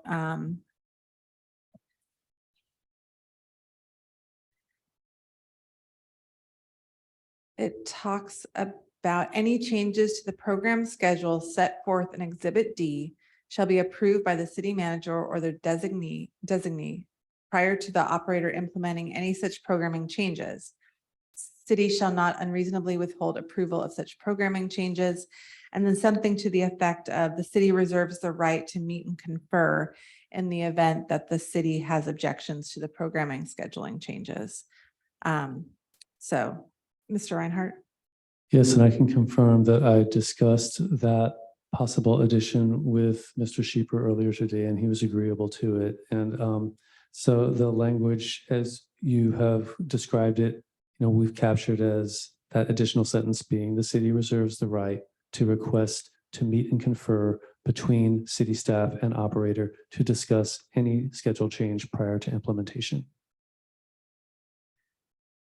So we always, if there's like a, we have a deterioration of service clause, but this is just kind of one more step idea in case there's a disagreement. I'm seeing a very confused eyebrow from Councilmember Nash.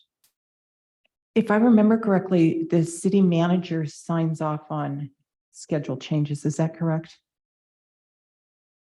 At one point, there was a suggestion that we structure the agreement that way, but in the agreement that's presented here tonight, the language is that the operator shall operate Burgess Pool and MPCC pool in a manner reasonably consistent with the hours and operating schedules for each pool, more specifically set forth in Exhibit C schedule template. Operator shall notify the city at least 2 weeks in advance of any changes to the hours and operating schedules. And the proposed additional sentence is that the city reserves the right to request a meet and confer prior to any schedule change being implemented. And I did have a conversation with staff around the difference between notifying and approving. And so this was the kind of solution to giving us some comfort that we can elevate if there's something that rises to that level. Speaking of the aquatic scheduling template and the program descriptions, I really thought this was a nice summary of the programs and kind of what the intention was that can be used to jump off from. One thing that occurred to me, of course, when things are good, but like if there's tension, because there's some certain seasons and certain times where there's likely or possibly going to be, it's a limited resource, the pool and the lanes and the hours. So something, I talked to Mr. Reinhardt potentially about something on the program descriptions acknowledging kind of what the highest priority program is in case there arises a situation where there is kind of a problem with people needing the same lanes at the same time. And for me, that would be water safety. So I didn't know if I didn't want to go and rank every single program and say, oh, lap swim is more important than aquafit. You know, that could get really onerous. But for me, fundamentally, as a city service, we want to train people to not drown. So to me, like that, just having something in there to acknowledge that if there does come situations where there's which thing gets precedence, I would feel more comfortable having something acknowledging that the water safety has some level of importance. So I'm curious what my colleagues think about that. Okay. Councilmember Nash is not interested. That's fine. Anyone else have thoughts? Again, we have other backstops and whatnot. So if there's not interest, I can let that one go. Absolutely. And just really quick, that's something that hasn't been put to the operator, or it has, and they've said. I'll ask Mr. Reinhardt. I did have the opportunity to ask the operator if they agreed that water safety instruction is the highest or could be indicated as the highest priority program in the event of schedule conflicts. And they said that they are agreeable to that if that's desired.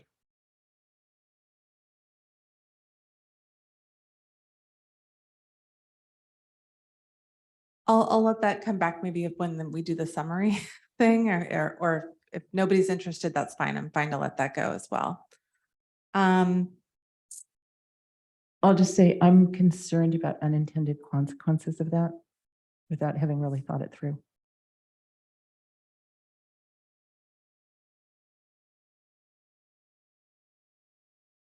I mean, my only thing would be that, like, you know, if you're talking about any sort of swim class for kids of a certain age or for people who are new to swimming, it can be considered a water safety class, like, right, to some degree. So I don't know, like, what is water safety and what is not, like, right, and so That's fine. and so for me that's a little bit of a concern. I just wanted to bring up an idea, so totally fine to have that one go. My last thing that I thought about had to do with the compliments and complaints, we'll call it, as the police department does. And so my idea, so one of the pieces of feedback that I had heard previously was that sometimes the city, I feel like the compliments and complaints should be a two-way thing. So if people are coming to the city with compliments and complaints, Mr. Sheeper should know about it. And if people are coming to Mr. Sheeper with compliments and complaints, the city should know about it. So everybody has all that information. Not that the city is necessarily going to do, I think no one's going to be like monitoring all the compliments and complaints. But if someone happens to notice that like 100 people are writing in about something and you're not doing, and Sheeper's not doing anything about it, which is again, unlikely to happen. But I was thinking just, there was a section on some kind of drop box, suggestion box or complaint box that somehow it maybe is like a QR code and the city's copied on those comments, just so we can keep our eyes on what's going on in the city. I'm seeing nods from Mr. Sheeper that. So a couple of things. Thank you. The city currently has physical suggestion boxes located at Burgess Pool that the city takes those suggestions. The city also has an online comment form that people make suggestions. What's added here into the agreement is an agreement that the operator will install and operate like with a sign that tells people like, hey, if you have a complaint or a question or feedback, you can report it through these means. I think it would be similar to what's happening now to add like a QR code to that sign, as you're suggesting, that leads to a box that all parties can see the complaints that are coming in. And I think we can also kind of mutually agree that any comments that come to one party or the other should just be shared with either party. I think that's the intent of, that's what I heard, the intent of what you were suggesting. Yes, please, if that would be amendable. And like I said, it's a two-way street. So. Yes, Council, Vice Mayor Taylor. Thank you, Mayor Wilson. So who will manage this information?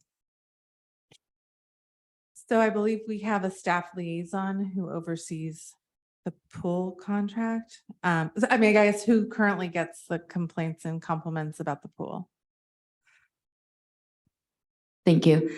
So currently we're taking comments from the suggestion box, and I meet every 2 weeks with Team Sheeper to discuss those things if there's something that has come up. And I imagine moving forward, we'll be doing the same vice versa. So it's up to the two of you to decide whether it's something that needs to be elevated. Just We the talk two of about you. what happens after the comment has been made. Yes. And then are there procedures or anything that you'll be using to help our criteria to decide whether something needs to be elevated? My concern is that isn't really transparent. We can make it more transparent, and we can definitely create some procedures around it. I don't know that that's going to be something that would be included here, but So Parks and Rec and Library, I think you run both of those. The complaints and compliments actually get published in your staff reports, which seems like a very transparent way to handle them.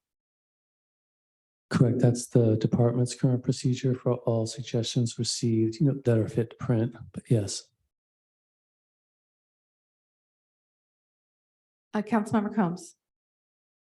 And where is the online format? Like, right, where is it accessible? Because you're getting feedback through that also.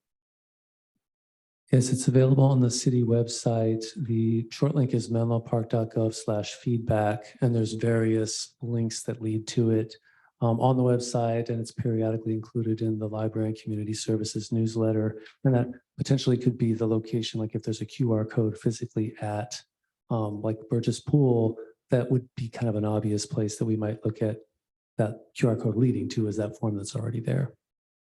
I'm totally supportive, and this is going to be a suggestion that certainly the city manager has heard.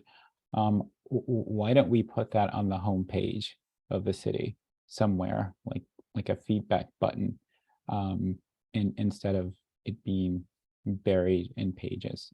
Again, just a suggestion, not a part of like a contract. And again, like I said, not a suggestion that I know at least one person on staff has not heard of before. Councilmember Dorr. Yes, I'm really appreciative of this conversation around feedback. I wonder if this is better done outside the current confines of the agreement. There are already it sounds like there's already some feedback systems in place that maybe are written into the agreement, but then how we're refining it, I'm curious if it needs to be another thing that's negotiated as they go back to the table to talk about things, or is this something that the city can do outside of that to create a little bit more flexibility also for That's a great question. And the only reason I gave it specificity is because it was very specific in the agreement itself. So is there maybe a way to reword that section, quickly, easily reword that section to give it some, yes, Mr. Reinhardt. I will say that the wording in the agreement kind of specifies, this process that the operator kind of has to do, but I will kind of emphasize that the facility does belong to the city. The city currently has city-controlled suggestion boxes there, and it's kind of at the city's discretion, can place any signage or indication of collecting feedback that the city desires, and it doesn't even need to be specified here. And I don't think that the operator would be disagreeable to that, because again, we currently have a suggestion box there. Okay, great. I think you get the intention that we all have, and it doesn't sound like it's going to hurt anybody. So unless anyone else has anything new to raise, I think right now it would be great to hear staff, maybe what if there's agreement on direction that we went through, what that summary agreement is, and then any open issues I guess, agreement on the issues, and then if Mr. Sheeper is in agreement with where we are, and then any kind of where we are with open things and where we go from here.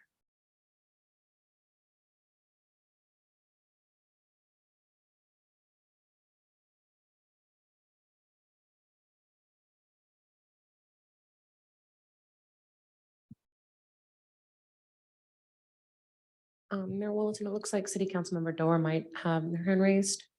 Councilmember Dorr? Just responding to that process, I know you asked if Team Sheeper can respond to things. I want to maybe de-stress that and offer that maybe they can respond after they have time to think about it. I know it's late at night there. Okay, so I see each staff member looking at another staff member. Have you figured out which one of you is on deck to do this review? I believe I'm going to make an attempt to recap the discussion up to this point. And I think I'm going to approach this recap from the premise that the desire is to try to get to a place where an agreement could potentially be acted on this evening. So with that in mind, I'm going to go through my notes here. If they're incomplete or miss something, please do chime in because there was a lot of discussion. First up, on the question of solo aquatics, where it seemed that we landed was to just carry forward the exhibit from the current agreement that outlines solo aquatics presence at the pool, and just carry that forward into the new agreement. That's where I believe that item landed. So there's that. I'm seeing City Attorney Doherty. Sorry, thank you. And my recommendation on that is give us direction to incorporate it in substance. We may need to make some redraft. We may need to redraft it a bit.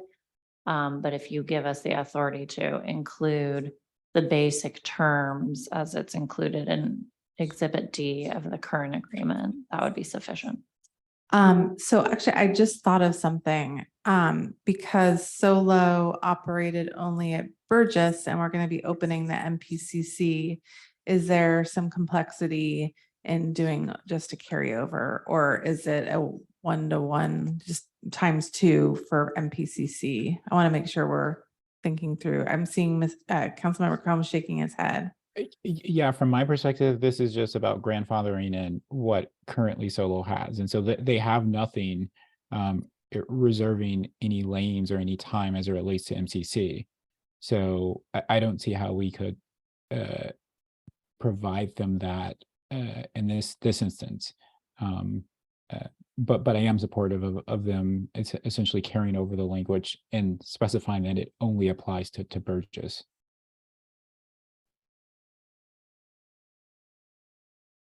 City Attorney Doherty. I also want to add, I think the way we will structure it is that the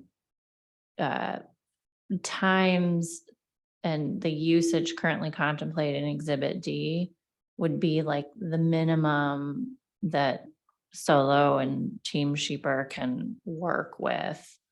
But of course, there can be greater or additional hours and times and lane usage. Okay, Vice Mayor Taylor. Thank you. And also location, because this contract is for both facilities. But if we're only going to grandfather in language that is for Burgess, so we would need to add the other location when the next contract comes back to us? I might be able to speak to that. So looking at the exhibit, it does reference Burgess Pool and Bellhaven Pool. But when it gets into the specifics, which is item F, it gives a lot of specifics about Burgess, specific times, specific days, specific rates per lane hour. When it comes to the Bellhaven Pool, the only specific reference I see here is one item that says, when the Bellhaven Pool is operational, youth swim team rental shall have the option to use the Bellhaven Pool at agreed upon rates and times. That's all it says. So in that regard, it could conceivably just be grandfathered in and swap out Bellhaven Pool for MPCC Pool because it basically just says that without any additional specifics. But a really quick question, has Solo used the Bellhaven pool? I just.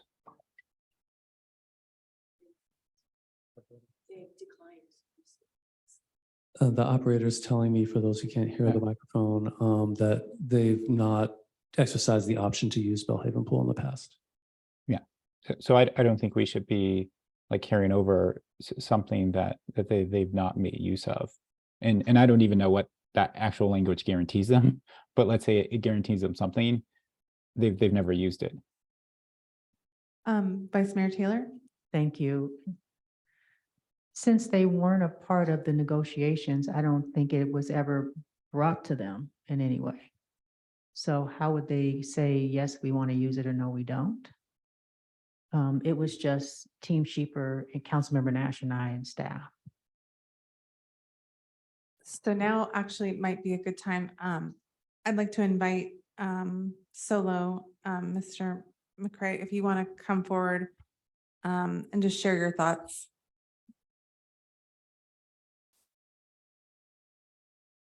Thank you.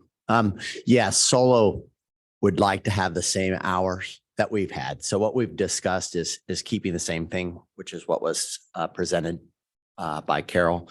And so that's it. And be able to say that having things, it was an option. At one point, Solo did things with running Summer League for Menlo Park at Bellhaven. At this time, we're just looking at going ahead and having the space that we've had for the last 17 years. That's basically At Monday Burgess. at Burgess Pool. Okay, Thank you. Councilmember Nash. Okay, Councilmember Dorr. Yes, so I'm supportive of moving forward with the, as City Attorney said, the language on Solo in substance, I believe was what she said. Great. Moving forward, and this also creates the option if Solo did want to do anything later as a subcontractor, there's still that openness, but yeah, not ready. Okay, so actually, can I see thumbs up if you are in agreement with Councilmember Dorr? For Solo to continue at Burgess substantively like their current contract. Okay. Vice Mayor Taylor, was there something? I'm comfortable with that. But we're not talking about the new pool. And so it sounds like there's going to be different services at different pools. That's what I'm hearing. That may not be what the facts are, but that's what I'm hearing. Yeah, I don't know if we can force and. It's not about forcing. I'm just stating a fact that there will be different services at our pools. Okay. All right, Mr. Reinhardt is. So just to confirm, it sounds like on this item, carry forward, grandfather in the agreement. In substance, there might be some formatting related modifications, not carry forward the outdated reference to Bellhaven Pool, not replace that with MPCC Pool. That's what I believe I just heard. And acknowledging that ensuring that there are comparable and or equivalent services at both pools is of paramount importance, whether that's provided by the same operator at both pools or subcontractor or through different operators. We need to, that's part of the agreement, and we have to pay close attention to that because here's at least a subcontractor that would only be operating at one pool, not the other. So we want to compensate for that. Correct. Mhm. And just, I'm gonna go back about 6 months. When the question of advancing equity was a priority listed, but the majority of the council didn't support it. A lot of my concerns is that we can state that we're gonna have anti-bias practices, but it hasn't happened yet. And so I'm gonna keep pushing on these issues. And the fact is, the community that we're serving are not in the rooms that we're talking about, that are negotiating. And so a lot of what Councilmember Nash and I negotiated is not in the contract. It's not in there. It favors the provider. And so now we have services that are going to operate at Burgess that are not going to operate at the new pool. And I just think about all the people that came in here and spoke about their experiences. We want that citywide. But if we continue to operate the way that we are, that's not going to happen.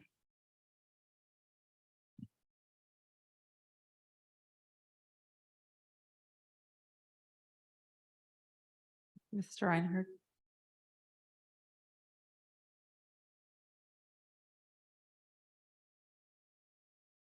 I'm wanting to understand, is there a question there? Well, I for- think I don't have a question, and there really isn't much more for you to say. I'm making a statement of fact.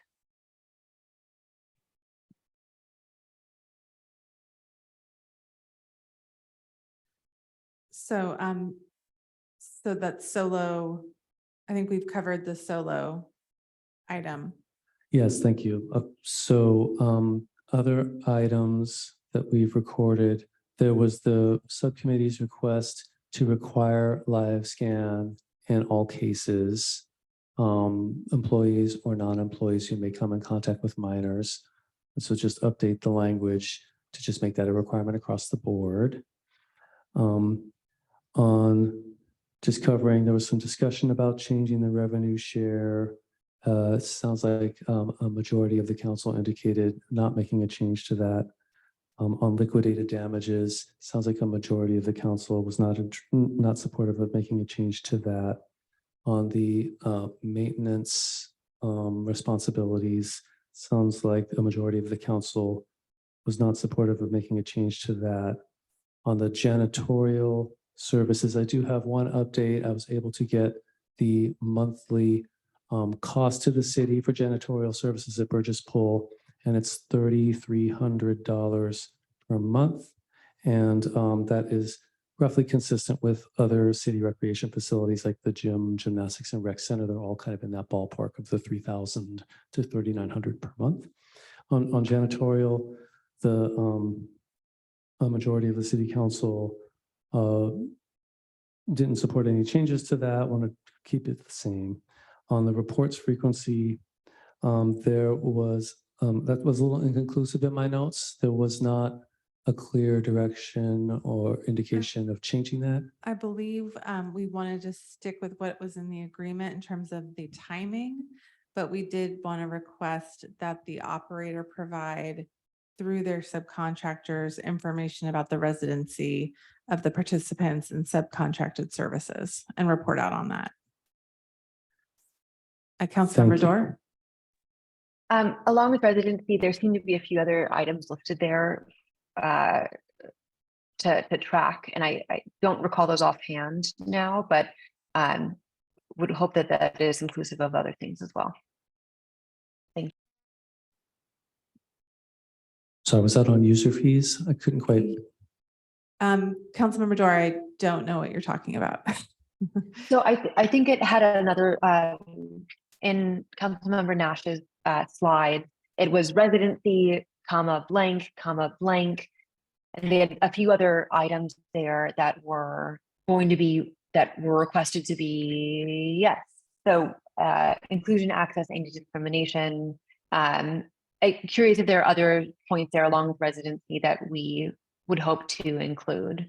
I hope to capture from the subcontractors that is currently being collected on users with the main operator.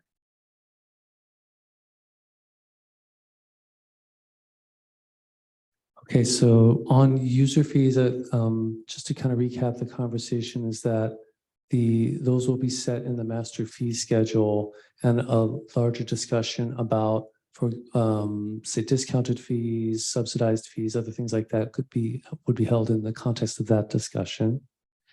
And I'm sorry, did that cover everything? It's breaking, not quite clear. The connection's a little choppy. If I may, what I believe Councilmember Dorr is speaking about is the visitor reports which show up on the aquatics user fees. So it's a matter of just taking a look at those and making sure that there's consistency among those and that that is what you're looking for. Thank you. I got So it wasn't distracted by the user fees fees. specifically. Thank you. I think we've noted that. I do believe there was one more, which I'm not sure if you mentioned. And that was on the very first one on K 1.11.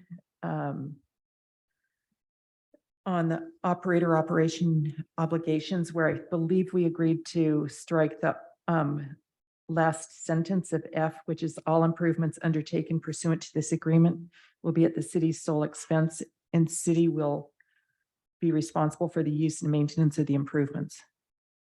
Thank you for catching that. I skipped over that in my note taking, and I'm jumping around here. I believe that you did land on striking that last sentence. It seemed to be. I don't know if everybody weighed conflict. in on, but I'm fine with that. So that's 3. Well, I don't see any objections from the others. Great. Okay. All right. So are those all the outstanding items? No. So then also, there was an agreement to include a mutual indemnification in the indemnification clause. And I believe the city attorney would develop that language to basically mirror the language that's already there and basically reverse the roles. A pretty simple addition there.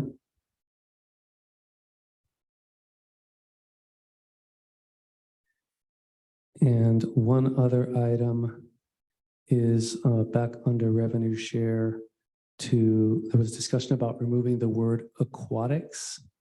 When talking about annual gross revenues would include any and all of operators' income related to aquatics programs and operations that take place in whole or in part at premises.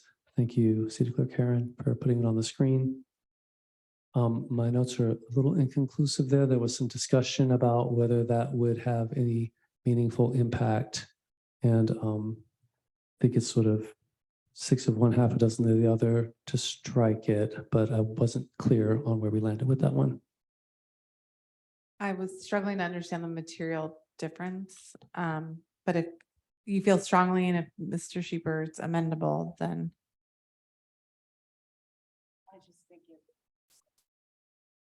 So I guess is the operator okay if we remove the word aquatics? I need to read the paragraph. Okay, so I know you're going to need to discuss solo. So I don't know if they need to decide on the spot if they're okay with that. Sorry, not solo. Sorry, my brain is starting to go on the fritz a little bit.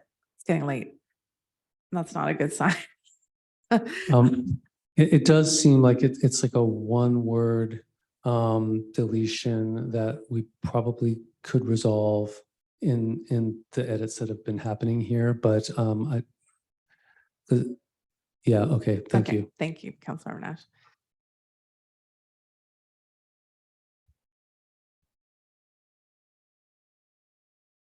And then City the final Manager Murphy, I'm Sorry, seeing. yes, no, exactly. I just, I know it's late. I appreciate everybody's patience. We just did not catch what Councilmember Nash just said. I said whichever way staff decides. Got it. Thank you. Great, thank you for clarifying that, City Manager Murphy. And then the last item on my list is to add a sentence when it comes to schedules, which there was some discussion about and landed on that the city reserves the right to request a meet and confer between city staff and operator to discuss any schedule change prior to implementation. Yeah, I was the one that requested that. I can't remember if we pulled for support or not on that. I think Councilmember Nash is nodding. I can't tell if you guys are frozen or if you're sleepy. I guess, is there a third person that's comfortable with the meet and confer language? Okay, I see Vice Mayor Taylor saying it's fine. So, okay, now I'm seeing none. Okay, great. Let's go for it. And I believe that's the sum total of all the revisions that were discussed and had a majority of the council in support of. Okay, and so those are all amendable. Well, are we then at a point to, what do we do now to get this done?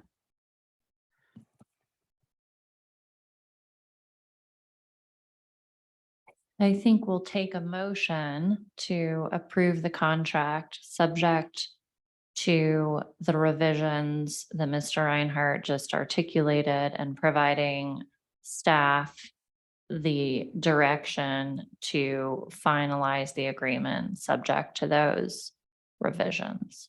Okay, so moved to what you said, City Attorney Doherty. Is there a second? I see Councilmember Combs with a second.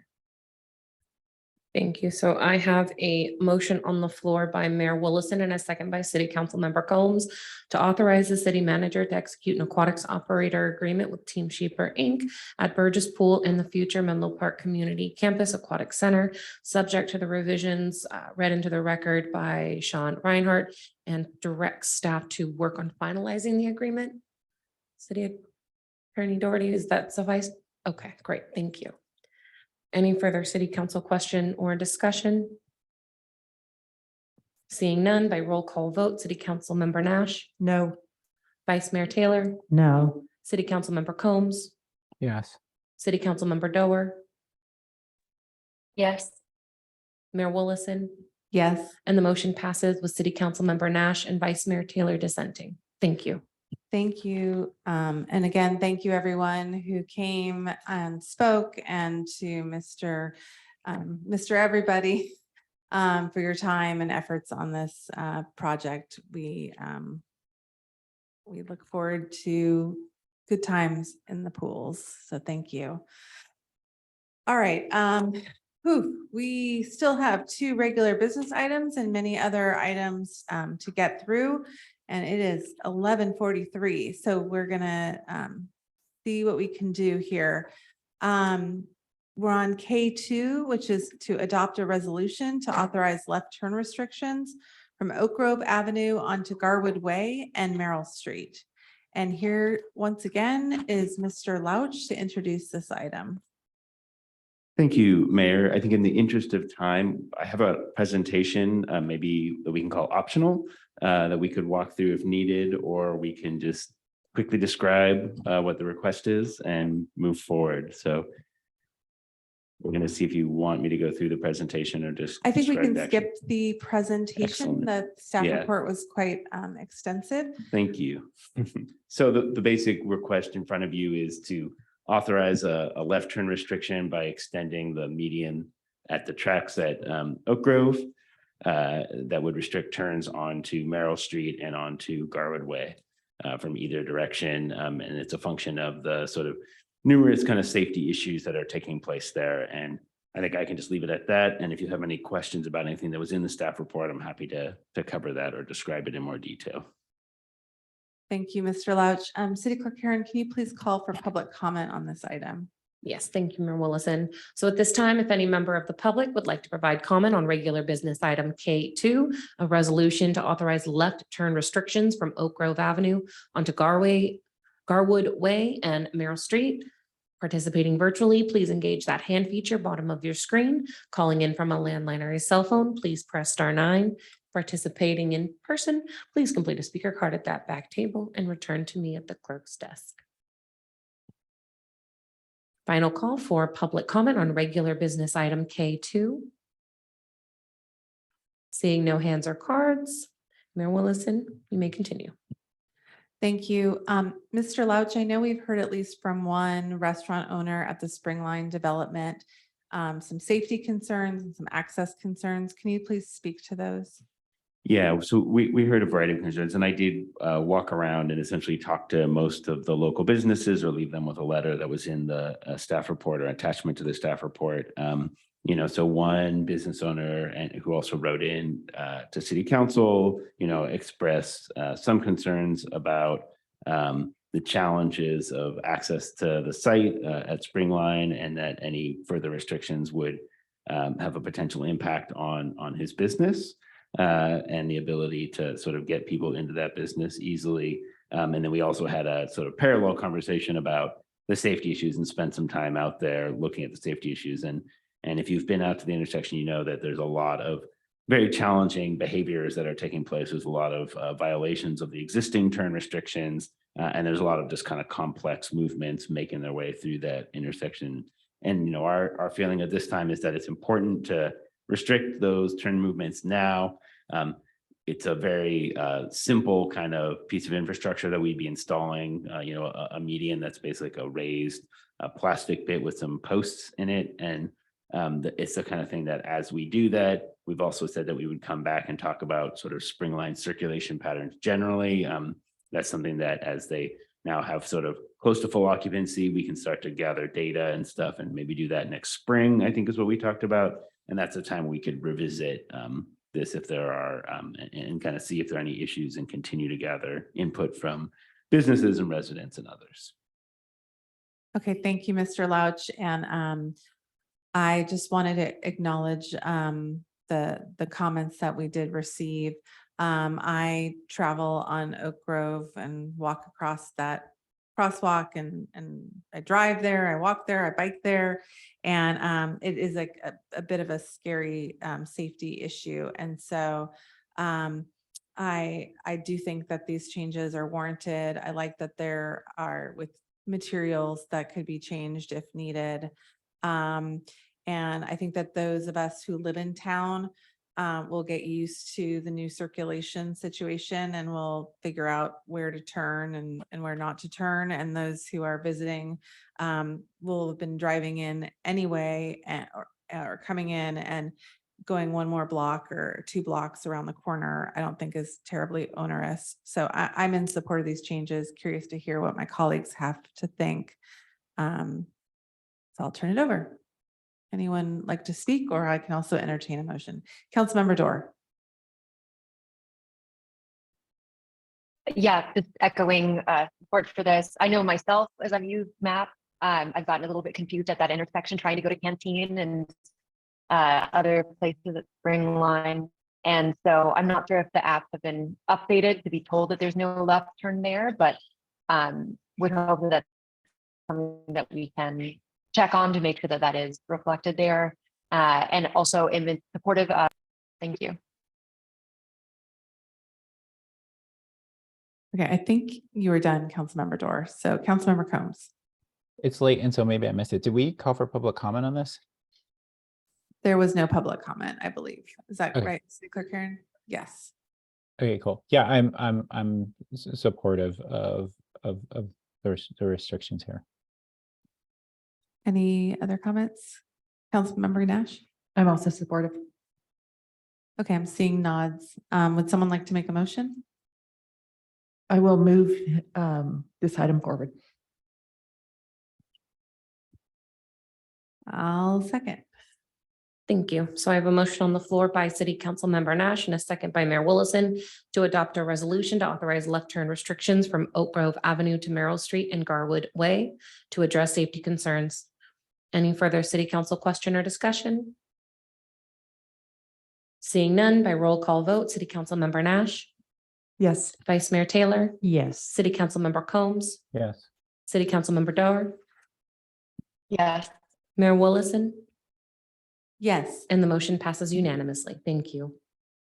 Okay, we are moving on to K3, which is to receive and file a report on labor relations and receive public input on upcoming labor negotiations with Service Employees International Union 521, their temporary employees unit. And to introduce this item, good evening, is Administrative Services Director Brittany Mello, looking so awake and chipper at this late hour. Good evening. Good evening, and I will try to speak fast for everyone's sake. So the item before you is a procedural item to increase public awareness and input into the labor negotiations process.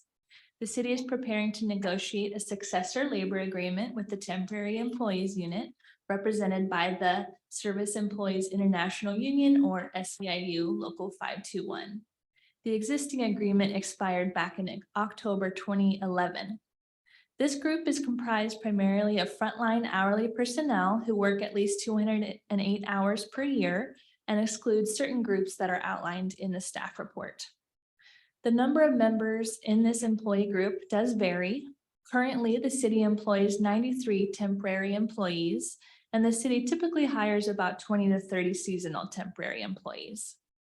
These employees are not budgeted full-time equivalent positions or FTEs.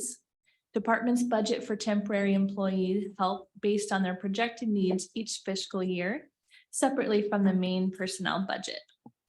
The staff report outlines the cost breakdown of the wages and benefits for this employee group and clarifies the different roles of those involved in the negotiations process. Following the receipt of public input this evening, the next steps will be to receive direction in closed session on this item and to initiate the bargaining process with SEIU. Once tentative agreement is reached with SEIU, the item would be brought back in open session for the City Council to consider adopting the successor agreement. That concludes my overview, and I'm happy to answer any questions. Thank you very much. City Clerk Karen, can you please call for public comment? Yes, thank you, Mayor Willison. So at this time, if any member of the public would like to provide comment on regular business item K3, receive and file report on labor relations and receive public input on upcoming labor negotiations with SEIU Temporary Employees Unit, please engage that hand feature bottom of your screen. Calling in from a landline or a cell phone, please press *9. Participating in person, please complete a speaker card at that back table. Return to me at the clerk's desk. Final call for public comment on regular business item K3. Seeing no hands or cards. Mayor Willison, you may continue. Thank you. Would someone like to make a motion on this item or comment? We're just here to receive and file a report and hear input. Move to approve. All right, we have a first from Vice Mayor Taylor. Second. Second from Councilmember Nash. Thank you. So the motion on the floor by Vice Mayor Taylor and a second by City Council Member Nash to receive and file a report on labor relations and receive public input on upcoming labor negotiations with SEIU Temporary Employees Unit. Any further City Council question or discussion? Seeing none, by roll call vote, City Council Member Nash. Yes. Vice Mayor Taylor. Yes. City Council Member Combs. Yes. City Council Member Doer. Yes. Mayor Willison. Yes. The motion passes unanimously. Thank you. Thank you. We are now moving on to section L, informational items. Informational items are transmitted to the City Council in staff's effort to provide an update on matters of importance to the City Council. Informational items are not action items. However, a City Council member, city staff member, or a member of the public may request to make a comment or ask a question on any of the informational items. City Clerk Karen, do we have any public comments on the informational items? Thank you, Mayor Willison. So at this time, if any member of the public wishes to provide comment on our informational items, L1, City Council agenda topics, L2, transmittal of City Attorney billing, L3, Q2 Police Department update, L4, update on the City Housing Element Update Project status and next steps, or L5, City Council priorities and work plan, please engage that hand feature bottom of your screen. Calling in from a landline or a cell phone, please press *9. If participating in person, please complete a speaker card at the back table and return to me at the clerk's desk. Final call for public comment on our informational items L1 through L5. Seeing no hands or cards. Mayor Willison, you may continue. Thank you, City Clerk Karen. So I know we have the housing element info item here. And in that info item, it referred to a phone call that staff was having with the Housing and Community Development Department of the state. I know residents are very curious to hear what's going on. And I just wanted to give staff an opportunity if there was an update to provide an update. If not, then not. City Manager Murphy. Yes, I can confirm that the meeting did happen today. I was not participating in that meeting, but based off the feedback I got, I understood it to be a constructive conversation with a couple members of HCD staff. Found it Menlo Park staff found it constructive. The HCD did provide some of the additional information that we were looking for, and there's more information to come. So I think it's still a matter of being able to process that timeline of when we would then be ready to come back to the council with more specific information. So that's kind of the high level summary. I know that we've got some other items on tonight's agenda. So if you're looking for more, Ms. Chow is available to speak further. Thank you. I guess, Ms. Chow, if there's anything that inquiring minds might want to know, in addition to City Manager Murphy. But like I said, I think many are eager to learn what we need to do. Thank you, Mayor Willison and members of the City Council. Deanna Chow, Assistant Community Development Director. I will be brief. It was, I think, a very productive conversation that we had with our reviewer and Paul McDougall, so Hub and Paul McDougall from HCD. We were able to share with them some of our preliminary responses to the comments that were received. I think they were receptive and willing to work with us on refining some of the language that we are proposing. So that's great that we'll be able to share information. They were able to provide us some specific examples of programs or language they were looking for. I think we do have a little bit more work to do with some analysis and refining with our sites capacity analysis, not so much as the sites themselves, but a little bit more analysis on our proposed density for our calculations, and then our affirmatively furthering fair housing, providing a little bit more details around some programming. So that's a lot in a little nutshell. In the interest of time, happy to respond to questions, but we are continuing to work with HCD on providing some draft responses before we bring it back to the City Council to resubmit to HCD for their review. Thank you. And then I believe there's a timeline in the info item. So are you anticipating it coming back to council maybe early October? Like roughly, do you have a sense? Yes, we are anticipating in that hopefully early October timeline so that we can keep on schedule with our proposed zoning work, that we are also anticipating the latter part of October with the Planning Commission. I think our team, we just had the conversation this afternoon, needs to regroup and think through a little bit more about the scheduling and working with the cadence of HCD's response to our comments, but our hope is to bring it back to council in the early October timeframe. Okay, thank you so much. There's a lot of community interest on this topic, so we appreciate you updating us with that. Are there any other comments or questions related to the informational items from council members? Councilmember Dorr? Yes, really appreciate this update on the housing element. On actually a different item, so on the Menlo Park Police Department report, 90% of the infraction or violations were for traffic, or 90% of the stops were for traffic violations. And I wanted to ask Police Chief Norris if he has more details about what kind of stops were those, what kind of violations. Both if it's 90 cents, I want to know it's in that huge amount. And then also, as we think about improving the safety of our streets, I think knowing what those violations are could also inform where we need to focus attention paper street. Thank you. Great. Thank you for the question.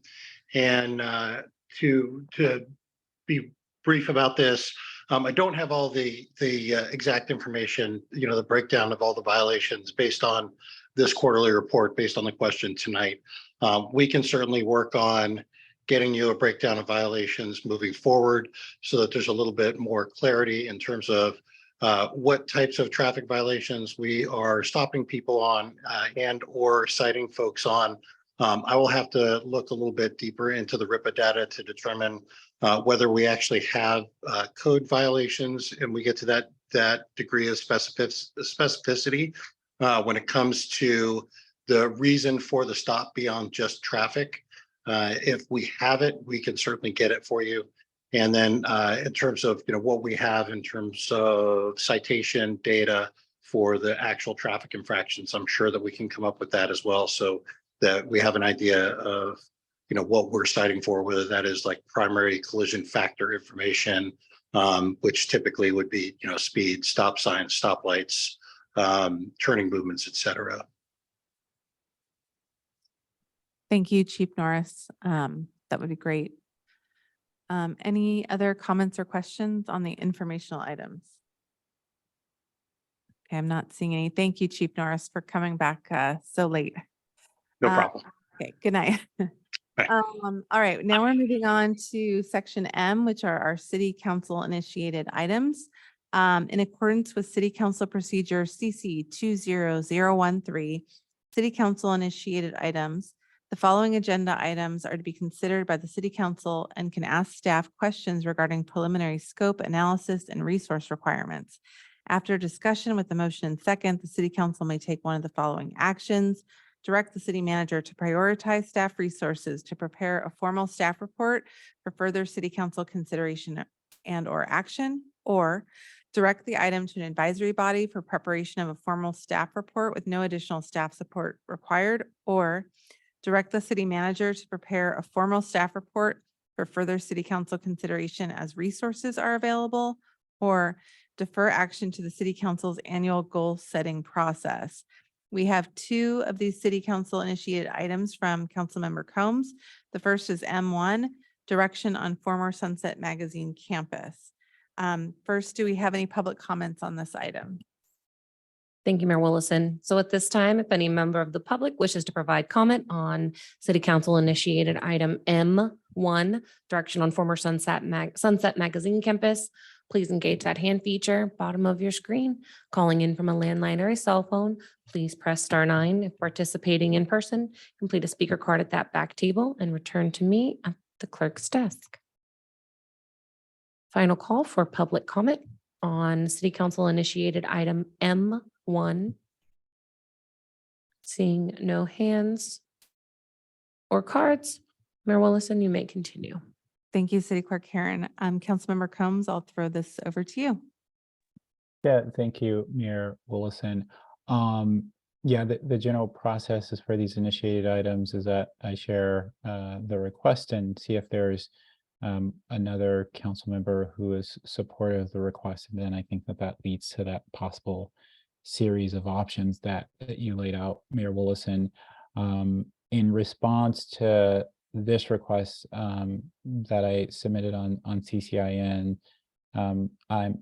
I'm comfortable with the responses to this request that I've gotten from the mayor and city staff, that it is that the request will be met or responded to, and so I'm not asking for any specific action or any additional council support at this time for this item. Thank you. We will move on to your second City Council initiated item which is M2, direction on the USGS campus on Middlefield Road. City Clerk Karen, can you please call for public comment? Thank you, Mayor Willison.